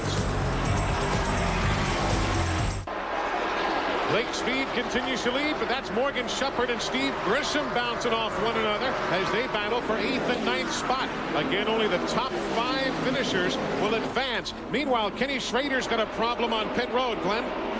We are monitoring his radio communication with the pit crew, Eli, and we heard them talking about a miss. Even while he was moving up through the field, Kenny was complaining that the engine wasn't running in the car. He switched the box. We also understand that Ricky Craven is in the pits now. We'll try to find out what's wrong with him. But in the meantime, while we were listening to Schrader, it really started falling off the pace. He is now coming down pit road. We'll check further to see what the problem is. I have an idea. We'll determine it. So Schrader and Ricky Craven making stops virtually a couple of pit stalls apart. 22 of 50 laps complete in this first race. And there's Morgan Shepherd in the 75, having made the move around Grissom and Bobby Hamilton, climbing up to 8th spot now. And Morgan is a guy who's not used to finishing out of the money here. He has failed to make the Select only once since 1987. I want to say something about Bobby Hamilton. Whatever has happened to that race car, the racetrack has come to him. He has started picking up the pace, and he's moved by several cars. You see the line he's running now is very low on the racetrack earlier in the race. I think he might have had a push, and now the race car is getting better, and he is picking it off. And that's part of the deal. You have to hedge your bet at 2 o'clock for what's going to happen at about 10 after 8. Kenny Schrader is in the garage area. His evening is done. He will not advance to the Winston Select. And if the number 43 looks familiar to you, and you are a race fan around this sport for a long time, you saw Richard Petty run that paint scheme in 1972. I bet you remember that, buddy. I do. I remember it going away in the sunset many times. Hut Strickland in car number 8 right now. He is second. 23, Jimmy Spencer is third. They are running, though, a goodly distance behind Lake Speed, who is the leader, about 3.5 to 4 car lengths back to the lapped car of Trickle. Dick is the number 19. Then comes this great battle we're watching. Well, Jimmy Spencer does not care about preferred lines. You see him trying to make the move there on Huss Strickland on the outside, and it looks like he has the horsepower to do it. We're halfway home now in this Winston Select Open. And how about old Jeff Burton running in 4th now? He started in 20th position. How about that for moving it? Well, Spencer started a good way back as well. He was in 15th spot when the green flag came out. Right now he is running in 2nd spot, and he's moving. This is his kind of race, though. You know, Saturday night storming. It is. Short tracking is his roots, but he says, give me Saturday night in the lights and I'll run it anywhere. You see Dick Trickle there. He got back out. They fixed everything, but he's a lap or so down now, so he's pretty much out of contention, but never say die. These guys go for it all here. Lake Chambers Speed from Jackson, Mississippi. What a great racing name. Well, we're going to have a fight here for the lead in just a second. Jimmy Spencer is really catching up to Lake Speed there. As you can see, the interval is less than 4 car lengths now. So there you see the interval. Mark it down. As soon as we come back, we'll see how it might have changed. We're live at the Charlotte Motor Speedway. We're coming right back. Lap number 31, that Jimmy Spencer made the move around Lake Speed to take the lead in the Winston Select Open. We'll take a look and show you exactly how it happened. Well, you see Jimmy going to the outside. Lake Speed is choosing the faster way around the racetrack on the bottom. He starts to move up. Spencer said, no, I have that covered. He was very smart there not to move up. Lake won't block him. Spencer going right on by. Now, what Lake Speed has to do is concern himself in the transfer spot, because there's some cars moving up that could take him over. And that is the transfer spot you're looking at now. Michael Waltrip has it. Johnny Benson Jr. wants it. Again, if you're not familiar, at the risk of being redundant, only the top 5 finishers will advance into the Winston Select. Spencer, Speed, Strickland, Jeff Burton. They had to do time qualifying laps. And the first 20, I believe, may be a little bit quicker than Michael Waltrip. Make it can't get the position or move on the outside. Oh no, maybe they said in the beginning it was past champions, past winners, or I don't know, something like, I don't know. It's been so long. What I believe we did was the last lap, 175.461 miles. Qualify for this race. I had hoped to find the qualifying to begin with. Picking up air correctly. It wasn't a points race, so the format changed from time to time. He had Strickland there in the 8 car. They might have had to do a lap and a pit stop and another lap. Here in the second too, Eli. That's Strickland. But how we got the pole is, I know he earned the pole by a time, but I just can't remember if it was just a straight up time or if it was that pit stop competition or what it was. Sure. And the total for this race, $193,000, $888,000 for the Winston Select. Buddy's cringing just listening to that. Wow, I tell you what, you're making me hungry. Whew. The way he explained 80,000, I like that, Eli. Yeah, well, sure. There's Jimmy Spencer. Jimmy started 15th. He's now leading. This is the 6th time he's been in this event, the Winston Select Open. He has never finished better than 9th in 1992. Down to Glenn Jarrett. Well, guys, if you take a look at the scoreboard right now, look at that. 23 Ford, 9 Ford, 8 Ford, 99, and 21. All Fords in the top 5. Through the years, this has been known as a Ford racetrack. They're certainly proving it tonight. By that, I mean Fords typically run well here. They like these wide turns, straightaways. Ford's on the board tonight in the top 5 right now. The closest thing to him, Johnny Benson's Pontiac in 6th. And right now, the margin pretty well stable. 1st, 2nd, 3rd, 4th, and now Michael. I remember they talked about it in the beginning. Benson Jr. This format. Too close for comfort with just a dozen laps to go. Jeremy Mayfield has just dropped out. Lake Speed spotter has told him just hang right on Spencer's bumper. Maybe he'll burn his tires up. Now Jimmy Spencer His car has developed a bit of a push, if you can watch it, while Hut Strickland there in the 8 is still glued low to the racetrack. Lake Speed is actually catching Jimmy Spencer. I don't know whether Jimmy may have abused his tires moving up or what, but it seems to me that Lake Speed is closing in just a little bit there in second place. Be new in this business, buddy. When we say a car has developed a push, what does that mean? That means that when you turn it to go into the corner and start to shove the nose of the car, and it really won't turn, and you have to back out of the throttle to make the turn. Further back now, we watch the 7th place battle. Brett Bodine in the 11. He's in 7th spot. Then you've got not Ricky Craven. He is a lap down in the 41. But Morgan Shepherd in that camouflage 75 in the 43. That's the battle for 8th spot right now. Eli, they need to work on that car. I can still see it. It says camouflage. I was waiting to find out which of us were going to say that first. You owe me a buck, Berkman. I told you you'd say it first. What they did, they brought a camouflage expert in to paint that car, a guy who's used to painting boats and duck blinds and that kind of thing. And when you get up close to it, it looks really strange. The crew is also dressed up in camouflage gear. You know the name of the camouflage? No. Mossy Oak Bottomland. It looks it. Mossy Oak Bottomland. 180-mile-an-hour Mossy Oak. This is a good race. It's a great battle right there. Shepherd and Hamilton for 8th and 9th. Pontiac on the bottom, Ward on the top. That's the same car that number 75 that won this race last year with Todd Bodine driving it. And you see where Todd's coming back. He'll be driving the McDonald's Ford effective next weekend till Bill Elliott gets healthy. Great break for Todd. He's a good kid. He sure is. Deserves a good ride. He's got one there. Look at this, just lap after lap after lap, side by side. You know the bad part of this story, though, they're fighting for 9th. They're fighting for that's not airtime, the transfer spot. Yeah, but they are putting on a good battle. There is a good bit of money on the line, but there's the battle up front. You see, Lake Speed in the 9 has closed in again on Spencer's machine. Now, Randy, has he picked up a significant push, or is it just looking that way? Well, he certainly has, Eli. Donnie Wingo is giving him his lap times every time by. We're going to try and get a quick word with Donnie. He's giving me the eye, but I'll get to him and say, hey, Donnie, it's a pretty good test session, whether you win it or not. Yeah, the car's kind of tightened up on him a little bit here at the end. I don't know if we can hold Lake off or not, but we're going to give it our best shot. Okay, and you can be sure that if they do not win, or even if they do, if they pick up a little push, they'll make a few adjustments to this baby. They're going to change the tires, get back out there, and go at it in the Winston Select. But it's a good test session for these guys, one way or the other. I do remember this being one of our best runs. One of this jam-packed grandstand at the Charlotte Motor Speedway. For that year, anyway. These teams can surely use a win. Neither has had the kind of season that they would like to have. And you can bet they're cruising there. Look at this. Look on the there bottom. Goes Lake.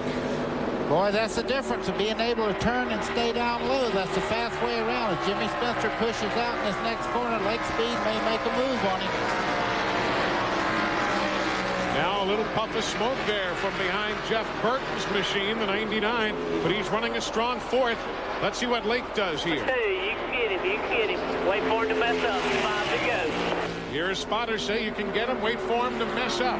That's Lake Speed spotter we're listening to. That's Scott. That's a story that's harder to sell than anything on this track. Passing Jimmy Spencer with 5 laps to go, it's going to be tough. Passing Jimmy Spencer anytime is hard, but you're right, buddy. With 5 laps to go, Humpy Wheeler has been talking about this race as combat. The word combat has come up in a lot of quotes from Humpy Wheeler, the promoter here in Charlotte. And indeed, as we get down to it, it's beginning to look a little like a war. Top 5 right now. That car, the 23 Spencer, number 9, Lake Speed, and you see across the top of your screen, Hut Strickland, Jeff Burton, and Michael Waltrip. That's your top 5 right now. That would advance. They've still got 4 laps to go. Now 3. Eli, what Jimmy Spencer can do, being in the lead like he is, he can actually dictate the pace that they run around the racetrack. Lake Speed is right behind him. If Spencer's having a problem pushing, he can back off a little bit earlier, get it to turn, and then stand back at the throttle. That was Steve Seligman. They just went by on the back straightaway. You saw him on the apron of the racetrack, and we check in with Randy Pemberton. Donnie Wingo doing all he can from the pits. He's driving as hard as he can. He's telling Jimmy, keep it low, Jimmy, keep it low. So he's doing everything he can. Jimmy's got a little bit of a push, but he's trying to hold off Lake Speed. It'll be the a white flag the next time they come back. They're now between turns 1 and 2. They'll work some slower traffic. Sitting there. All Spencer has to do is slip one time. We have a new leader if it happens. Hut Strickland, Jeff Burton, Michael Waltrip behind him. White flag. Lake knows what's happening. There's the white. They've got to do it now. Looking good. And they are looking good. Even if they don't win this event, they're in the select. I think what we see now is that Lake Speed realizes he's in the Winston, the big show. I don't look for him to do anything real crazy right now. He has a good race car, and he is in that transfer position. That's Strickland in third, Burton in fourth, Michael Waltrip fifth in the last transfer spot. And Michael is not being threatened at all right now. Johnny Benson has dropped back. There he goes, P2. Behind him as Jimmy Spencer will advance. Lake Speed will advance. Hut Strickland will advance. So too Jeff Burton and Michael Waltrip. And now the field is set for NASCAR's All-Star Race, the Winston Select. That coverage is coming your way in moments on TNN. Maybe they'll give a rundown of how it is depicted, because I know we had to hustle and like move the pits and Is brought to you by all of that from one end of the pit all the way to the other. Napa. We keep America running. Well, the first portion of our doubleheader is in the books, but the big race yet to come.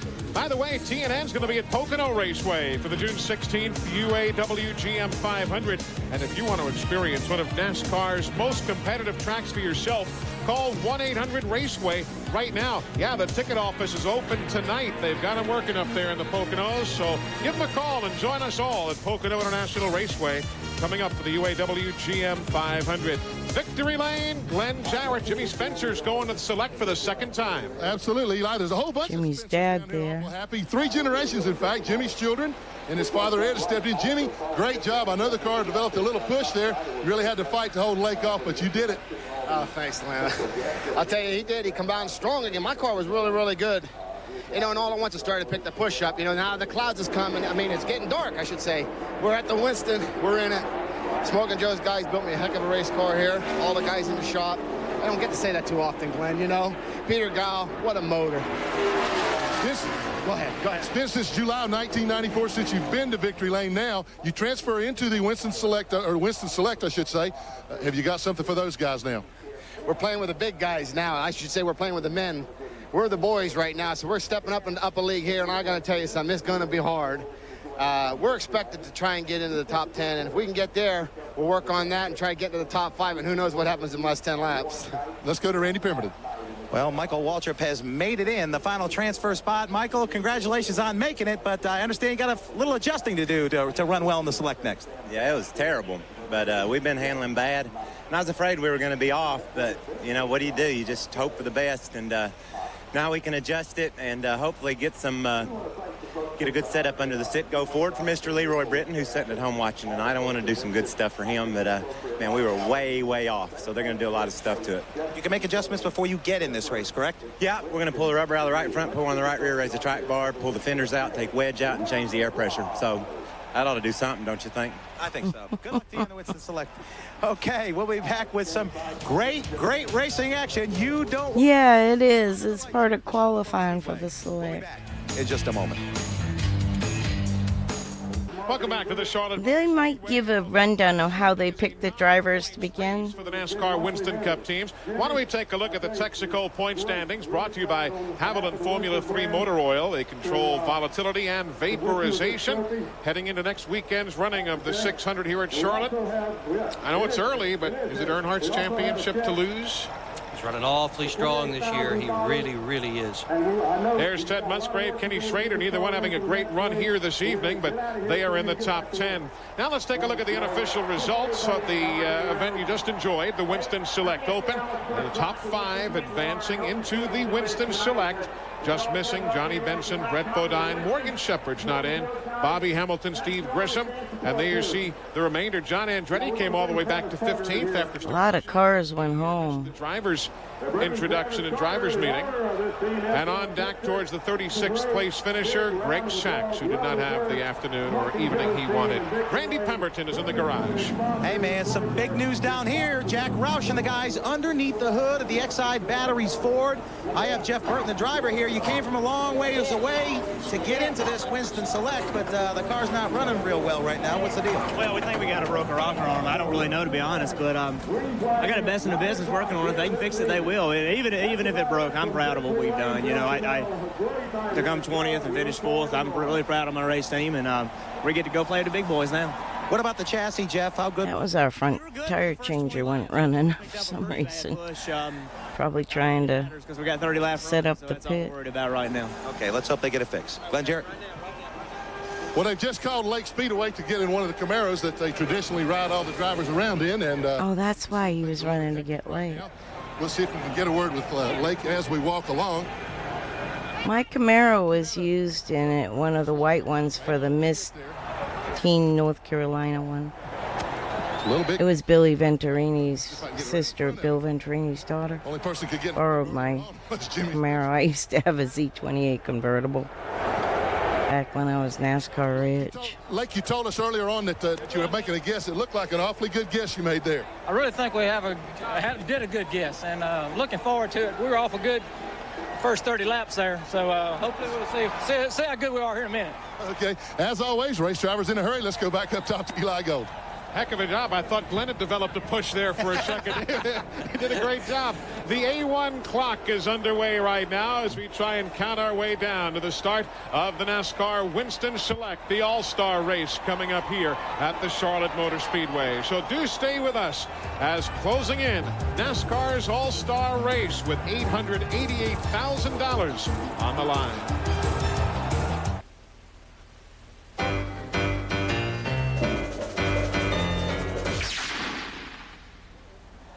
That is what they're vying for, the Winston Select Trophy on this all-star night for the NASCAR Winston Cup Series. Eli Gold, Dick Bergman, Buddy Baker, Glenn Jarrett, and Randy Pemberton. We are Well, you should go remember under the letter E of Charlotte, high above this where we finished. grandstand. Kyle Petty getting settled in the convertible for the ride. Remember, guys, we were talking in that first race. We saw the little puff of smoke out of Jeff Burton's car at one point. May just become a major story. Rusty Wallace seems to be ready, signing a few autographs for some lucky folks. Kyle Petty's crew chief, Billy Woodruff, looking on. Let's go down to the grid. Hey, Rusty Wallace sitting here, calm, cool, and collected, getting ready to leave. Rusty, how's the car running? I'll tell you after the first 30. No, better yet, I'll tell you after the last 10. But I think she's going to be real good. Okay, good luck to you. Rusty Wallace, get ready to go out on the grid, moving right as I begin talking to him. Our guys are being put to the test down there this evening. There's Ernie Irvan getting set to go racing. He'll be starting in the 13th spot here tonight. And if you've never been to this spectacle here at Charlotte, and indeed it is, all of the drivers climb aboard these convertibles. They're driven around the speedway. There'll be more fireworks here. And, of course, the flash bulbs will be going off. And there's old Jimmy Spencer. A big to-do. He's probably trying to take the car away from me. He said, listen, I've never been in the Winston Select before. What do I do? Do I take your ride now or what? And look at the smiles on everybody's faces. Everybody here is having such a good, yeah, you tell him, Harry. Everybody here is having such a good time. And I'm going to tell you what, this grandstand has been rocking. They've been doing the wave. They've been hollering them. Look at them waving at the TNN camera right now. Harry Gant ran this race 9 consecutive years until he retired in '93, and he's ready to go racing. There's Terry Labonte, and again, more autographs for Ernie Irvan, signing some legal tender down there. Darkness has now well fallen upon the speedway. The lights have taken full control. It's an electric atmosphere, and that's the time remaining until the green flag as we stay with you here at the Charlotte Motor Speedway. 17 minutes away from the start of the event, and Glenn Jarrett is with our Grand Marshal. And that Grand Marshal is former Senator Bob Dole. As you know, he resigned his Senate seat last week to concentrate on his efforts to gain the presidency. He told his crowd he loved country music, auto racing, and he wanted to be president. He is a true friend of auto racing. Welcome, Senator Dole. Well, very happy to be here again. We were here in October, here with my wife Elizabeth from North Carolina, and we were both here then. Been Been doing NASCAR racing since 1976. And what I like about it is see so many good people, family people. It's a family affair, young, old, make any difference what economic status. People love racing. It's Americana, if you ever saw it. There are 150,000 excited people here. Not about me, but about the race. It's about to begin. Well, enjoy yourself tonight. Best of luck to you in the fall. This man's got my vote. Randy Pemberton. Darrell Waltrip sitting in his pace car. Daddy smells good, doesn't he? Just got out. His little girl had the best hair. That race. What about it, Darrell? You won the first one here. Can you come back and do anything with him tonight? I don't know. This is that race there was exciting to watch. Jimmy Spencer did a great job. Finally won himself a race. I'm happy for him. I just hope I get out of here alive tonight. And I don't mean that literally, but I hope we get out here with a good race and we don't have anything happen like what happened last year. I'm really happy about the race, and the car's good, and I just want to go out and have a good night and have some fun. That's the main thing. Okay, that's his middle name, Fun. But let me tell you what, Mr. Intensity, to say the least. Darrell Waltrip. He's going to be all business this evening as the clock, the A1 steak sauce clock, counts us down to the green flag. The Winston Select at the Charlotte Motor Speedway. We're closing in.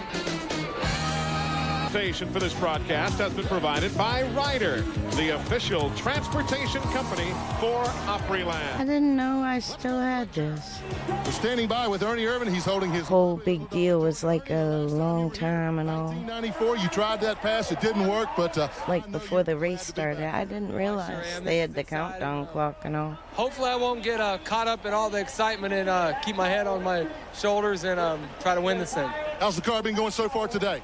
It's pretty good, but we practiced in the heat of the day, so hopefully we made the right decisions. Well, we'll find out soon enough. They're just about to take Ernie on his lap around the racetrack. Let's go to Randy. Ricky Rudd, owner and driver of the Tide Ride. Ricky, one of the quickest guys in practice. What about it tonight?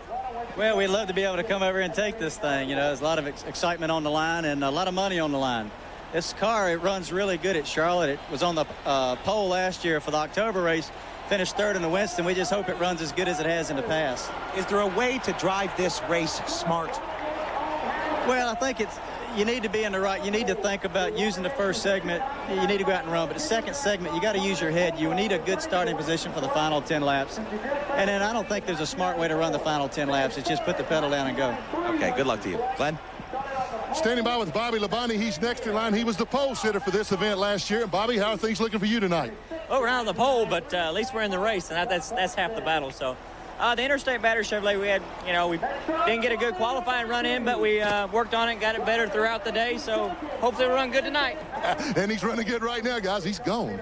He is gone and out of here as the pre-race parade continues at the Charlotte Motor Speedway. Why don't we bring you up to speed on some of the rules that are unique to this event if you're not familiar. The first segment, 30 laps. The second segment, 30 laps. The third segment is 10 laps, but it's not as simple as that. The finishing order from the first segment may be inverted upon a vote of the fans. It has never failed to been that way. Are you kidding me? Anybody in their right mind knows they want to see the leader of the first bunch go to the rear of the second race. Exactly. Now, between the first two segments, there will be a 10-minute pit stop. And at that time, you can basically do what you would do during a normal pit stop in a NASCAR Winston Cup race. All of the work, though, has to be done on pit road, and you cannot change springs or shocks or rear ends during the stop. It's just your basic pit stop in Winston Cup racing. Ward Burton's going to be part of all of the excitement tonight. He's on pit road. Another guy they're talking about back here in the garage area today is Ward Burton and his Pontiac. Ward, they had you pretty darn quick on the stopwatch the last couple of days. How good's the car? Can you win this thing? Well, the car's been fast. We're making a few changes for the night. We're making educated guesses like everybody, but the main thing is to be there in the last 10 laps. We're there in the last 10 laps in good position. Yeah, we could win it. Okay, good luck to you. Not a whole lot of experience from going from practicing in the daylight to running at night, but got a heck of a crew chief, and Ward Burton's a heck of a driver. We'll see what he can do. Exactly. It will be his second running of the Winston Select. He was in last year's event, finishing in 9th spot. Everybody looking on, taking in this remarkable atmosphere. There's Dale Jarrett. He's in the Select tonight.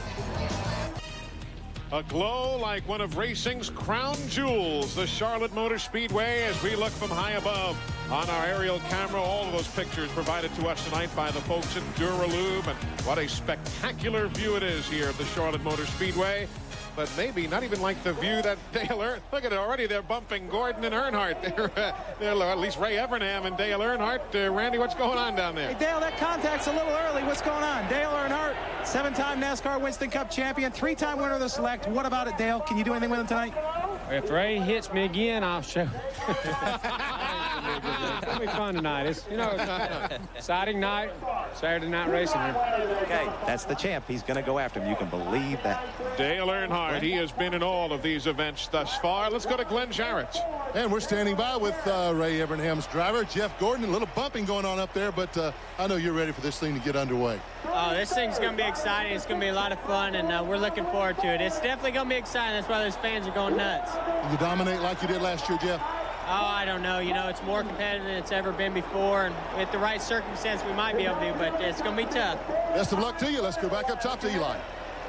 Mark Martin and the family now beginning their way around the speedway, and now they are up to the front row of introductions. Dale Earnhardt and Jeff Gordon will be next out of the garage area. Their race cars come out first, then the driver himself and that convertible we've been talking about.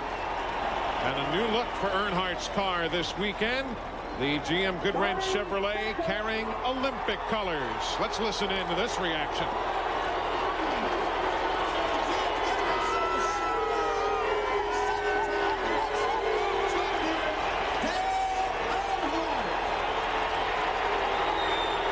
Wonder if that's little Dale Jr. in the front seat there.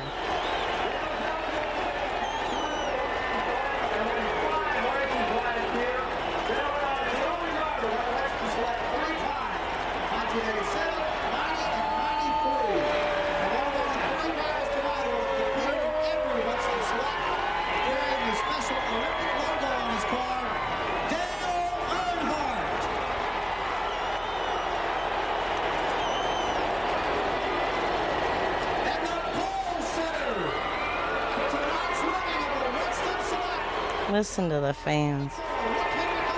Oh my God, they're going crazy.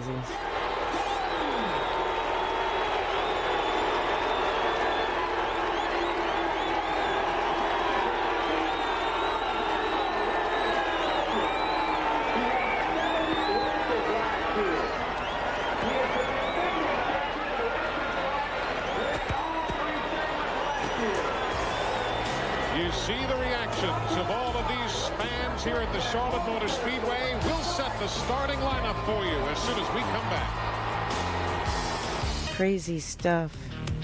Tonight's exclusive coverage of the Winston Select on TNN is brought to you by the more than 1,300 AutoZone stores across America. AutoZone, the best parts in auto parts. And by Purolator. To protect your engine, remember, Pure Oil now, Pure Oil later. Purolator. Welcome back, everybody. The Charlotte Motor Speedway exploding like a volcano of sound right now as these fans are worked up to a frenzy, cheering their favorite, booing those who they are not nearly as partial to. Let us take a look now at the 20 drivers who'll be going to the post for NASCAR's All-Star race, the Winston Select. On the pole from Pittsburgh, Indiana. We were okay in the day. We'll see what the night brings, but best deal about this, you get 2 chances, and it's the last 10 laps where they pay all the cash, but I think we're in pretty good shape. What about the little push with Earnhardt? What, are you trying to start something early? Well, no, that's between me and him. I always kid him, and he kids me, but he helped me out with my modified one time at North. Yeah, I don't think it's past We shoved back and forth. He's a good sport. Good luck in defending either, because we were in the past Select. I'm really not remembering what it was. He's the crew chief on Mark Martin's Ford, who will start third. Steve, I want to know something a little different. Let's forget all the hoopla and all this celebration, all the stuff going on. What do you do different to a car like this to run in this 30, 30, and 10-lap segment? I know there's probably a lot of things different that you do, but basically, I mean, this is a different race car, different setup than what you would run in a 600-mile race. There's some pieces of it that are a little bit lighter than we trust for 600 miles. There's certainly nothing illegal, but work real hard on getting the weight real low. We're not so much worried about Mark's comfort because it's just little short segments, and it's typically not one of our favorite cars for 500-mile races because we're afraid we're going to get in a wreck here tonight. But if we do, we hope we're up front when it happens. Well, that pretty much explains it, folks. These are different race cars. Let's go back to Randy. Todd Parrott standing here, crew chief for Dale Jarrett. Your first time at the helm for the Winston Select. What about it? Any butterflies, or are you ready to go? Well, sure. I got a lot of butterflies. But I look at it like this. 9 points race. I'm batting 1,000 so far this year. So real excited. The car's working good. And the guys worked really hard on the thing. And just hopefully that bring it home in one piece. And hopefully end up over there in Victory Lane like we did down there in the Busch Clash. Chassis-wise, are these cars any different than we might see in the 600? A little looser, anything like that? Maybe just a little bit looser. You know, the 600, you got to run 600 miles, but the race ends at night. So I think the setup that's in the car right now will be close to how we'll finish the 600. So hopefully this is our planned on our 600 car, and things will go good, and just hope don't tear nothing up. Todd Parrott, good luck to you, Robert Yates, and Dale Jarrett. Glenn Jarrett. Thanks, Randy. We've moved. Let's change gears a little bit and talk to a car owner. Obviously, Richard Childress, Dale Earnhardt's car owner. And does this thing ever cease to amaze you? Never. You know, it's a fantastic crowd. The excitement there, you can just feel it. And, you know, we're pumped up for it. It's going to be a lot of fun tonight. Dale won in '87, again in '90, again in '93. Maybe the three-year charm again tonight? Three's a charm, they tell me. It could be our night. Wonder what Earnhardt's number is, guys. Might just be number 3 as we close in on the start of the Winston Select. We've got lots coming your way. Strap on those seatbelts. It's about time as we come back to the Charlotte Motor Speedway. Fireworks now begin to fly above the Charlotte Motor Speedway. The flash bulbs are popping wildly from the fans. How many of you realize, though, that this NASCAR All-Star race is actually a successor to a concept that first began at Daytona back in the early 60s? Same as now. Back in those days, it was open to the previous year's winners, but they used to have 10-lap races. Previous year's winners. $1,000 to win. A little different from the $300,000 That's how it is. take home here tonight. But those events were won by Joe Weatherly, Fireball Roberts, and Freddie Lorenzen. Then they discontinued the races after 1963 until it was resumed here a dozen years ago by the R.J. Reynolds Tobacco Company. Some great names in those days of NASCAR racing. Fireball Roberts was my first favorite driver. He passed away in a race accident. As we are told, and I was 7, I believe. Same power plant on Wednesday. Eli, because of the shortness of the race, they can do things to the motor. Then I was a Richard Petty fan. Rings on the pistons, lighten up components inside the motor. You know, if it just makes it to the checkered flag in the last segment of this Winston Select, that's all they care about. They don't care if they take it home in a basket after that. And gearing has got to be important, certainly on the restarts. You want to make sure, I guess, 6,500 and under, these things might run like a little Volkswagen Beetle. Above 6,500, like a rocket ship, but you got to have gear for restarts, too. And these guys are running 8,800 RPM tonight, many of them. We're going to have a gentleman start very soon. Man, this is something. It is a magnificent field here at the Charlotte Motor Speedway. The drivers are all on board their cars. Senator Bob Dole of Kansas, our Grand Marshal here. So why don't we just listen in and enjoy these moments of festival at the Charlotte Motor Speedway. Oh, man, more music. Once again, ladies and gentlemen, we welcome back to the microphone to utter the most famous words in all of sports, Senator Bob Dole and his wife from North Carolina, Liddy Dole.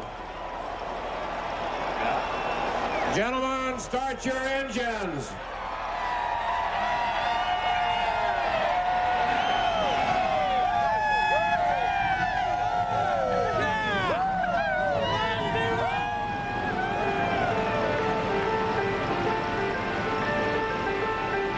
Well, the talk is done. Time to go racing. Eli, the only thing that's turning more RPMs tonight than the motors is the hearts of these drivers getting ready to go into the Winston Select. This means so much. Most of the race teams are located right around the area, right around Charlotte. So bragging rights here. Everything that they work for is showcased here tonight. So this is very important to every man in this race, not just the money aspect, just being here, being a part of the Winston Select. It's a great tradition, and boy, I tell you, it's the best race we do all year. And to set the stage a little bit, Dale Earnhardt today told his crew, guys, I have not run as fast as this race car can go. They did virtually no practice today. All they did was change. I'm going to take a quick break while they get rolling around. His hands full for sure. Jeff Gordon dumped a new engine in his car this morning worth 15 horsepower more than the... Look at Sterling Marlin giving us the big high sign. You bet. He's ready to go, too. This is his kind of race. Everybody has got the best weapon they can possibly bring out, except a lot of these cars are the kinds of cars the teams are ready to give up. They're all fast race cars, but they do understand that this is a very difficult race, very close, very competitive, and the sparks do fly in the Winston. Now, we've talked about the payday of $200,000 to win this event, but remember again that each of the first two segments also has all sorts of incentive to get to the front. If you finish first in either of the first two segments, you get 50 grand. Finish second, $15,000. Finish third, $7,500. So yeah, conventional wisdom might say you lay back. As we look at Doyle Ford atop the flag stand there on the left of your screen, the honorary or the official starter for the NASCAR Winston Cup Series. Wisdom might say, yeah, you lay back, they invert the field, all of a sudden you're up front. But not with the pride and not with those kind of buckos on the line. I want to be the first person in the supermarket in this race, I'll tell you that. I bet you. I bet you. As we look forward to the start of this NASCAR All-Star race. The second intermission, we told you earlier, the first intermission will be a 10-minute timed intermission where you're able to work on your race cars. Between segments 2 and 3, there will be 4 caution laps. And then you'll be able to come back out onto the racetrack, but you hold your position. So we'll walk you through it as our evening continues, but we're so pleased to have you aboard here on TNN Motorsports for coverage of this spectacle here at the Charlotte Motor Speedway, the Winston Select. A total of 70 laps, 105 miles for $888,000. It's a nice shot. You see all the flashes going off in the grandstand. I think everything... He shakes his head every time I say $888,000. They're like one of those dolls in the back of a window of a car. There's 150,000 fans here that are just absolutely glued to their chair, waiting on the best race probably of the whole year. Here's who we're riding with. That's Dale Earnhardt with his red, white, and blue Atlanta Olympic colors. Look at all those flash bulbs going on. Every fan has 2 cameras, Eli. It looks like it. I mean, it's just spectacular. Now, Mark Martin, who is carrying cameras for us this evening as well, starting, as you see, in 3rd spot. Working the back straightaway now. Michael Waltrip having advanced from the Winston Select Open. There's his onboard look for us. Yeah. Jeff Gordon again. We look from the right side across the driver compartment. Of course, he'll be carrying other angles for us. We'll be looking around all of these cars throughout the course of this all-star event. How good friends these 2 guys are when it's all done and over with. Field will be getting 3 laps, 3rd time by. We'll be going green. Hey, we appreciate that, folks. Hope you're enjoying being here as much as we are. There's the numbers for the first segment, or there are the numbers before my English teacher calls in for the first segment. $50, $15, and $7,500. David Smith is the crew chief for Dale Earnhardt. Glenn Jarrett's hanging around down there. David, one last question. And we're hearing Earnhardt say that he told you guys that he hadn't shown you what this car can do yet. You're holding a little out on us? Well, today we just tried to run to make sure no vibrations. He said, I got more left. He said, I'm just running a good, safe pace race today. He's really excited about this race, and so are we. We've got a good race car tonight.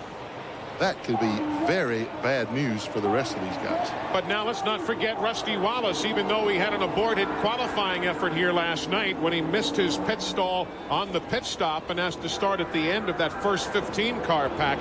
He's got Midnight here, that favorite car of his, that Ronnie Hopkins car that has won 13 races and has 30 top 5s in 38 starts. So I bet you he's not conceding anything to Mr. Earnhardt. nobody's giving Earnhardt the benefit of the doubt right now because there's not a loser in this field. Everybody has won their way in here. Great race cars. Jeff Gordon will check him out for tough. When they drop the green flag, you can count on that. What was it like for you, buddy, when you advanced winning the preliminary? You were in this event, even though transmission failure put you out fairly early. But what were you thinking now as they were getting the one-to-go signal that night? Boy, I said I've won here 4 times, but I've never won the Winston Select. You don't know what this means to a race car driver. This is the Here we go. test of how much muscle you really have. 1 to go. That was amazing. Those flashes and stuff in person was like incredible. Youngster Gordon I remember that. out outside him. They've been sort of playing back and forth on the pace laps, trying to get to each other's mind a little bit. Well, I'll tell you one thing about Dale Earnhardt. He'll check you out for tough. He'll go over there, and even in the race sometimes he'll kind of move over just to get your attention. Say, yeah, I'm still here. Up in Nazareth, Pennsylvania, the NASCAR Busch Series getting set to run tomorrow, and I dare say in hotel rooms all around that Allentown, Bethlehem, Easton area. And that would be where my dad would be with Fuller. Who are already there, and some great Busch Series stars all glued to their television sets.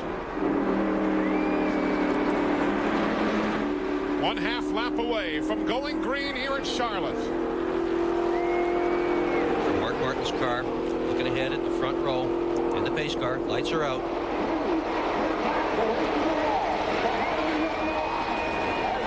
Well, the bragging is done. Time to show what you got. That's it. Show time. 18 cars. 3-lap segment, the first of 2 of those to be followed by a 10-lap segment. Elmo Langley gets out of the way in a hurry. He wants to watch this start too. Here we go. The Winston Select is underway in Charlotte. Great jump by Jeff Gordon as he dropped the green flag. Jeff Gordon. Problems for Jeff Burton. He's not even going to make 1 lap, I don't believe. Looks as though the engine that they feared was going to go away has done so. There is Jeff Burton. Tough. Yeah, I took the green. Racing, but you kind of knew it was coming the way Jeff was calling behind the garage area earlier. Jeff Gordon, the race leader now. Earnhardt right behind him in the Oh, no problem. Mark Martin's in 3rd spot. Enjoy yourself. 1 lap complete. That's 5th, 6th, 7th, and 8th you're looking at right there in the middle of the screen. Lloyd Burton on the high side, the 7 Jeff Bodine on the high side in his QVC 4. You can see Darrell Waltrip dropping back just a little bit. Look at Texas Terry there, number 5, going by Ward Burton, getting in the turn through. He has been strong here for all the preparation for this race, but look at Burton on the bottom. Meanwhile, up to the front, 3rd place battle you see. 3rd, 4th, and 5th on your screen. Jarrett's got 3rd. Gordon and Earnhardt, the front 2. If you're just tuning in, remember Earnhardt's in a white car this week. The red, white, and blue colors for the Olympics that come to Atlanta in just a month and a half. You see Sterling Marlin moved into 4th place there. He runs very well here at Charlotte. I would look for this car to make a strong move in this segment. Jeff Gordon leads. He led 49 of the 70 laps in this event a year ago to sweep everything. He didn't let anybody play last year. They're trying to do the same thing this year. It's a different car. This car they call backdrive. Well, Jeff Gordon's running like he's afraid of 2nd place right now. He's moving away. He has about a 10-car length lead over Dale Earnhardt going down the back straightaway. There you see Rudd in the 10. Ernie Irvan in the 28, both getting by the 5 of Terry Labonte. Labonte back to 8th now. He'll go back to 9th. Jeff Bodine comes in, and here's Ernie. The 28, Ernie Irvan. He'll swing by Ricky Rudd in front of the main grandstand. He just made it in front of Ricky Rudd when he dropped into position. Hey, it's all that counts. Yeah. Don't give you style points in this business. That car of Ernie Irvan's is a rocket ship down the straightaway. That was always my favorite handling race car, one that handled down the straightaway. A new race car for Ernie Irvan. And that's one of the cars they worked on setting up in the sunshine today. They tried to get it in the sun so it would work in the night. There goes Dale Jarrett now for 2nd place inside of Dale Earnhardt. Let's go to Earnhardt's pit. Earnhardt already starting to mentally adjust his race car. He told the guys, I'm tight in the center of the corner. Probably nothing they can do right at the moment. Could it tighten up a little bit more? Probably so in the course of the next 30 laps, but they're going to have a 10-minute break to work on it. Jeff Gordon complained loose everywhere, he said. 5 laps complete. Now, Earnhardt, if he has a problem in the middle part of the corner, if he can find somebody to draft real close up under him like that, he can actually loosen that car up a little bit in the draft. Now 6 laps on the board in this 30-lap segments. That is second and third you're looking at. Dale Jarrett in the 88, Earnhardt in the 3. Then you've got Ward Burton inside of Mark Martin. So give Burton the 4th spot. Martin battling back to try and hang on to it, and Bobby Labonte is right behind them. 7 of 30 laps on the board. Speeds at 177 miles an hour in the early stages of the Winston Select at Charlotte. The battle for the lead as you see it from high above the Charlotte Motor Speedway. Dale Jarrett grabs the lead. The folks at Duraloo bringing you the aerial view of that pass for the top spot here at Charlotte. Well, Jeff Gordon got way out in front there, but it seems to me... Ooh, we're passing people. As you see, Dale Jarrett moving very well now. Gordon is beginning to falter just a little bit. We are 12 laps complete in this first 30-lap segment. Earnhardt now being bypassed by Bobby Labonte in the 18. As we ride with Dale Earnhardt. Jeff Burton, the only retiree. The engine they feared would not go, indeed did not. They lost it on the start of the event. Everybody else still on the racetrack. Get a good look at Earnhardt's car. This is the only race it's going to run with these colors. Come next Sunday, it'll be back to the basic black and silver. 8th place. Oh, wow. No, I'm glad you're eating. Jeff Bowden. I know you haven't felt well. All of this now about 3.5, make it 4 seconds behind the race lead. So that's the kind of pace Dale Jarrett has set. Well, you just see him going down and look at this. Did you lose your sense of taste? Jarrett leading there, but look at the 3rd car there. Ward Burton is moving up on the lead cars. He may be the fastest car out there at the moment. But Glenn Jarrett, your brother, is awfully strong right now. He is, Eli, but he's got a little bit of a problem. Both he and the 28 car of Ernie Irvin, as fast as they're running, are reporting they're a little loose getting in. Jeff Gordon says his car is loose everywhere. Mark Martin's car has fallen back through the field. He looks like a hot dog wrapper on the front of that 88. Aspects of handling here, but you're right. Ward Burton is on the move. Dale Jarrett a little loose getting in. Started and quickly went to the front, did Dale Jarrett, after Jeff Gordon led the first 10 laps. 15 are now complete. We're halfway through this first 30-lap segment. Yeah, that's a real common symptom. It is 1 1/10 now. The advantage for Jarrett, back to the man with whom we are now riding, Jeff Gordon. 1 1/10 seconds from first to second, but nil from second to third. You see Ward Burton there and coming up on... I craved hot wings and things like that. Texas Pete hot sauce. That Pontiac with its new nose. But I still couldn't taste it. Chevrolet, Gordon back to third. Here comes Bobby Labonte, and he'll grab a spot away from Jeff Gordon. So Jarrett, then Ward Burton, Bobby Labonte, Jeff Gordon, Mark Martin is next in line, then Ernie Irvin, Kenny Wallace making his way to, at least Rusty Wallace making his way to the front. He's running in 7th, and you got to believe old backdraft there, Jeff Gordon's car, getting a little looser right now. Yeah, and you look out of backdraft and you can see how far ahead Dale Jarrett is, and if that car is not handling right now, wait till they adjust it. I was thinking the same thing. Yeah. He's on his way pretty well. You know, I was talking to a lot of the teams today, and getting in the corner here, you have to sacrifice a little bit. And Jarrett said all I had to do to make my car better was just back off a little bit, getting in the corner, get in the throttle quicker, and it stopped that thing from being so loose getting in the corner. So he may be adjusting the driving style to take care of that looseness. There you see Ernie Irvin and Rusty Wallace, 7th and 8th place right now.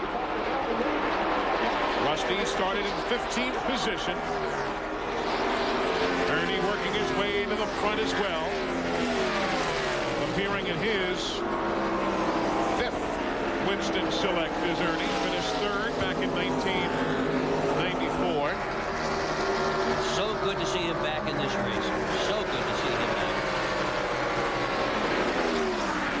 Wallace really flogged on his car today. They were out testing, practicing, and it was Rusty himself working on the chassis on that race car, trying to get it as good as he possibly could for this event, trying to make up for last night when he overshot his pits in qualifying and had to start in the back. Of course, in points races, Rusty Wallace has won 2 of the last 3 events, the point races on the circuit. The Goodies 500 in Martinsville and the Safe Mart 300 out on the road course at Sears Point in Sonoma, California. So they're on a pretty good hot streak of their own. I have a feeling this is the race that's similar to what they do at North Wilkesboro now for the All-Star race. I think they did it 2 years in a row. And the 10 lap to go is to Or they're going to be doing it, or did it? I can't remember. I think they did it. I know the late models have been there. When they stop, because there's some of these cars that are just really not getting down in the corners well at all. You see Earnhardt is struggling quite a bit getting in the corner there. He's holding up. I know the first year Larson lapped the field, which is fine. That's Wilkesboro. Bodine 11th, Jimmy Spencer is 12th, Darrell Waltrip, or rather Michael Waltrip, I should say, is 13th. Blake Speed is 14th, Ricky Rudd running 15th, Kyle Petty is 16th, Terry Labonte is backslid to 17th. We've got Darrell Waltrip and Harry Gant, and of course the one retiree, Jeff Burton. Let's go down to the pits, Randy Pemberton. Well, Jeff Gordon really complaining that the car is loose, and getting looser. But one thing we may add right here, that could be the setup for the 10-lap sprint because he was really flying the first 10 laps. Glenn Jarrett, what about the 3 car? True. Randy's the exact opposite for Dale Earnhardt. He's fighting a push. They're talking about taking the rubber out of the right front, taking the round the wedge out, and adjusting the track bar. So they're fighting exactly opposite conditions. Earnhardt's car just too tight. Caution free thus far to the first 23 laps of this event. A grand total of 70 laps of racing. Earnhardt again drifting up the banking a bit. Yeah, that in-car camera can show you everything that's happening. Looking for my animals, see where they're all sleeping. Start up the back, and there's only one way to stop it. That's back out of the throttle till it settles down. Cat sleeping down there. Here, no matter what you do, you push a car hard enough, it's either going to push, it's going to be loose. The dog is sleeping down on the Somewhere, so we watch Rusty Wallace. kitchen floor. Earnhardt, and all these drivers are pushing the cars to the absolute limit. They are forcing each and every one of those cars to have a bit of a problem. There goes Rusty to grab 8th place now. He'll do it. Hut Strickland right behind him in the Circuit City car. He too will power past Earnhardt now if he can on the low side of the track. All the way up from 18th, and look at this going by Dale Earnhardt. Boy, that's an example of when you're out of the throttle trying to get that thing to turn. You can see Hut Strickland just moving right up on him.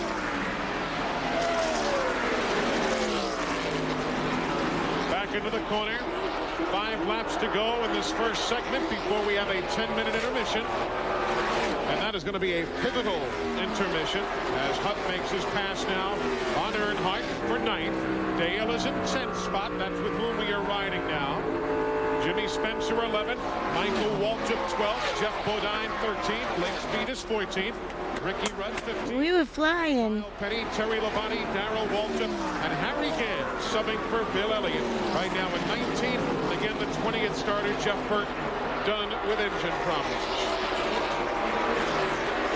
You watch Earnhardt's guys at that halfway break. I'll tell you what, they are going to do some work on that race car. Look right behind him. Jimmy Spencer, another guy who came out of the open. Now making a move on the back end of Dale Earnhardt. It's going to be exciting. Both of them like the high side of the racetrack. We'll have to keep an eye on. Well, 14th. We've only passed 2 cars then. If you think about it. Seems great, but out of 20, we started Battle for second spot now. Bobby Labonte in 15. from Ward Burton. All of this, though, is 4.4 seconds behind the leader, Dale Jarrett. Dale is, he's in a different area code right now. He's checked out and gone. As Ward tries to skate his car out of turn number 4. There you have Ernie Irvin in the 28, Rusty in the 2. That's the battle for 7th and 8th. See what kind of talking they do on the break. Oh, man, I tell you what. Rusty really trusts that car to dive in on the bottom under Ernie Irvin like that, because usually that takes the air off the spoiler, and that car must be working pretty well to take that low line through the corner like that. Field now coming to the stripe. It'll be the caution flag next time by to signify the end of this first segment. Right now, it looks as though $50,000 will be going to Dale Jarrett. And that pass moments ago for Bobby Labonte will move him from $7,500 up to $15,000 in this first segment. There is Dale Jarrett. Working through turn 4 and back to the stripe. $50,000 for that man, Dale Jarrett. $15,000 for that man, Bobby Labonte. And then $7,500 for Ward Burton, who's had a strong run. Mark Martin finishes 4th. Gordon is 5th. But remember, the running order is going to be inverted after the 10-minute intermission. We're coming right back to Charlotte. Stick around. Well, that's how they finished in the first segment of the Winston Select. You have Dale Jarrett showing the way. Jimmy Spencer, who advanced from the open. And there you see the 19 who are running, plus Jeff Burton gone with engine failure. So what happens now during this 10-minute intermission? Get this over with. Chiefs do. We'll find out from Ray Evernham on the AutoZone Tech Fact, brought to you by more than 1,250 AutoZone stores across America. Even though this year's Winston is broken into 3 separate segments with 2 10-minute breaks, they're only going to allow us to do the same changes we would do on a normal pit stop.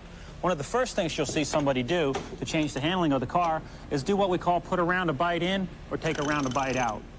The second thing that we'll do, and it's fairly new to Winston Cup racing, is what we call an adjustable pannered rod. It too works off of a ratchet, and we'll have to put several rounds in there, 3 or 4. If you see somebody putting more than 1 round in, they're working on a pannered rod, not just bite. Now, lowering the adjustable pannered rod will make the car tighter. Raising it will make the car looser. Another adjustment we make quite frequently is changing the rate of the spring by removing or placing a piece of rubber between the coils on the spring to change the rate of it. The bigger the piece of rubber, the stiffer the spring. Something else we'll do up here in the front of the car is change the front aerodynamic downforce by moving the fender in or pulling it out. Pulling the fender out makes more front downforce. Pushing the fender in makes less front downforce, but the car will go faster on the straightaway. One of the biggest changes we make in Winston Cup racing might seem like one of the smallest to you. When we say that we're changing the tire pressure 1 or 2 pounds, what we mean is we're changing the spring rate of the radial tire. The spring rate of the radial tire is very sensitive to air pressure. This tire's on a spring rater, and right now it rates at just a little over 1,000 pounds. Let's put a couple pounds of air in it and see what happens.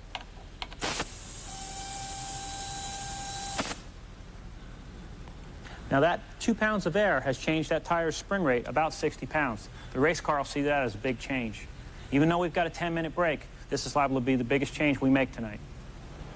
Hope you learned something. I know I did from the AutoZone Tech Fact, brought to you by the more than 1,250 AutoZone stores across America. AutoZone, the best parts in auto parts. And there's Ray Evernham and Ed Guzzo and the whole crew working on that race car. They're doing the same on Dale Earnhardt's car, aren't they, Glenn? Absolutely. A lot of work going on down here, Eli. Richard Childress is standing by. He's the only guy down here not working. He's telling them what to do. Richard, a bad push. What are you doing to change it? Well, we're working with our fenders and the track bar and wedge and air pressure and about everything we can. It's got a real bad push right in the center of the corner. You know, these cars aren't balanced real good right now. We're just going to do the best we can with it. That's all you can do. We'll let him get back to work. Now, meanwhile, the other Dale Jarrett, the only problem he had, this was stuck to the grill, causing the car to run a little hot. As you can see, it's from Domino's Pizza. I'm sure that's one delivery that they did not want to have. Now we don't need to have any more ads for 35 minutes. Thank goodness. For Dale Jarrett as he shows Got him over with. Again, they'll invert the running order, so he's going to have a long way to come in segment number 2. We're coming right back. We are back with you at the Charlotte Motor Speedway here on TNN Motorsports. I don't know if that's the exact new official company logo, but we appreciate their efforts. Hey, hope you can join us at Pocono Raceway. We'll be there for the June 16th UAW GM 500. And if you want to be there yourselves, the ticket office is open right now. You see the number 1-800-RACEWAY. It is toll-free. Pocono's staff is working this evening. They'll be there to take your calls, get your ticket orders filled. So hope you can join us there at Pocono Pocono International Raceway. And I know many of you are augmenting your enjoyment of TNN's coverage by checking out NASCAR online. It's up and running now, and during and after all of NASCAR's Winston Cup races. There you see the computer address. It's there available to you. Kind of like a 24-hour NASCAR garage pass. NASCAR online. Glenn Jarrett, are you on the on-ramp of the information superhighway? Well, we're going to try to find out. You see this guy right here being kept cool right now? That's my brother. He just won $50,000, and I'm here to ask him for a loan. Not really. Good luck. Honestly, the car looked awesome. Can you do anything to improve it? I couldn't imagine what, but I've seen your credit record, by the way, and no loan. Yeah, this thing was pretty awesome. We're just going to leave it alone, see what we can do here in the next 30. It's going to be a lot harder passing a lot more cars, but I think we got a good shot. We don't have to do it all in this 30. You know, we got 10 more after that, so if we can knock off the majority of them, maybe we'll be okay. I'm going to work on my credit report. Let's throw to Randy. Well, Jimmy Spencer transferred from the Winston Open and then ran pretty well in the Winston as well. They made an adjustment, a track bar adjustment for the Smokin' Joe's Ford, led by Donnie Wingo. They're going to try and loosen him up a little bit. They're complaining the Fords seem, for the most part, to be tight. Now, as we look towards Jeff Gordon, to fix his loose condition, a full rubber in the right front, half a rubber in the right rear, little wedge adjustment in the left rear. I should say the rubber went in the left rear. So those are the adjustments for Jeff Gordon. And the rules specifically say no changing of springs or shock absorbers or rear ends. That's the time remaining until we go back racing at the Charlotte Motor Speedway. Set to go back to racing. Time now for the Split Fire mid-race report. Enter the performance zone with Split Fire Performance V spark plugs. Leaders, there have been two. Jeff Gordon for the first 10 laps, and then Dale Jarrett the rest of the way. You see the average speed, and we have been caution-free. Taking a look at the lap leaders, there are the numbers we passed along to you moments ago. Officially, the lap lead changing hands at number 12, and of course, Dale Jarrett leading 19 laps from that point forward. Let's check into the Kyle Petty pit area. Glenn is down there with crew chief Billy Woodruff. And a whole bunch of other less than a minute. NASCAR official Lee Lye. There's a big discussion going on here now. I'll try to get a word with Billy. We saw a lot of smoke come from Kyle's car as he pulled away after they finished their repairs and changes that they made to the car. Crew chief Billy Woodruff. Billy, a lot of smoke. What's going on? Oh, we got a leak on the clutch, and I shot her with a fire extinguisher to try to dry it up a little bit. Anything that might put you out of the race, or you think you got the problem solved? Nah, it ain't gonna put us out of the race. It just won't hook up and grab, you know. So it'll slip and come and go. So if it'll grab, I think we'll be all right.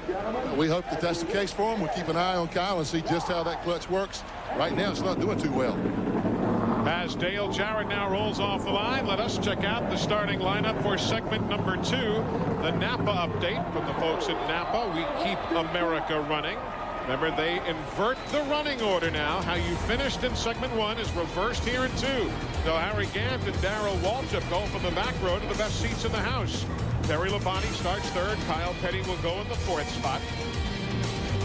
19 of the 20 starters are around to resume. Only Jeff Burton failing. Why does this feel like not a good idea? Jeff Bodine and Dale Earnhardt sharing 7th and 8th spots there. Middle of the pack right now. Michael Waltrip, Spencer Hutt Strickland, Rusty Wallace. Now some of the cars that had mid-range performance in the first segment. Jeff Gordon, who led the first 10-11 laps. Mark Martin had a good run going. Finished in 4th in that first segment. And they were the top 3 performers. And of course, the last empty spot there would have been Jeff Burton, but he is unable to continue after the engine problems of earlier. So 30 laps are gone. Now another 30-lap segment. At the end of this segment, the payout will again be the same. First place will get $50,000. Second place, $15,000. Third place, $7,500. And segment 2 will have a 4-lap of caution work period after the run of the laps. And there again, the monies we were just talking about seconds ago. Then however you finish in this segment, that's how you go heads up into the final 10-lap shootout. There's no more inverting of the running order after this is said and done. And as fast as Dale Jarrett was in that first segment, he has a long, long way to go before he's going to get back up at the front again. Of course, he does so well here at Charlotte, too. 18 races. He won in October of '94. He got 6 top 10s. He was 5th in the last race here. And then, Buddy, Can you bring me a water, please? likes and dislikes come into play versus race car. Obviously, Jarrett has a car. He also likes the track. But can a driver's likes and dislikes make up for a car that's not cutting it? Well, it really helps to have a great car here at Charlotte. Sure. But as you can see, Earnhardt, he had a car that was off just a little bit, and he faded right back through the traffic. So car is very important. But the driver's likes for a racetrack. There's some people that really get around this racetrack quite well, and I think it's just conducive to his driving style. Kyle Petty has just dropped all the way to the back. Let's hear more about that from Glenn. Guys, I was just checking with Larry McReynolds to see what they did, but Kyle Petty radioed in and told him that he was going to drop to the rear of the field because the car would not take off the way he wanted to. He didn't want to cause a big jam up. Oh, with the messy, slippy clutch. Okay, we're coming down for the green, but what happened there, Heath only got high gear. If he shot that thing with the fire extinguisher, he probably has nothing but high gear, so he don't want to start up front. Pace car heads to the pit lane. Here we go. The second of the 30-lap segments of the Charlotte Motor Speedway. Harry Gant on the pole this time when they invert the field. Terry Labonte in the 5. Darrell Waltrip in the 17. Labonte had slipped well back in that first segment. They worked very hard on the car. They had the right front wheel off for a long, long time. They were under the hood of Labonte's car, trying to get him to perform better. Good old DW run. Meanwhile, just behind Earnhardt, you got Jimmy Spencer's car working the high groove. Here goes Earnhardt now. Oh, boy. He's flying. He was sandbagging. Oh, boy. Lake Speed in the stamp colors. Darrell Wallace in the 2, Spencer in the 23. Green and gold colored car.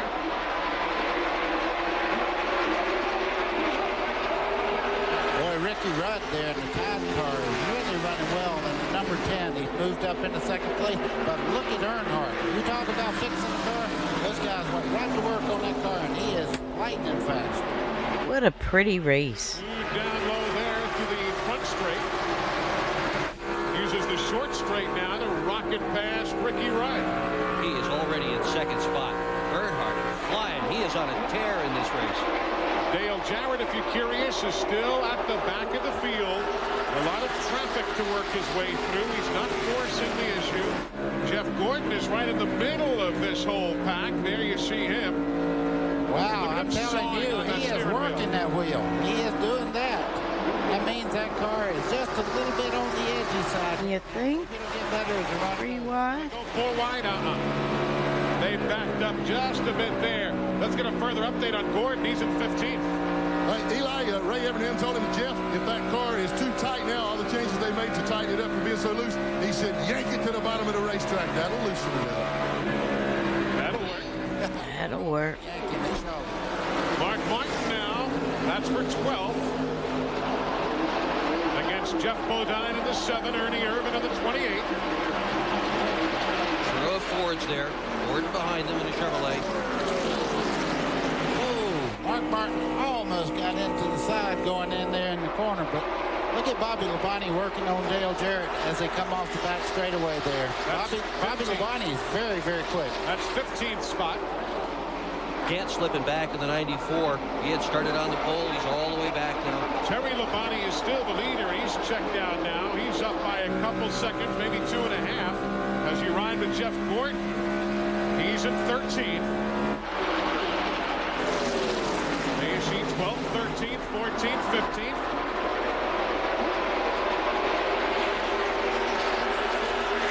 Ernie Irvin, you might have just gotten a glimpse of him going way high. Opens the inside for a battle for 10th from Mark Martin, but Ernie's got those Yates horses working for him. Boy, he drove it deep in the corner. Mark Martin's right on the white line going through the corner. Uh-oh. Turn 4, Warren Burton. Warren Burton, who found himself going through the corner. He was back in 15th, 16th position battling, as you saw moments ago. And caution is on the speedway. It will come out at lap number 38. Caution will be at lap 38 as Ward Burton tags the wall in turn number 4. Boy, that was a heartbreak, as well as they were running Bill Davis, the team owner, first across the wall.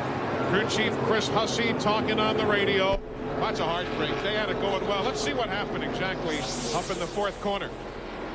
Well, you see just behind Jeff Gordon there, you see Bodine and Gordon make a little bit of contact. I think Ward Burton might have moved up on the racetrack and just lost the back of the car. Almost it seemed as if something came out from underneath it, buddy. Did you see anything coming out? I don't know. We'll take another look at it and see what we can tell. But Bobby Labonte was well to his inside. There's 22. There's Bobby Labonte. No, there was nobody near him. No, what he did, I think, is really put the brakes on the car, nosed over a little bit, and sparks come out from under it. But he was trying to avoid the wreck that he thought was going to happen. So the Burton brothers are now in the garage. Jeff retired at the start.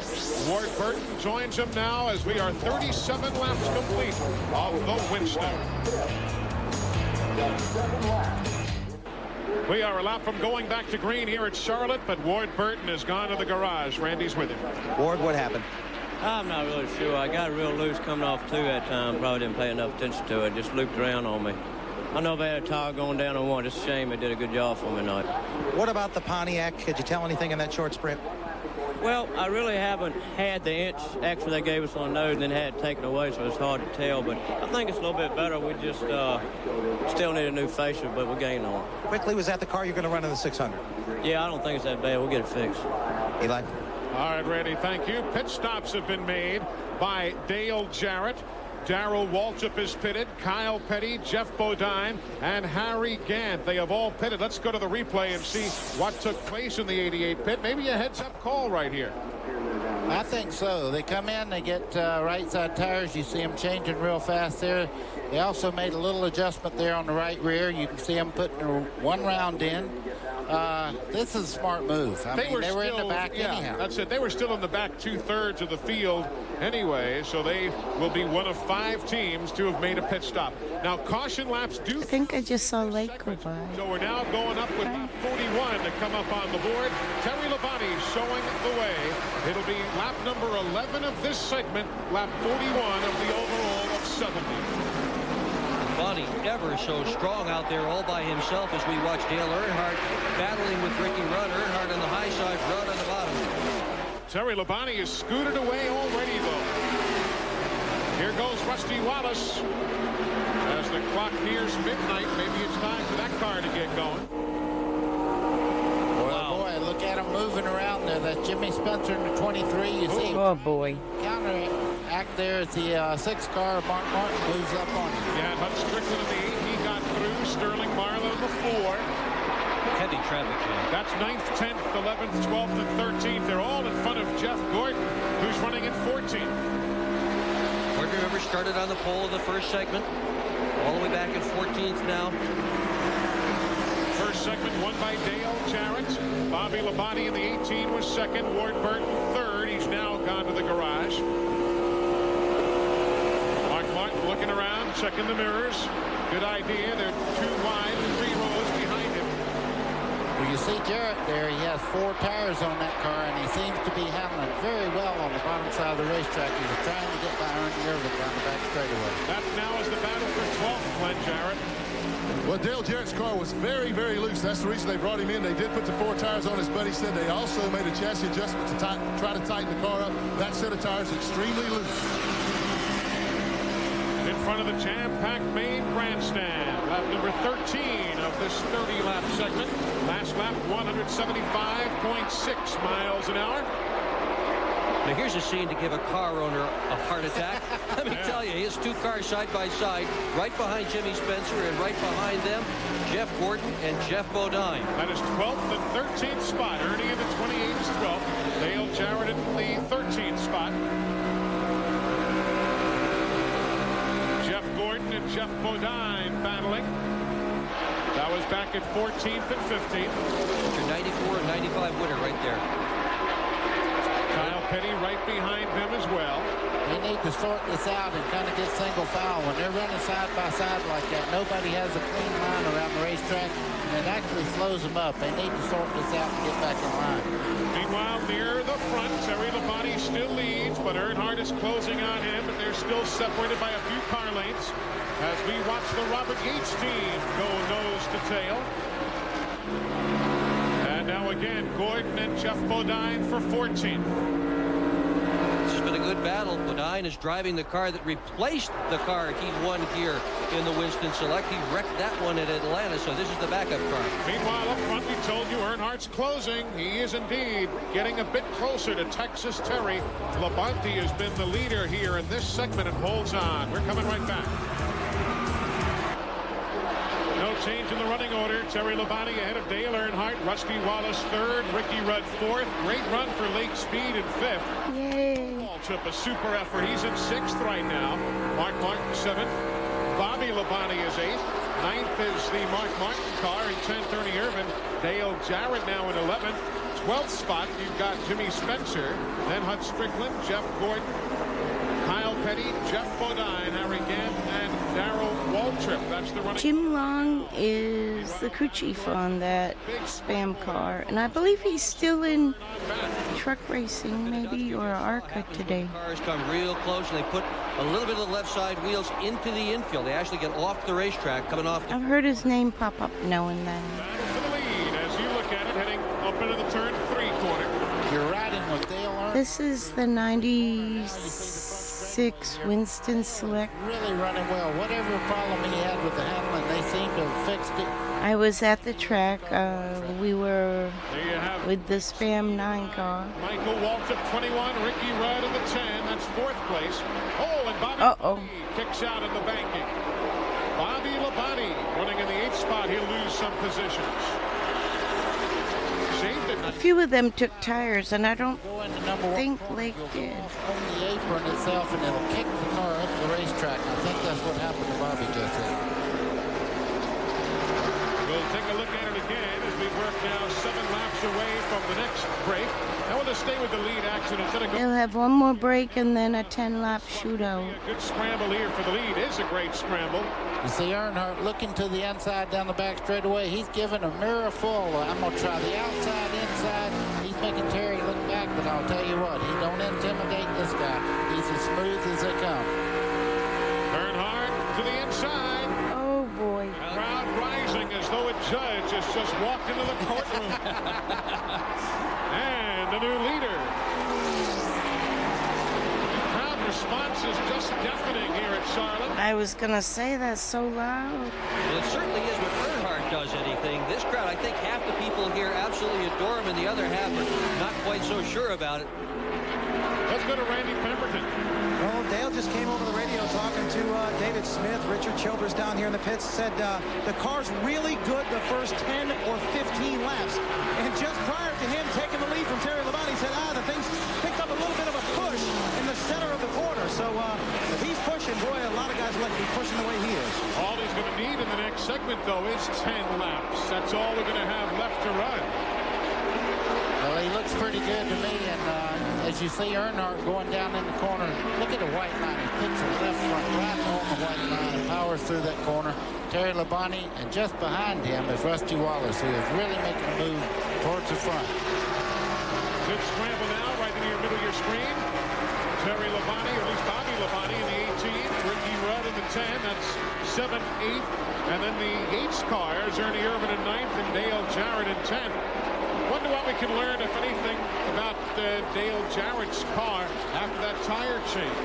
Well, I'm not sure. You can't really tell. You see him working, trying to get by Ernie Irvin still, and he's moving up to the high side of the racetrack. He just does not have the muscle to get by Ernie Irvin at this point. This is 5th place you're looking at. Mark Martin in the 6th, and then red, white, and blue Valvoline car. Sterling Marlin, the Kodak colors, number 4. Mark carries one of our TNN cameras tonight. Well, hoses inside the car for cooling the rear end, a little bit for cooling the driver, but not much of that here tonight. It's a real stretch sprint run, really.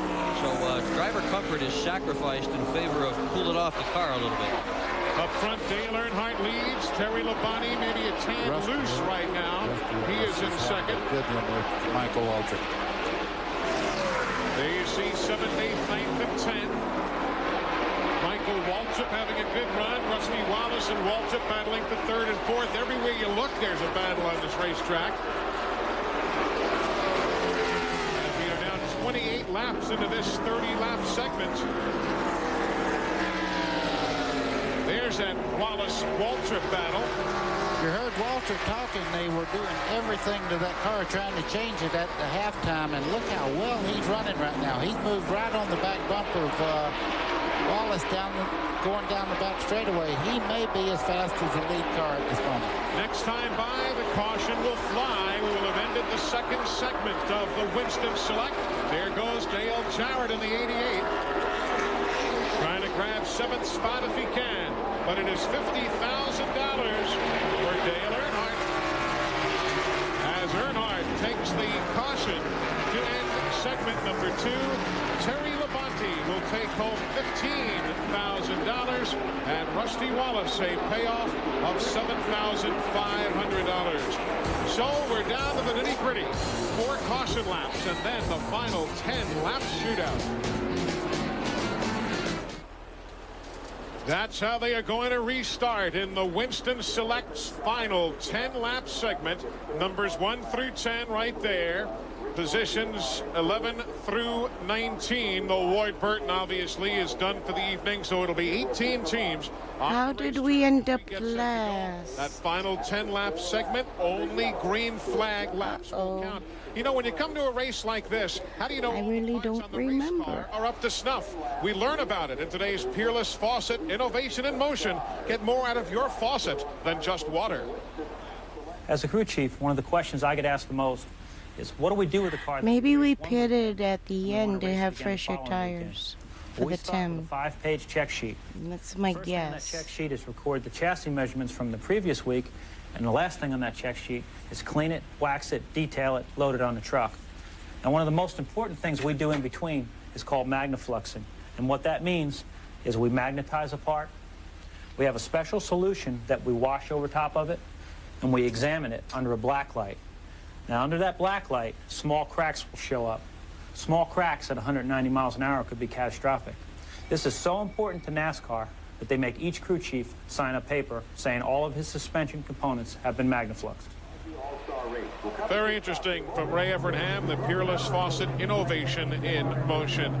Under caution, everybody working on their tires, making what little changes they will.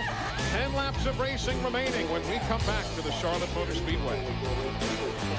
Looking at the Charlotte Motor Speedway, all lit up tonight for the NASCAR Winston Select. All of our aerial coverage brought to you by the folks at Duralube. We appreciate their involvement. Hey, if you're a motorhead, tomorrow, don't even touch the TV dial. Keep it right here on TNN Motorsports, because beginning tomorrow, we've got all sorts of live racing. NHRA Today, a live 1-hour special from Englishtown, New Jersey. Then the NASCAR Busch Series, the Meridian Advantage 200 from Nazareth, Pennsylvania. 3:30 Eastern, the Sunoco Ultra 94. That's the Trans Am Classic from Mosport Park in Ontario. Then at 5 o'clock, live coverage from Englishtown, New Jersey. The NHRA Mopar Nationals. All tomorrow and all live on TNN Motorsports. Here's Glenn Jarrett. Hey, guys, we know that my credit's not good, and I'm not the smartest person on earth, but they didn't have to do a whole lot to this car. It must be pretty much to your liking, Rusty. It feels pretty good right now. Hope everything goes okay. I got a good car. Well, they're firing up right now, going to put him away out there. He starts 3rd. I tell you what, they've worked long and hard to get this car back to the front of the pack. He may be a factor in this thing. Russell William Wallace ready to go to work as we take a look at how they'll be lining Love that sound. the Napa Field Rundown. Napa, we keep America running. When they first start up. Again, remember, Earnhardt seems to win every 3 years. Numerologists say this is his year.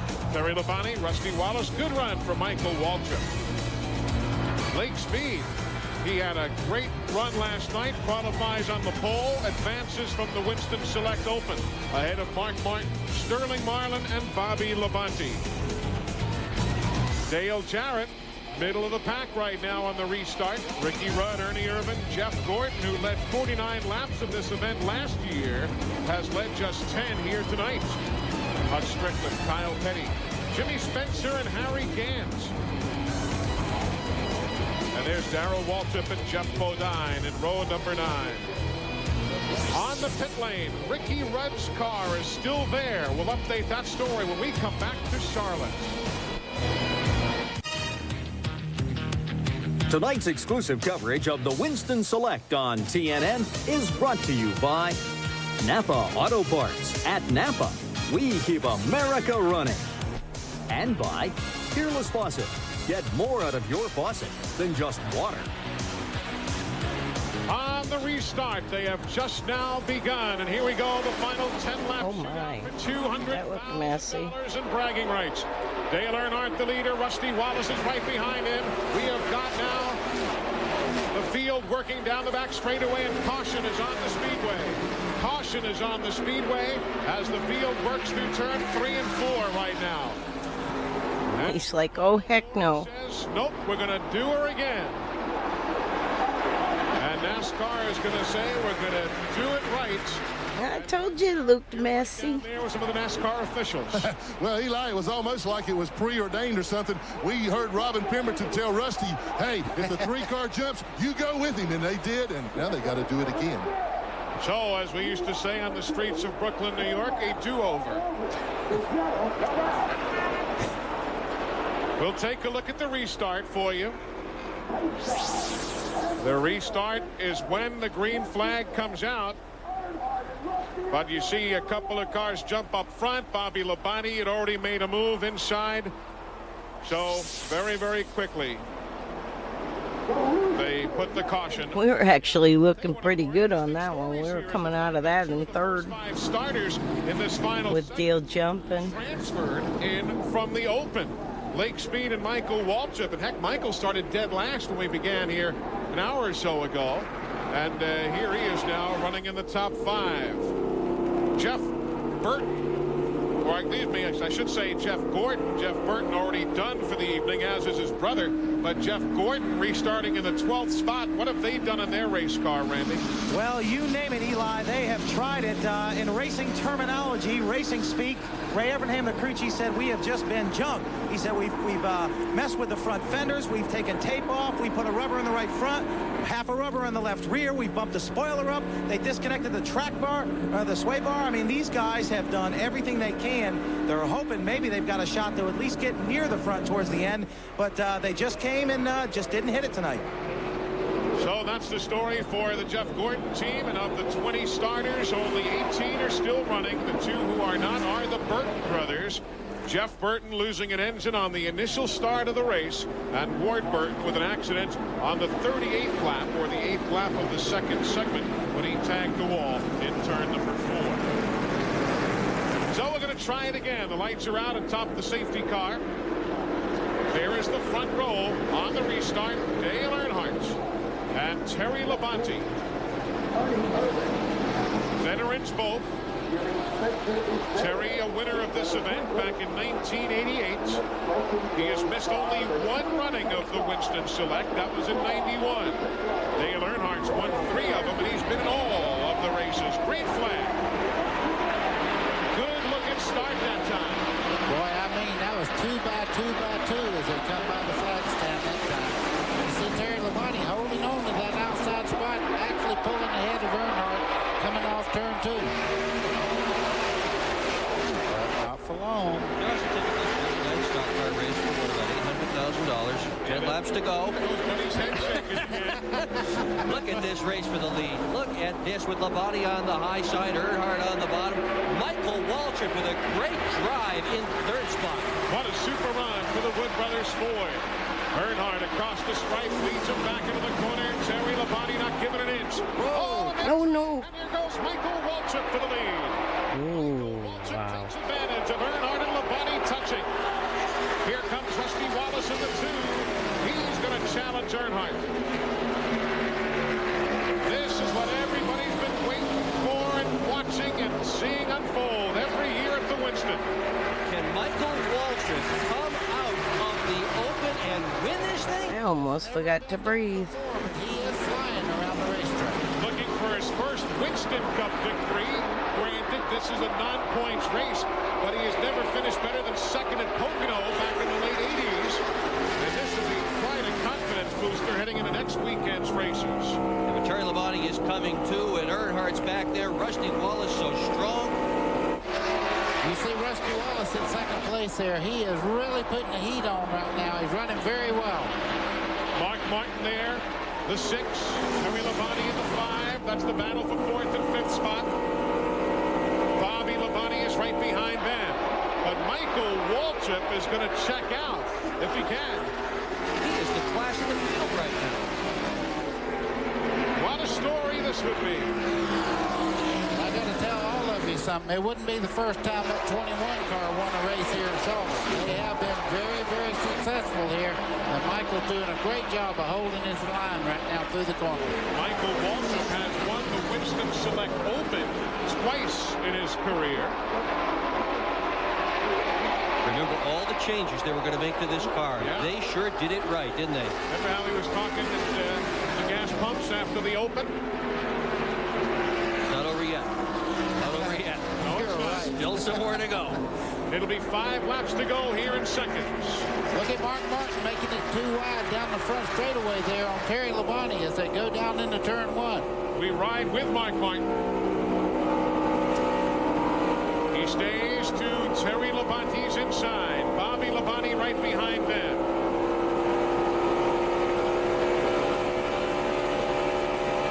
The Wood brothers out of Stewart, Virginia. May be en route to one of the biggest paydays ever. Certainly would be Michael Waltrip's biggest payday by far.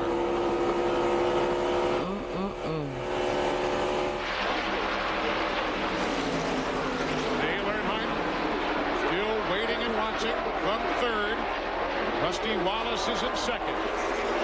Less than 4 laps to go. There is Dale Earnhardt.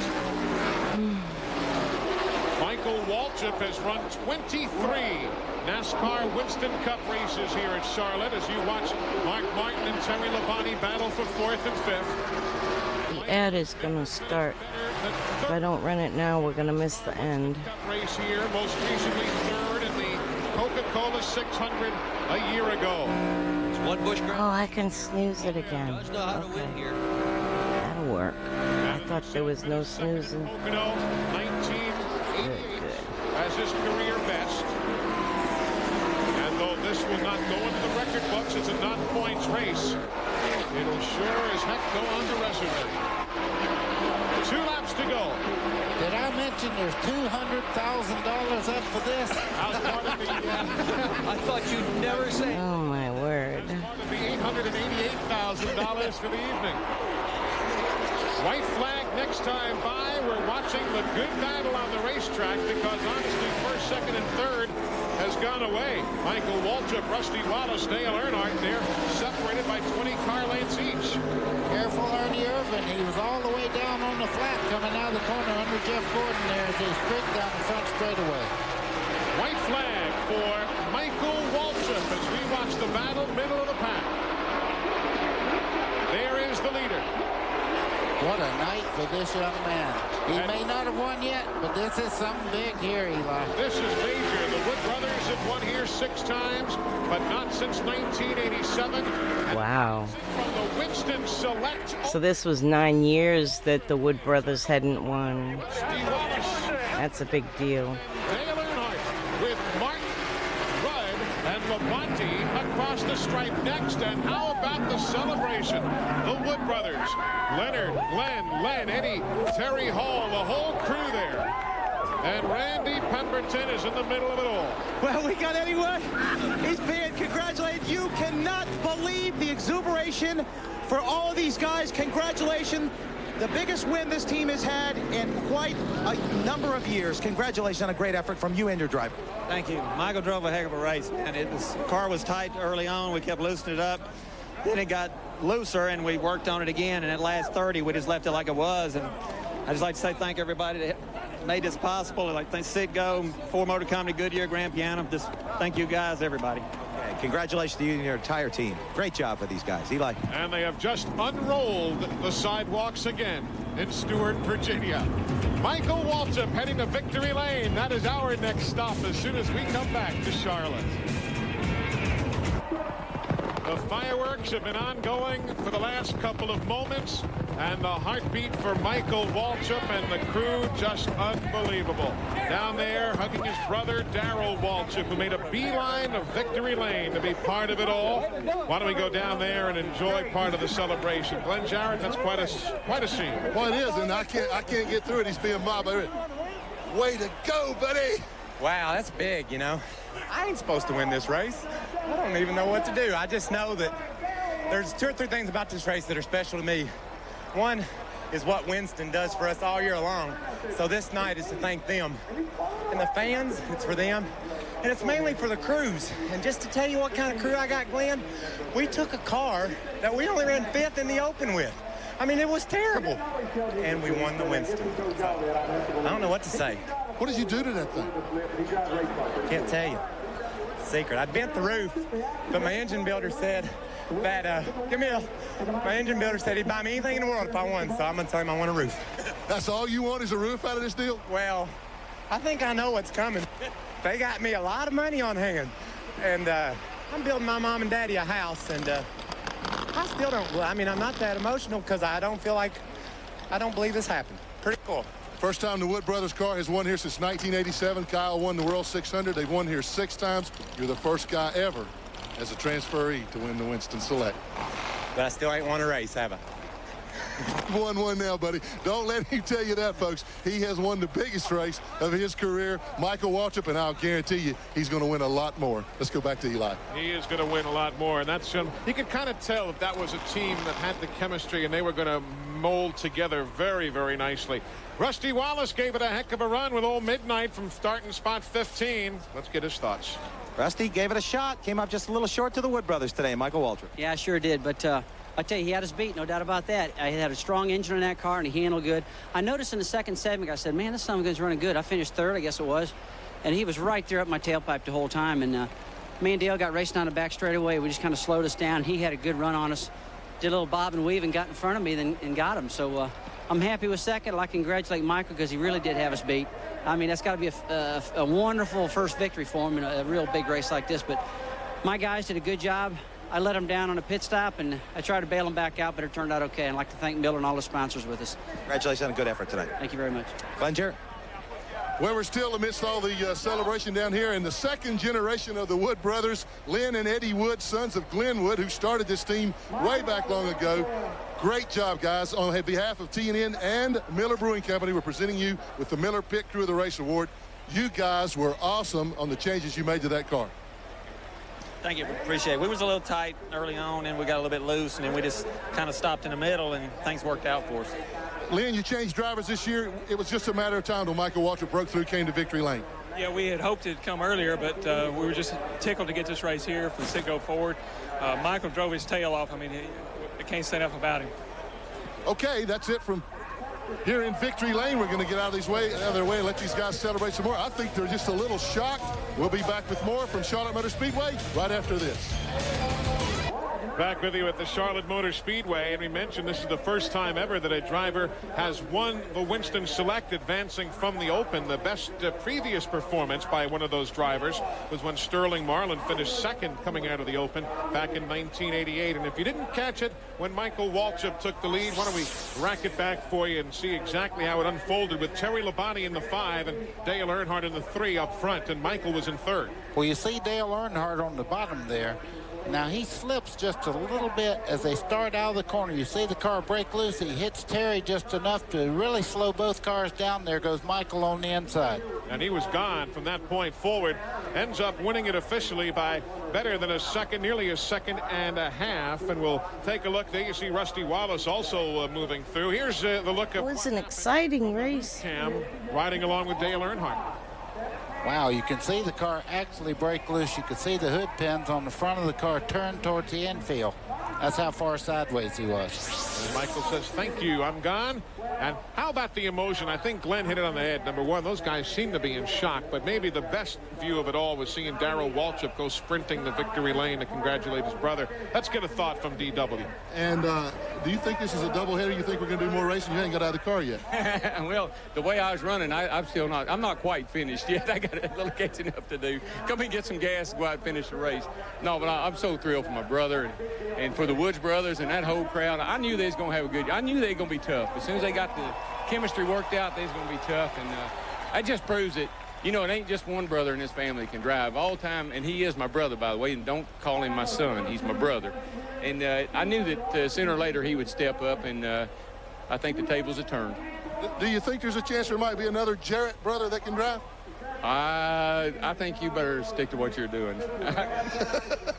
Thanks a lot for that heartwarming throw, Darrell Waltrip. Down in Victory Lane moments ago, we gave away one award to the Wood brothers. Now the folks at Western Auto have given away the Mechanics of the Race award to Len and Eddie Wood for the entire Wood Brothers Citgo Ford racing team. A big old smile for a very fine family and a darn good bunch of mechanics. Don't you leave us. We've got lots more coming up from this. That was a pretty good show. I'm getting hungry. It's pretty late. I'm gonna start a raid. I hope y'all come back sometime.